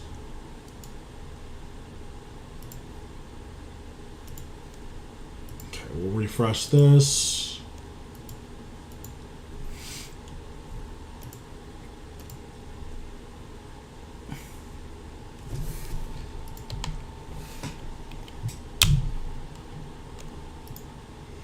Oh, man. I just get the full hour of bonus just because I always do 2 kills in an hour, so there's no reason not to. I guess we'll do these keys. Convert. Convert. Oh, I understand. Okay. Fine. Convert. And perfect. Couldn't convert.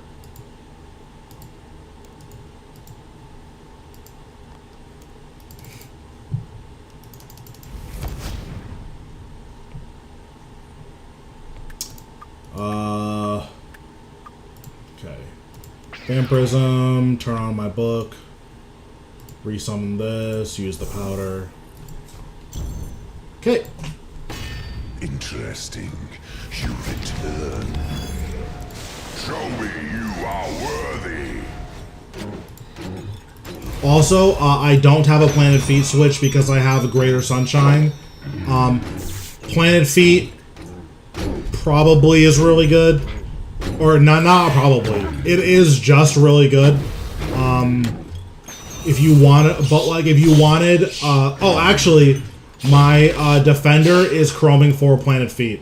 So like, that's already accounted for. Fight worm or crawl and die.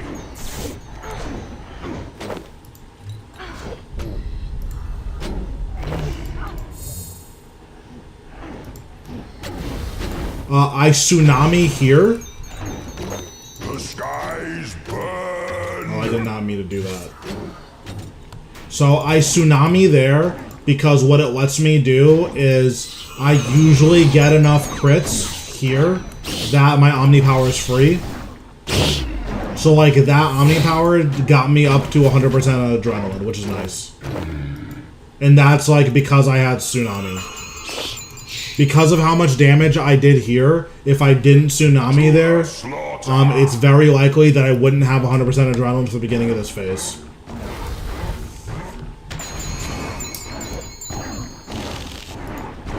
So I'm just hitting the Rangers because the Rangers are like, they're gonna do the most damage to me.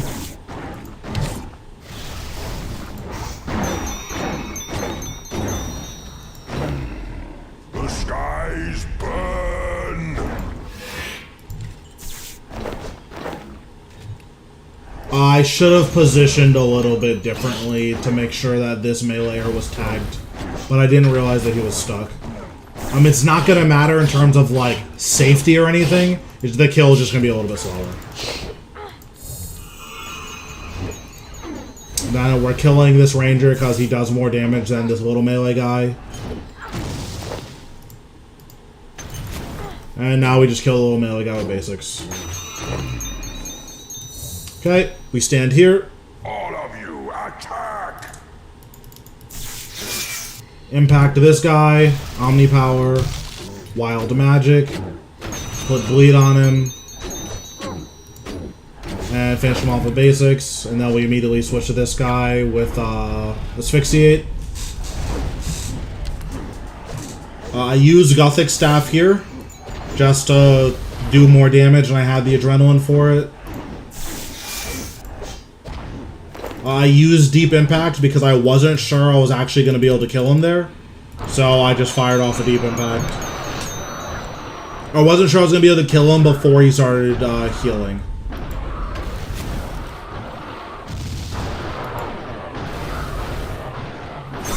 Now we're just hitting this guy.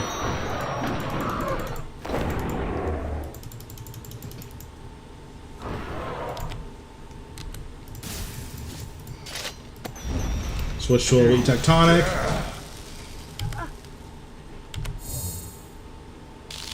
I got 3 crits there, so I don't need to use Limitless, which is nice. Just did a lot of damage, so we're gonna have a lot of adrenaline for this next phase. Doesn't super matter that we have a lot of adrenaline, so... Because, like, this isn't a particularly adrenaline-intensive challenge.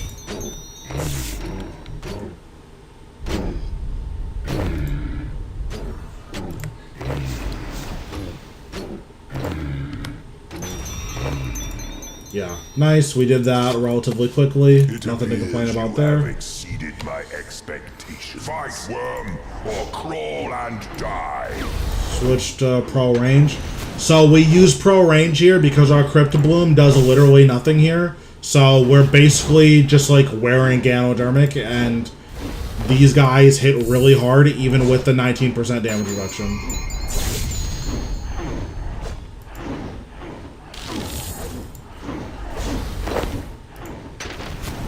When it's a bunch of the little majors, like, it's totally fine to I shouldn't have used Chain there. That was pretty bad. So we're just gonna use basics on these guys for a little bit. Perfect. And then we set up for a Greater Chain Omni Power.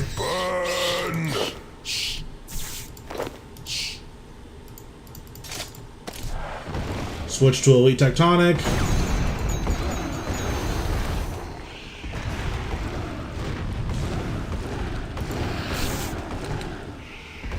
Got the Omni Power. Oh, my Omni Power is on cooldown. I see.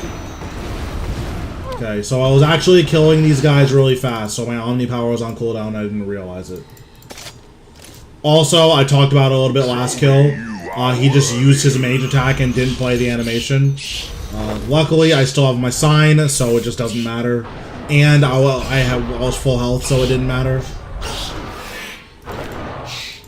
We're gonna stand here so this ranger walks up to us without hitting us. The skies burn. Walk down here to dodge the flame wave. And to lure this guy down. We're gonna walk up here first and then this way.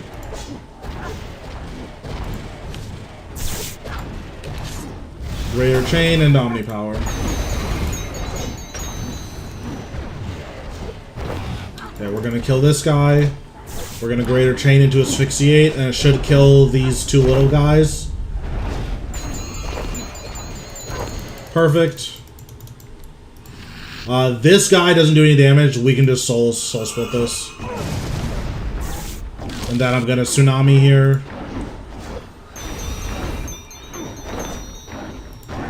Because I have Conservation of Energy, my Tsunami only costs 20 adrenaline. So not only does it only cost 20 adrenaline, but if it crits, it gives me 10 adrenaline. And then if it crits on multiple units, it gives me, it's either free or it's, okay, I just, like, messed up pretty hard. I asphyxiated that little guy, like, for no reason. That's fine, we're gonna group all these guys up. Oh, I just messed up again. Okay. I'm, like, griefing this kill, so just give me a second. Yeah, I'm not gonna get the sunshine damage now, which is so bad.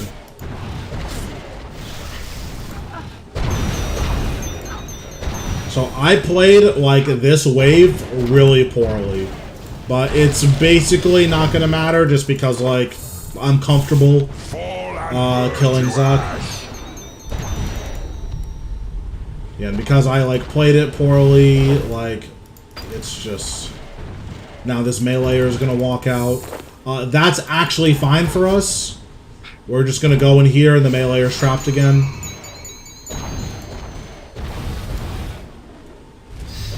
But yeah, the biggest thing to remember about these meleeers is that they move faster than their character model moves.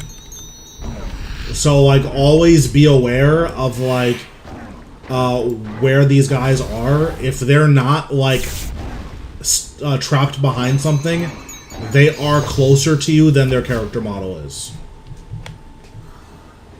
Rise, scions of the kiln.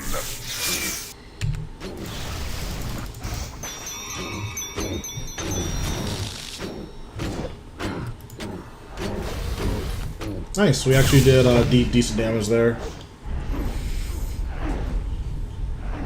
Just gonna pray range, kill this guy now. I'm trying not to use my my bleed here, just because I want it for this guy.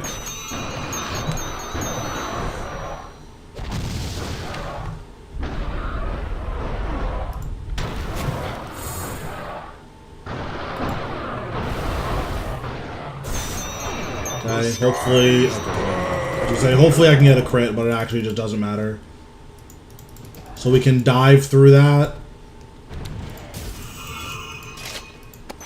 The important thing about dive and surge, they are not dashes, they're blinks. So you can, like, dive through that fire and be totally safe. Not bad. We're just going to build adrenaline on this guy with low damage abilities. Start with G-Staff, it lowers his defense. This guy is extremely tanky in terms of, like, accuracy. So you really just want to G-Staff at the beginning of each one. And then hopefully hit him with a threshold.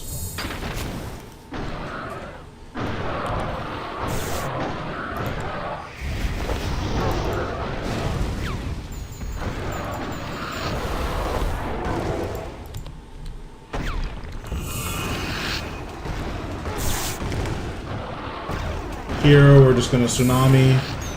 We're tsunamiing now. It's going to make it so that when we, when I greater chain Omni Power, it's either going to be free or cost very little adrenaline.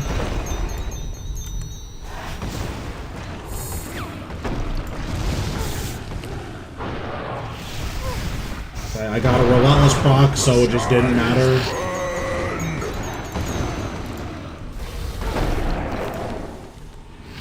Oh, he's just dead. Okay, word. I shouldn't have wild magic that guy. I should hit him with the basic.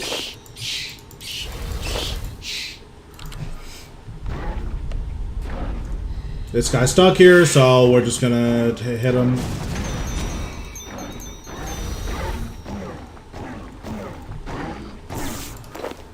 I also forgot to put on my Tokel Zell, but it just didn't matter. I just happened to not splash on Jad, which is nice.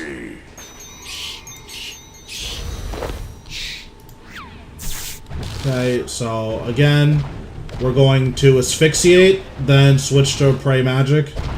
That way only majors are hitting us. We're gonna burst this guy.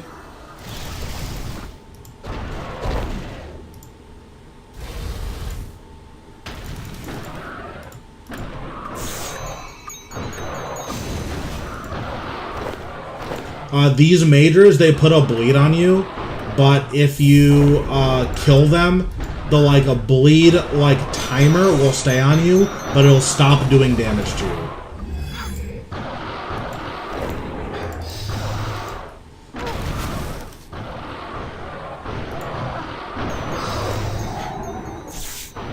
Generally speaking, actually no, not generally speaking.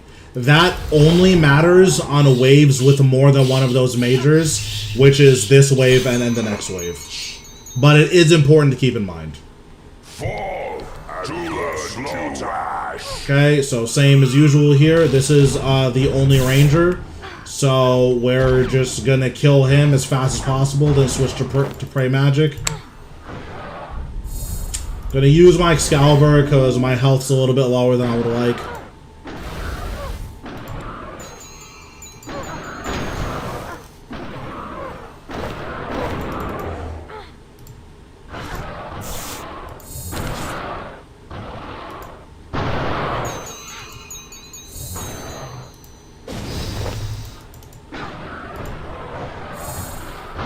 We just did another Greater Chain Omni Power there.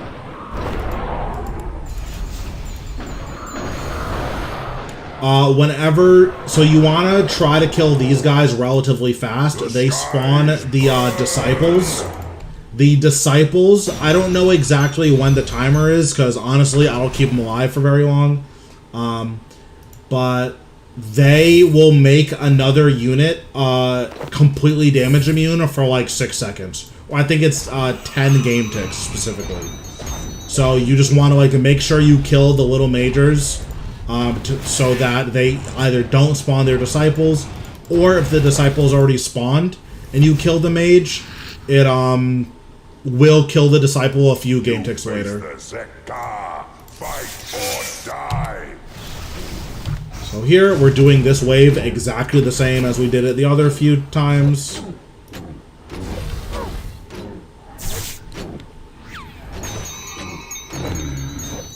So this wave, we do it exactly the same every single time.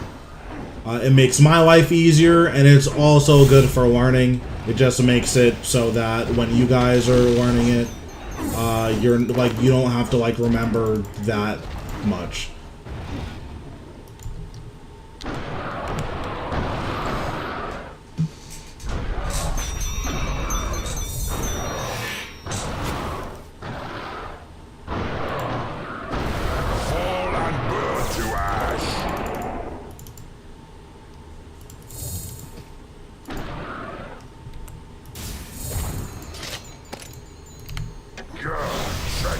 We got a lot of crits there, so we actually have a ton of adrenaline, which is nice.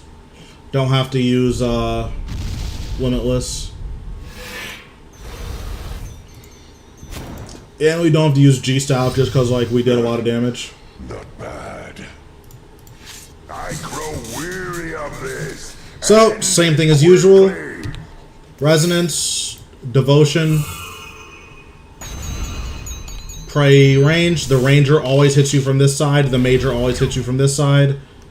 And then whatever ability I just did. Disruption Shield. You have exceeded my expectations. Enough. Jad will end this. So here, my Sunshine is still on cooldown, so I'm just using Thresholds. And then building Adrenaline back to 100% so that I don't have to worry about, oh god. I did not mean to walk out.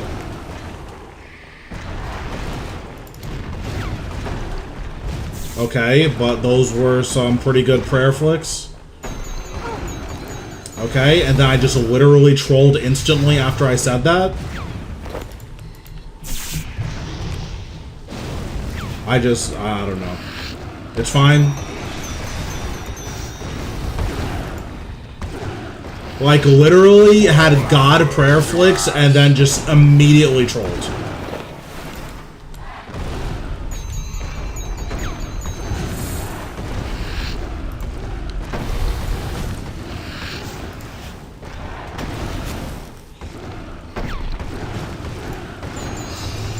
Here, we're just going to build... Okay. I did not mean to do that. I thought I had my G-Staff equipped.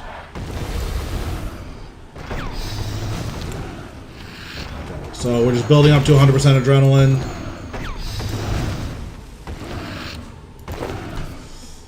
Put on our Reaver's Ring. We're gonna pray he's on this side. Rise, Harakan. Okay, I got scammed. Gonna dash over here. Smoke cloud. Bomb bomb. And burn to ash.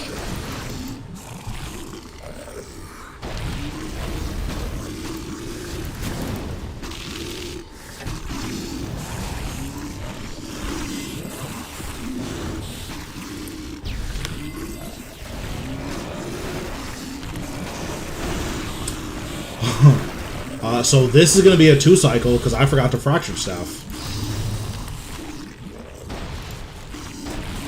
That is not good.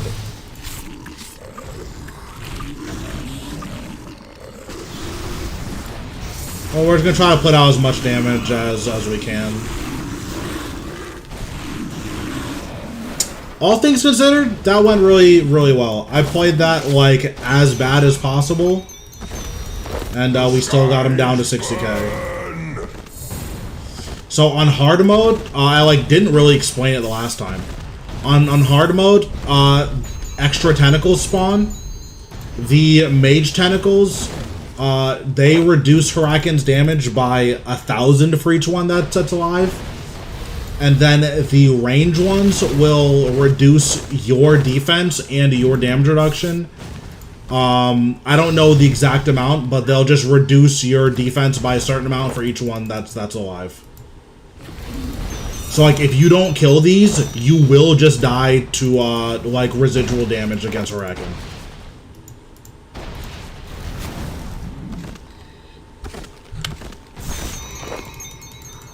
Okay.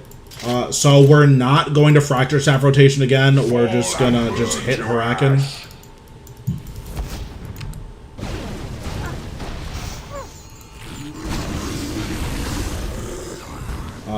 I want to asphyxiate, but I'm going to wait for this to fire. Okay, now we're going to asphyxiate.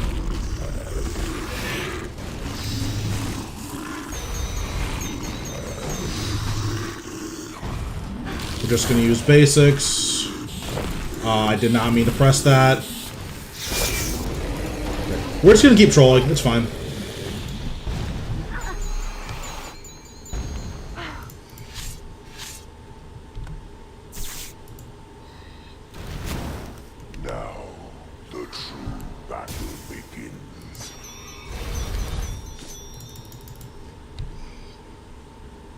Break beneath me.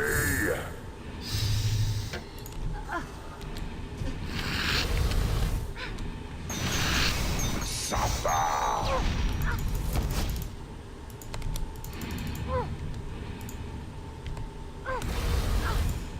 Tremble before me. Yep, we're just gonna keep trolling. I'm just taking so much damage. Bull's flame burns within me. Okay, we figured it out. We did have to eat there. Okay, so not only did we take an insane amount of damage, we also did no damage. So that's always good. Rise, warrior of flame.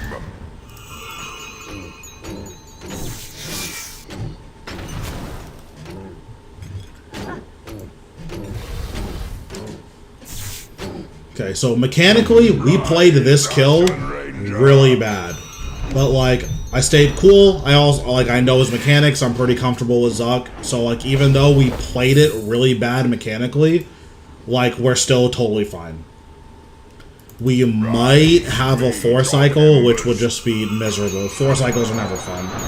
But, if we get good RNG, we'll be able to still salvage a 3-cycle, which is nice. Flames unending.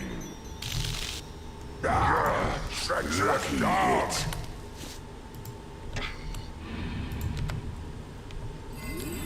I forgot to Von Bomb, so I'm gonna Von Bomb here.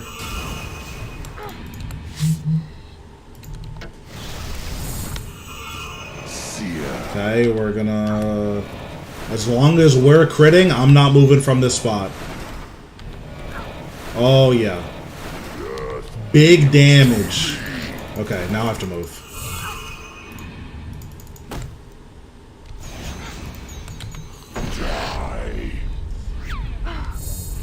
Okay, we probably saved the kill. Yeah, we saved the kill. This is going to be a 3 cycle. Fall and burn to ash. Man. That was bad, though. I played Rise. like everything about this kill about as bad as I could have without dying.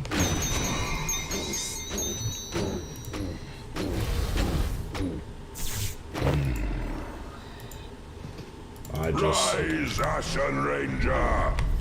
So you know when the flames are gonna disappear. You can either like count. I don't know exactly how long they last, so I don't count.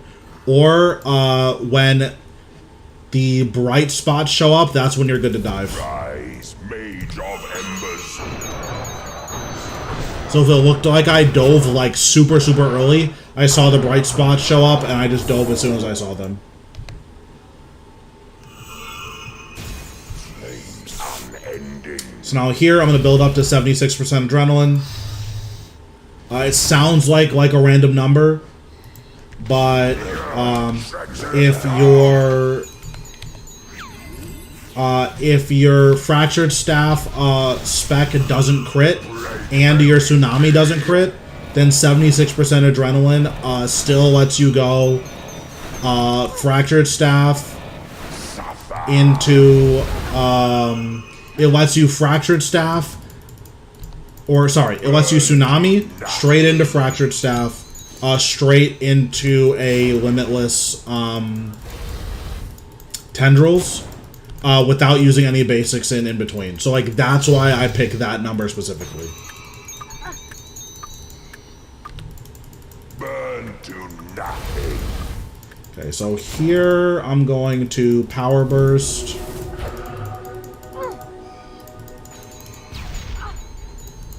Okay, I need to like chill.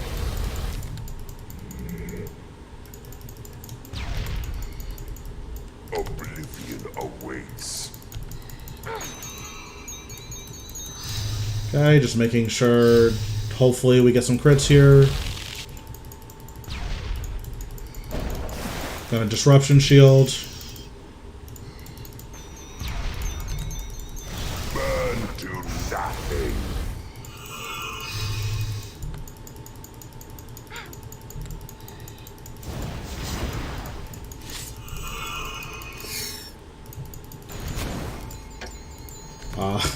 I played that really loose.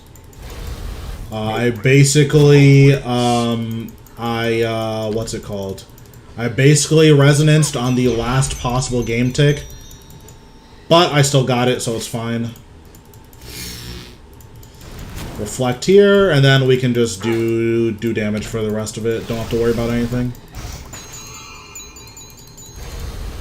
Burn to nothing. As long as you dodge all of these abilities, or as long as you dodge all of these, then you're good. Gods, sense, Randos. Okay, cool. Alright, we have one more kill, and then we are good for the night. But yeah, mechanically, I played that disgustingly bad. But, I knew, like, what I was doing, I knew what was coming, so it just, like, didn't matter.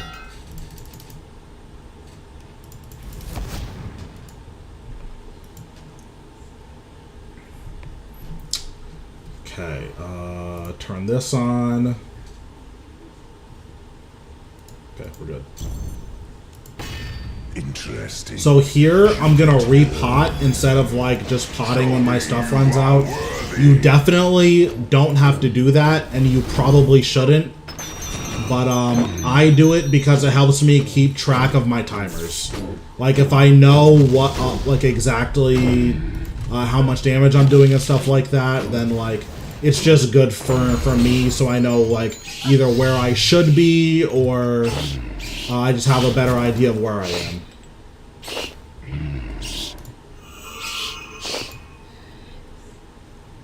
Out of my way! Show me you are worthy. Thanks, Silence, for the follow.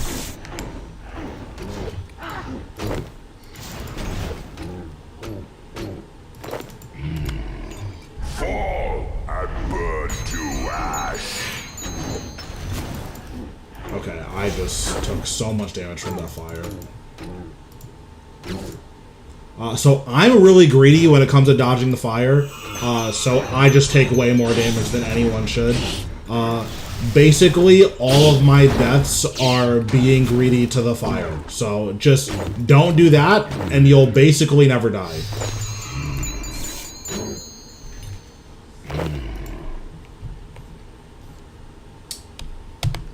Show me you are worthy.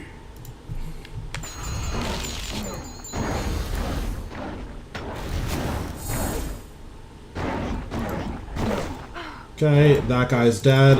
We're actually gonna like pull this guy out. Fall and burn to ash. Okay, I just signed because I'm an idiot.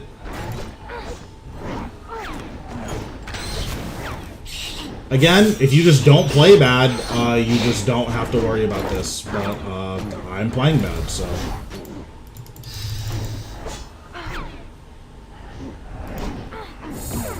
I also still had my defender on, so I was just doing 0 damage.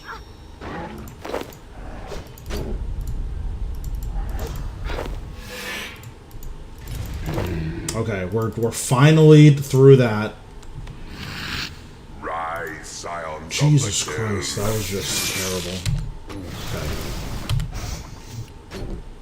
Oh, I didn't realize I had like no adrenaline.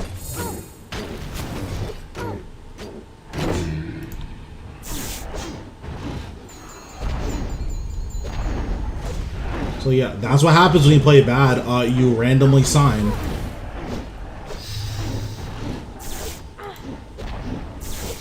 I'm also just taking so much damage here. I don't know why I'm taking so much damage.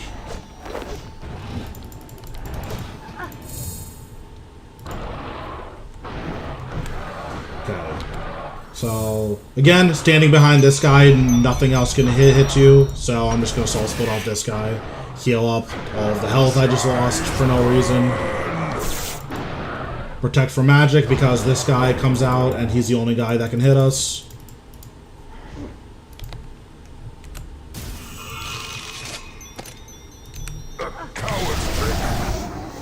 Okay. We're in decent shape for now, but we did sign, so I actually need to play like relatively safe moving forward. I might not make this phase transition. Yeah, I'm just gonna double jump. Company of God. Even the weak may rise from the ashes.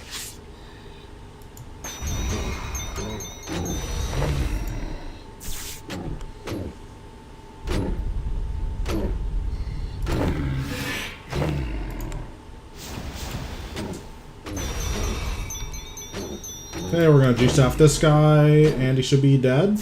He should be dead. Okay, we're good. Nice.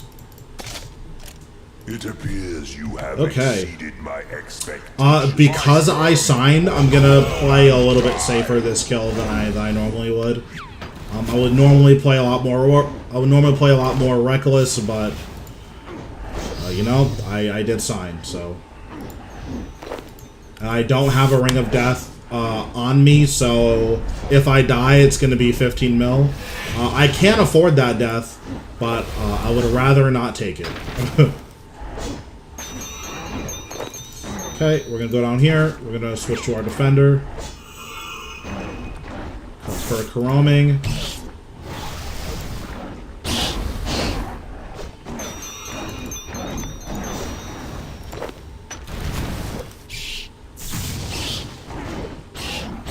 Skies burn.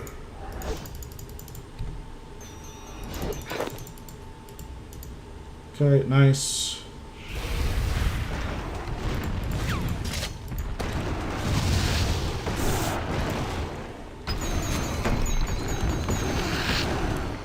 Nice, we got the Omni Power here.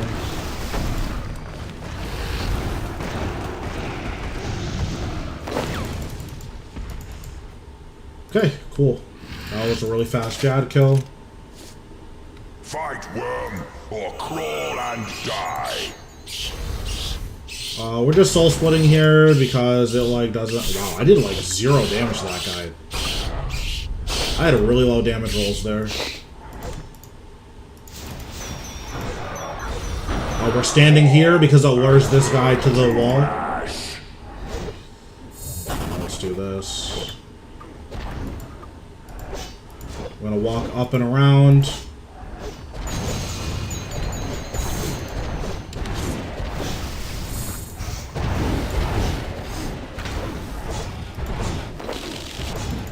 There's still a lot of these dudes alive, so we're gonna chroming switch again.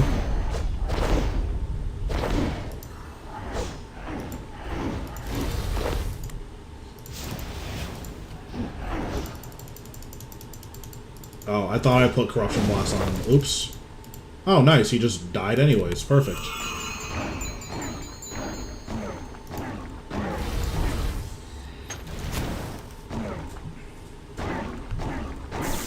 Fall and burn to ash.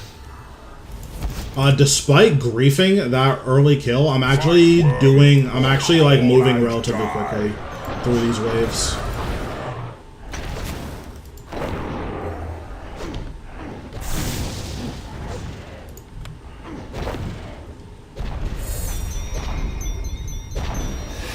Okay, so as usual, we're going to stand here. We're going to equip our Defender and stand here. The Defender is our chroming switch, but it also sometimes just reduces how much damage you take. So because it's our chroming switch and it reduces the damage, there's just no reason not to equip it there.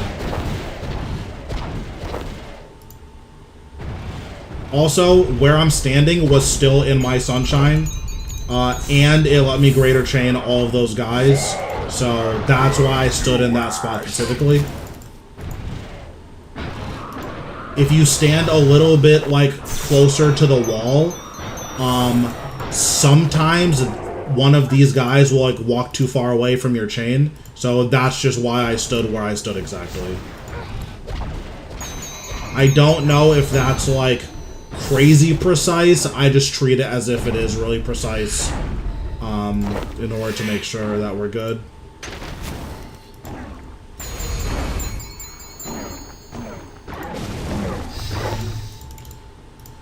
Cool, that guy's dead. We're full HP. You face the Zekka. Fight or die. Do this wave the same as usual.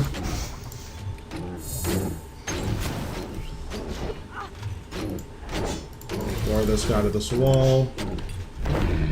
That guy did die to poison this time, so...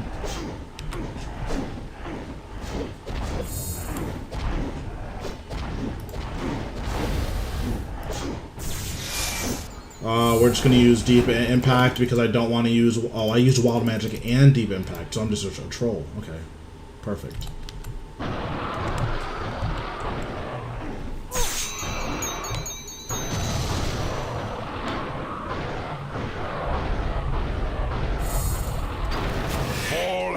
Hopefully we can still get up to 100 adrenaline. Nice, we still got it. Perfect.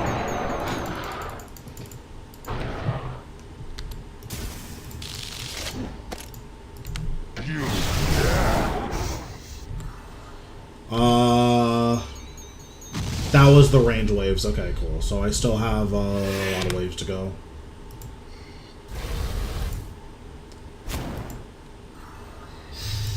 So we're just gonna build a little bit of adrenaline here. Cat, show your power. So hopefully, if none of these splash, we're gonna G-Staff, Fire Breath, Wild Magic, G-Staff. The first hit of Wild Magic splashed, so now we just have to hope one of these hit.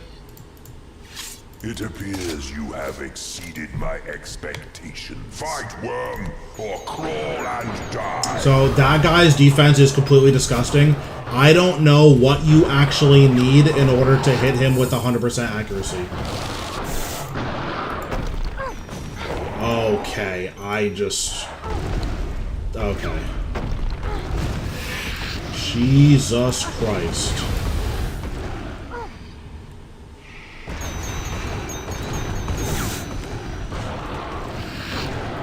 We're almost in the green.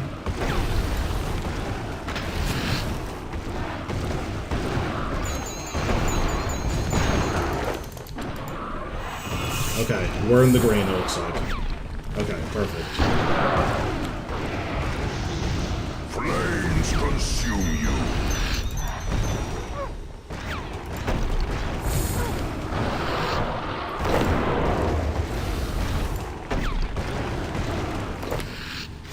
Okay, gonna kill these guys now.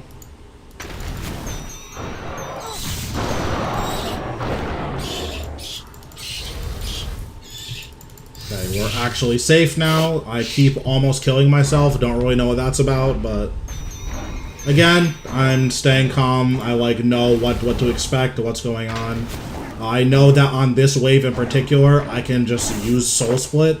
So as long as I hit the next prayer flick, then I would be totally fine. So I just focused really hard on making sure I hit the next prayer flick. Fall and burn to ash. This guy's stunned, so I'm gonna switch to Pray Magic.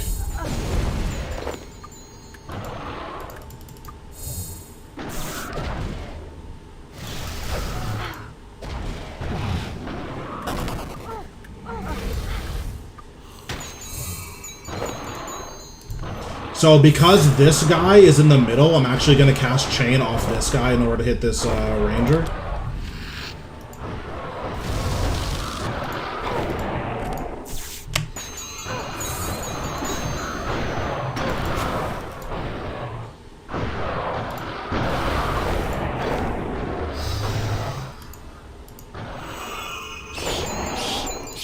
Nice, poison ended up killing that guy. Okay, so as always, pray range. I did not mean to Vuln Bomb that guy. Holy shit. Okay, I just need to eat. Okay. So I'm out of food, which is bad. We're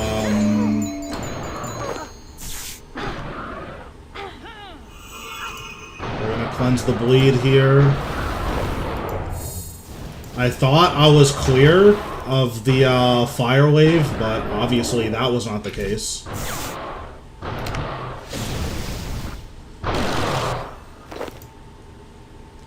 But again, we stayed calm, we're all good. I ate up. And I like know what I'm allowed to do and what I'm not allowed to do. Fall and burn to ash. Okay, can we please move? Okay.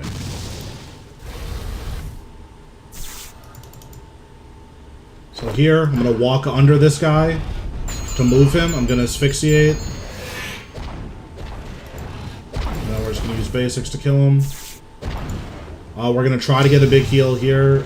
We low hit, so it didn't matter, but it's still he heals us, which is nice. All of you attack. Okay, now I should be good as long as I don't troll. But I have been griefing this entire kill, so.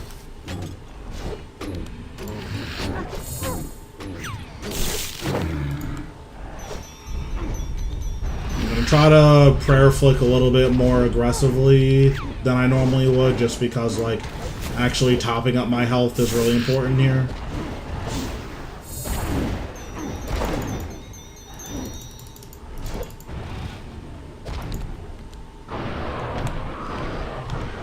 Also need to put my reroll on. Don't know why that's not on.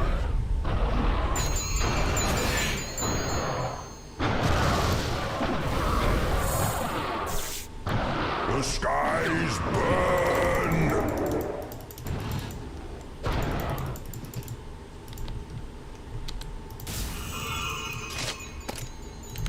You dare. Okay, because I have no food, I like really can't make any risky plays. So like normally I would like stand in a like I can just like take the max health burn that Zuck does.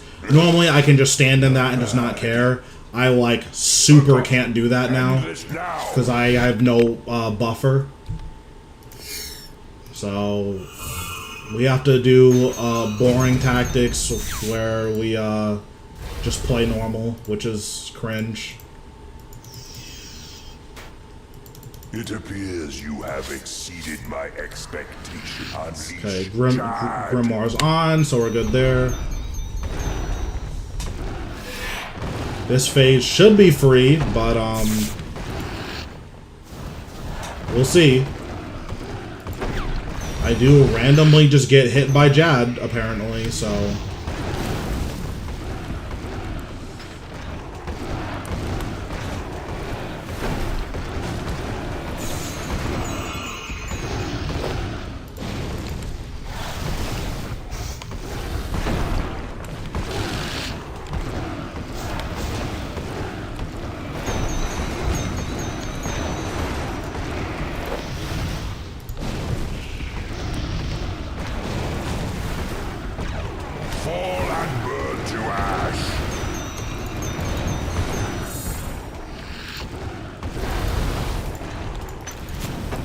I walked pretty close to him. I just walked away in case he melee'd. His melee damage comes out the same tick the animation starts. So, like, you have no freedom of movement with that one. So, like, just, if he's gonna melee you, like, you just take the hit. That's why I moved when I did. Rise, Harakan.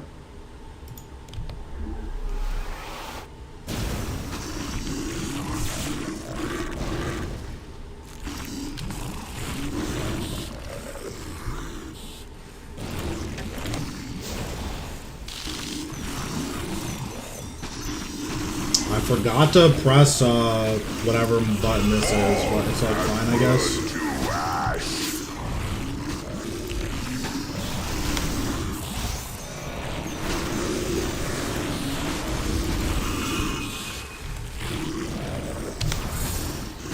Hopefully, we're getting like decent-ish hits. We're definitely not gonna one cycle here without like disgusting G-staff hits, but I'm gonna go for it. Yeah, I'm not gonna get it, but it's fine. It's fine. I'm not worried.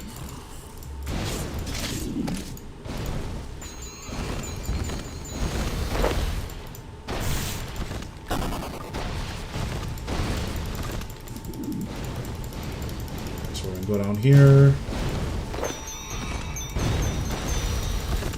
Just move laterally. We're good here.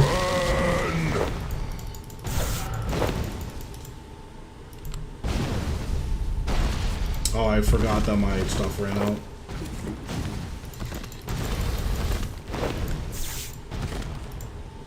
I'm just keeping moving because when Huracan isn't here, it's like not easy to tell when the fireball is gonna come.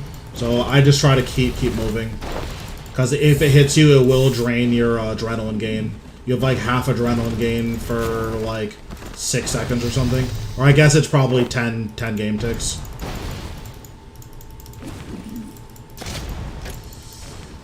So because his health is like decently low, I'm not going to Omni Power. I'm just going to Wild Magic Asphyxiate.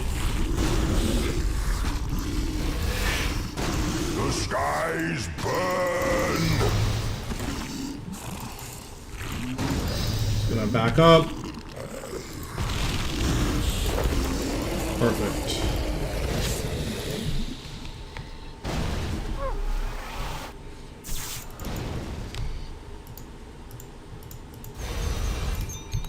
Out of the way, weaklings.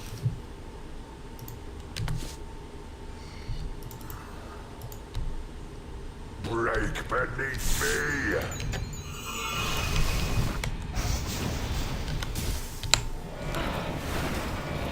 Man.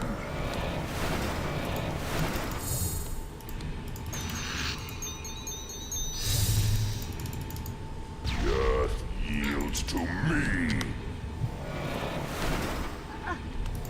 Gonna debilitate here. Normally I wouldn't care, but have to protect my health bar because I played bad and don't have any food. Now we're just gonna hit him as normal. Fall and burn to ash. Man. Rise, warrior of flame. Here I'm opting out of using wild magic just so I can build some adrenaline. Oh, I forgot to stun him. Wow. Rise, Ashen Ranger.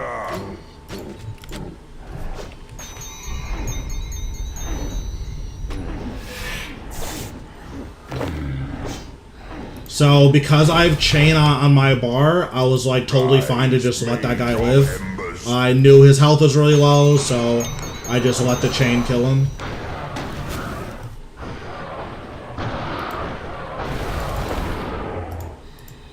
Okay, can we... I'm literally having a stroke. Just a misclicked that 3 times. Normally I'll build a lot of adrenaline, but we're just gonna do this instead.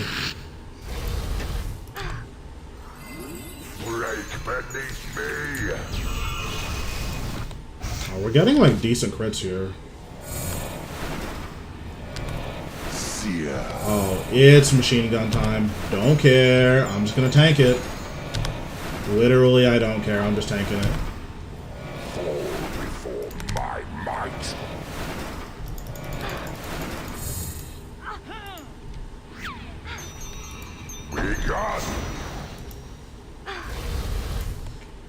Okay, so that thing that I literally said that I wouldn't do, I just did it, but I got a lot of crits, so... you know what happens when we get crits.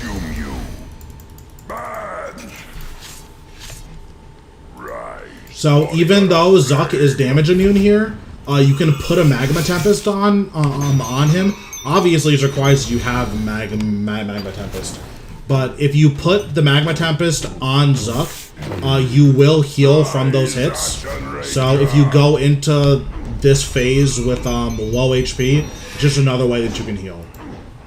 Same thing with damage over time abilities. I believe you can put damage over time abilities on him, and even though he's damage immune, it just doesn't matter. Mage of Embers.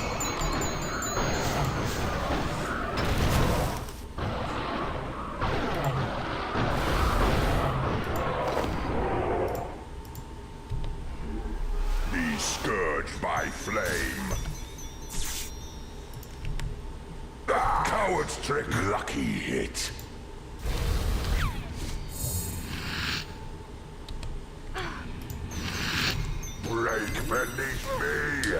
I'm going to save my Omni Power because it's like free. Okay, so I'm gonna... The unworthy will burn.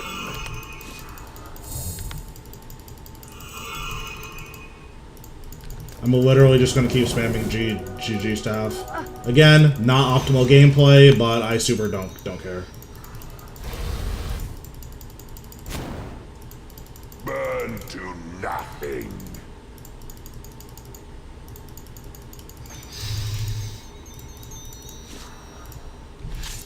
Gonna resonance.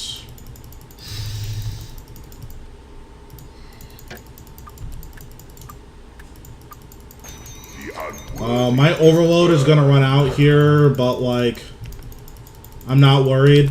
I'm not like going for any records or anything here. And you have 100% accuracy with Reaver Ring without overload, so.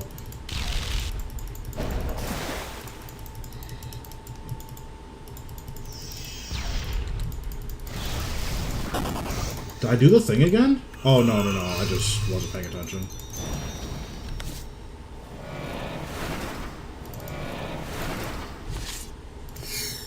Just gonna resonance again. Okay, and we are good for this kill. I can't die anymore, he said with hope in his voice. We're just gonna spam G staff. Nice. Didn't get any drops, but we didn't die, and that is more important. Okay, cool. We got a reroll. We'll take these igneous stones. We'll bank that. We'll bank that. Also, this is what my Zuck chest is looking like. I haven't collected any of my trash loot since my first kill. This I did. I sold it like twice because someone. How much is this? Someone paid me like 190 for each one. So I think I sold like 400k once for however much that sells for. Like, I don't know what 400k times 190 is, but let's math.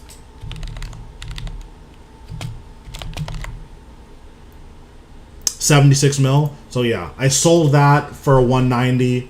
That's super worth it. Like, that was just an offer I couldn't refuse. So the trash will in total, and then I sold 150k like twice. So I should have 700k more resonance or so.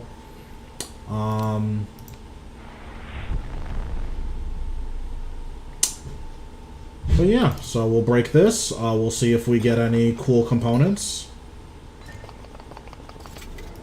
Nope, we only got bad components. Perfect. We're gonna put these in my seed bag.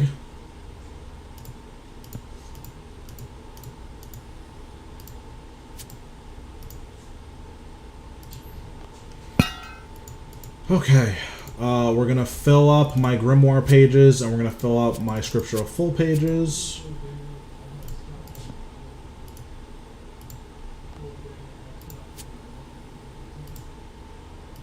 And then we're gonna fill all of these up.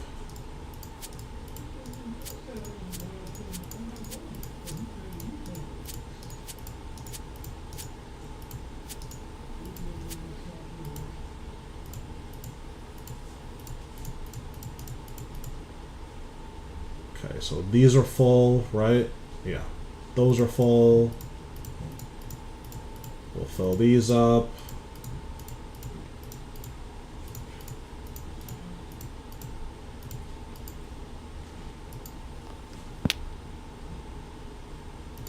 Oh, we'll just make sure that they're full. I didn't misclick anywhere. Okay, perfect. I guess I'll claim my yak track stuff. 1 yak coin and 1 large lamp. Well, that's going on dungeoneering. That's going in the currency pouch. And this is going with my clues. Okay, can this go with my clues? Thank you. Perfect. Okay.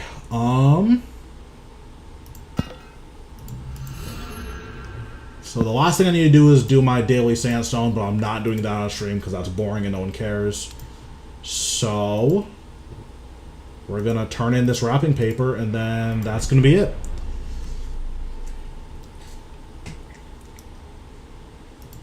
Alright. Claim daily present. White. That's not good. Survey says no yellows, unfortunately. Let's open these white presents first.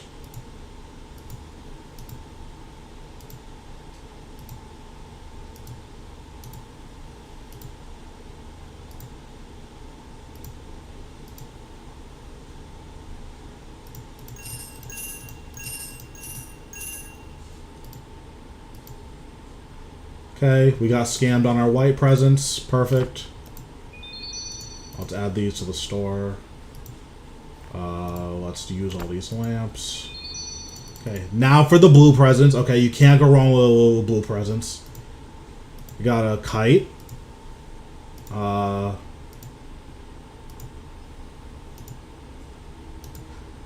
Okay, I'm not gonna lie, these blue presents were pretty terrible. Okay, I got scammed on blue presents too.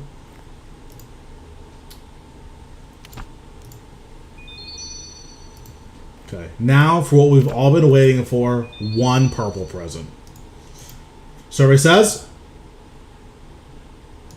oh, I got a snow cape. Is this good? I don't know if this is good. I'm gonna sell it for 1 mil. See if it sells.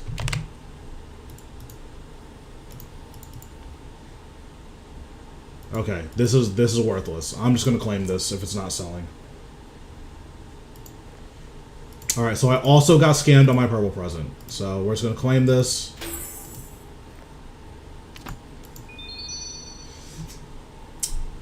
Okay, cool. So we did 6 Zucks. Still didn't get the pet, which is perfect. It's everything you want to hear. Oh, I guess I can... Oh, I didn't realize I was getting papaya from these. We'll deposit all for that. We'll put this in my spring cleaner.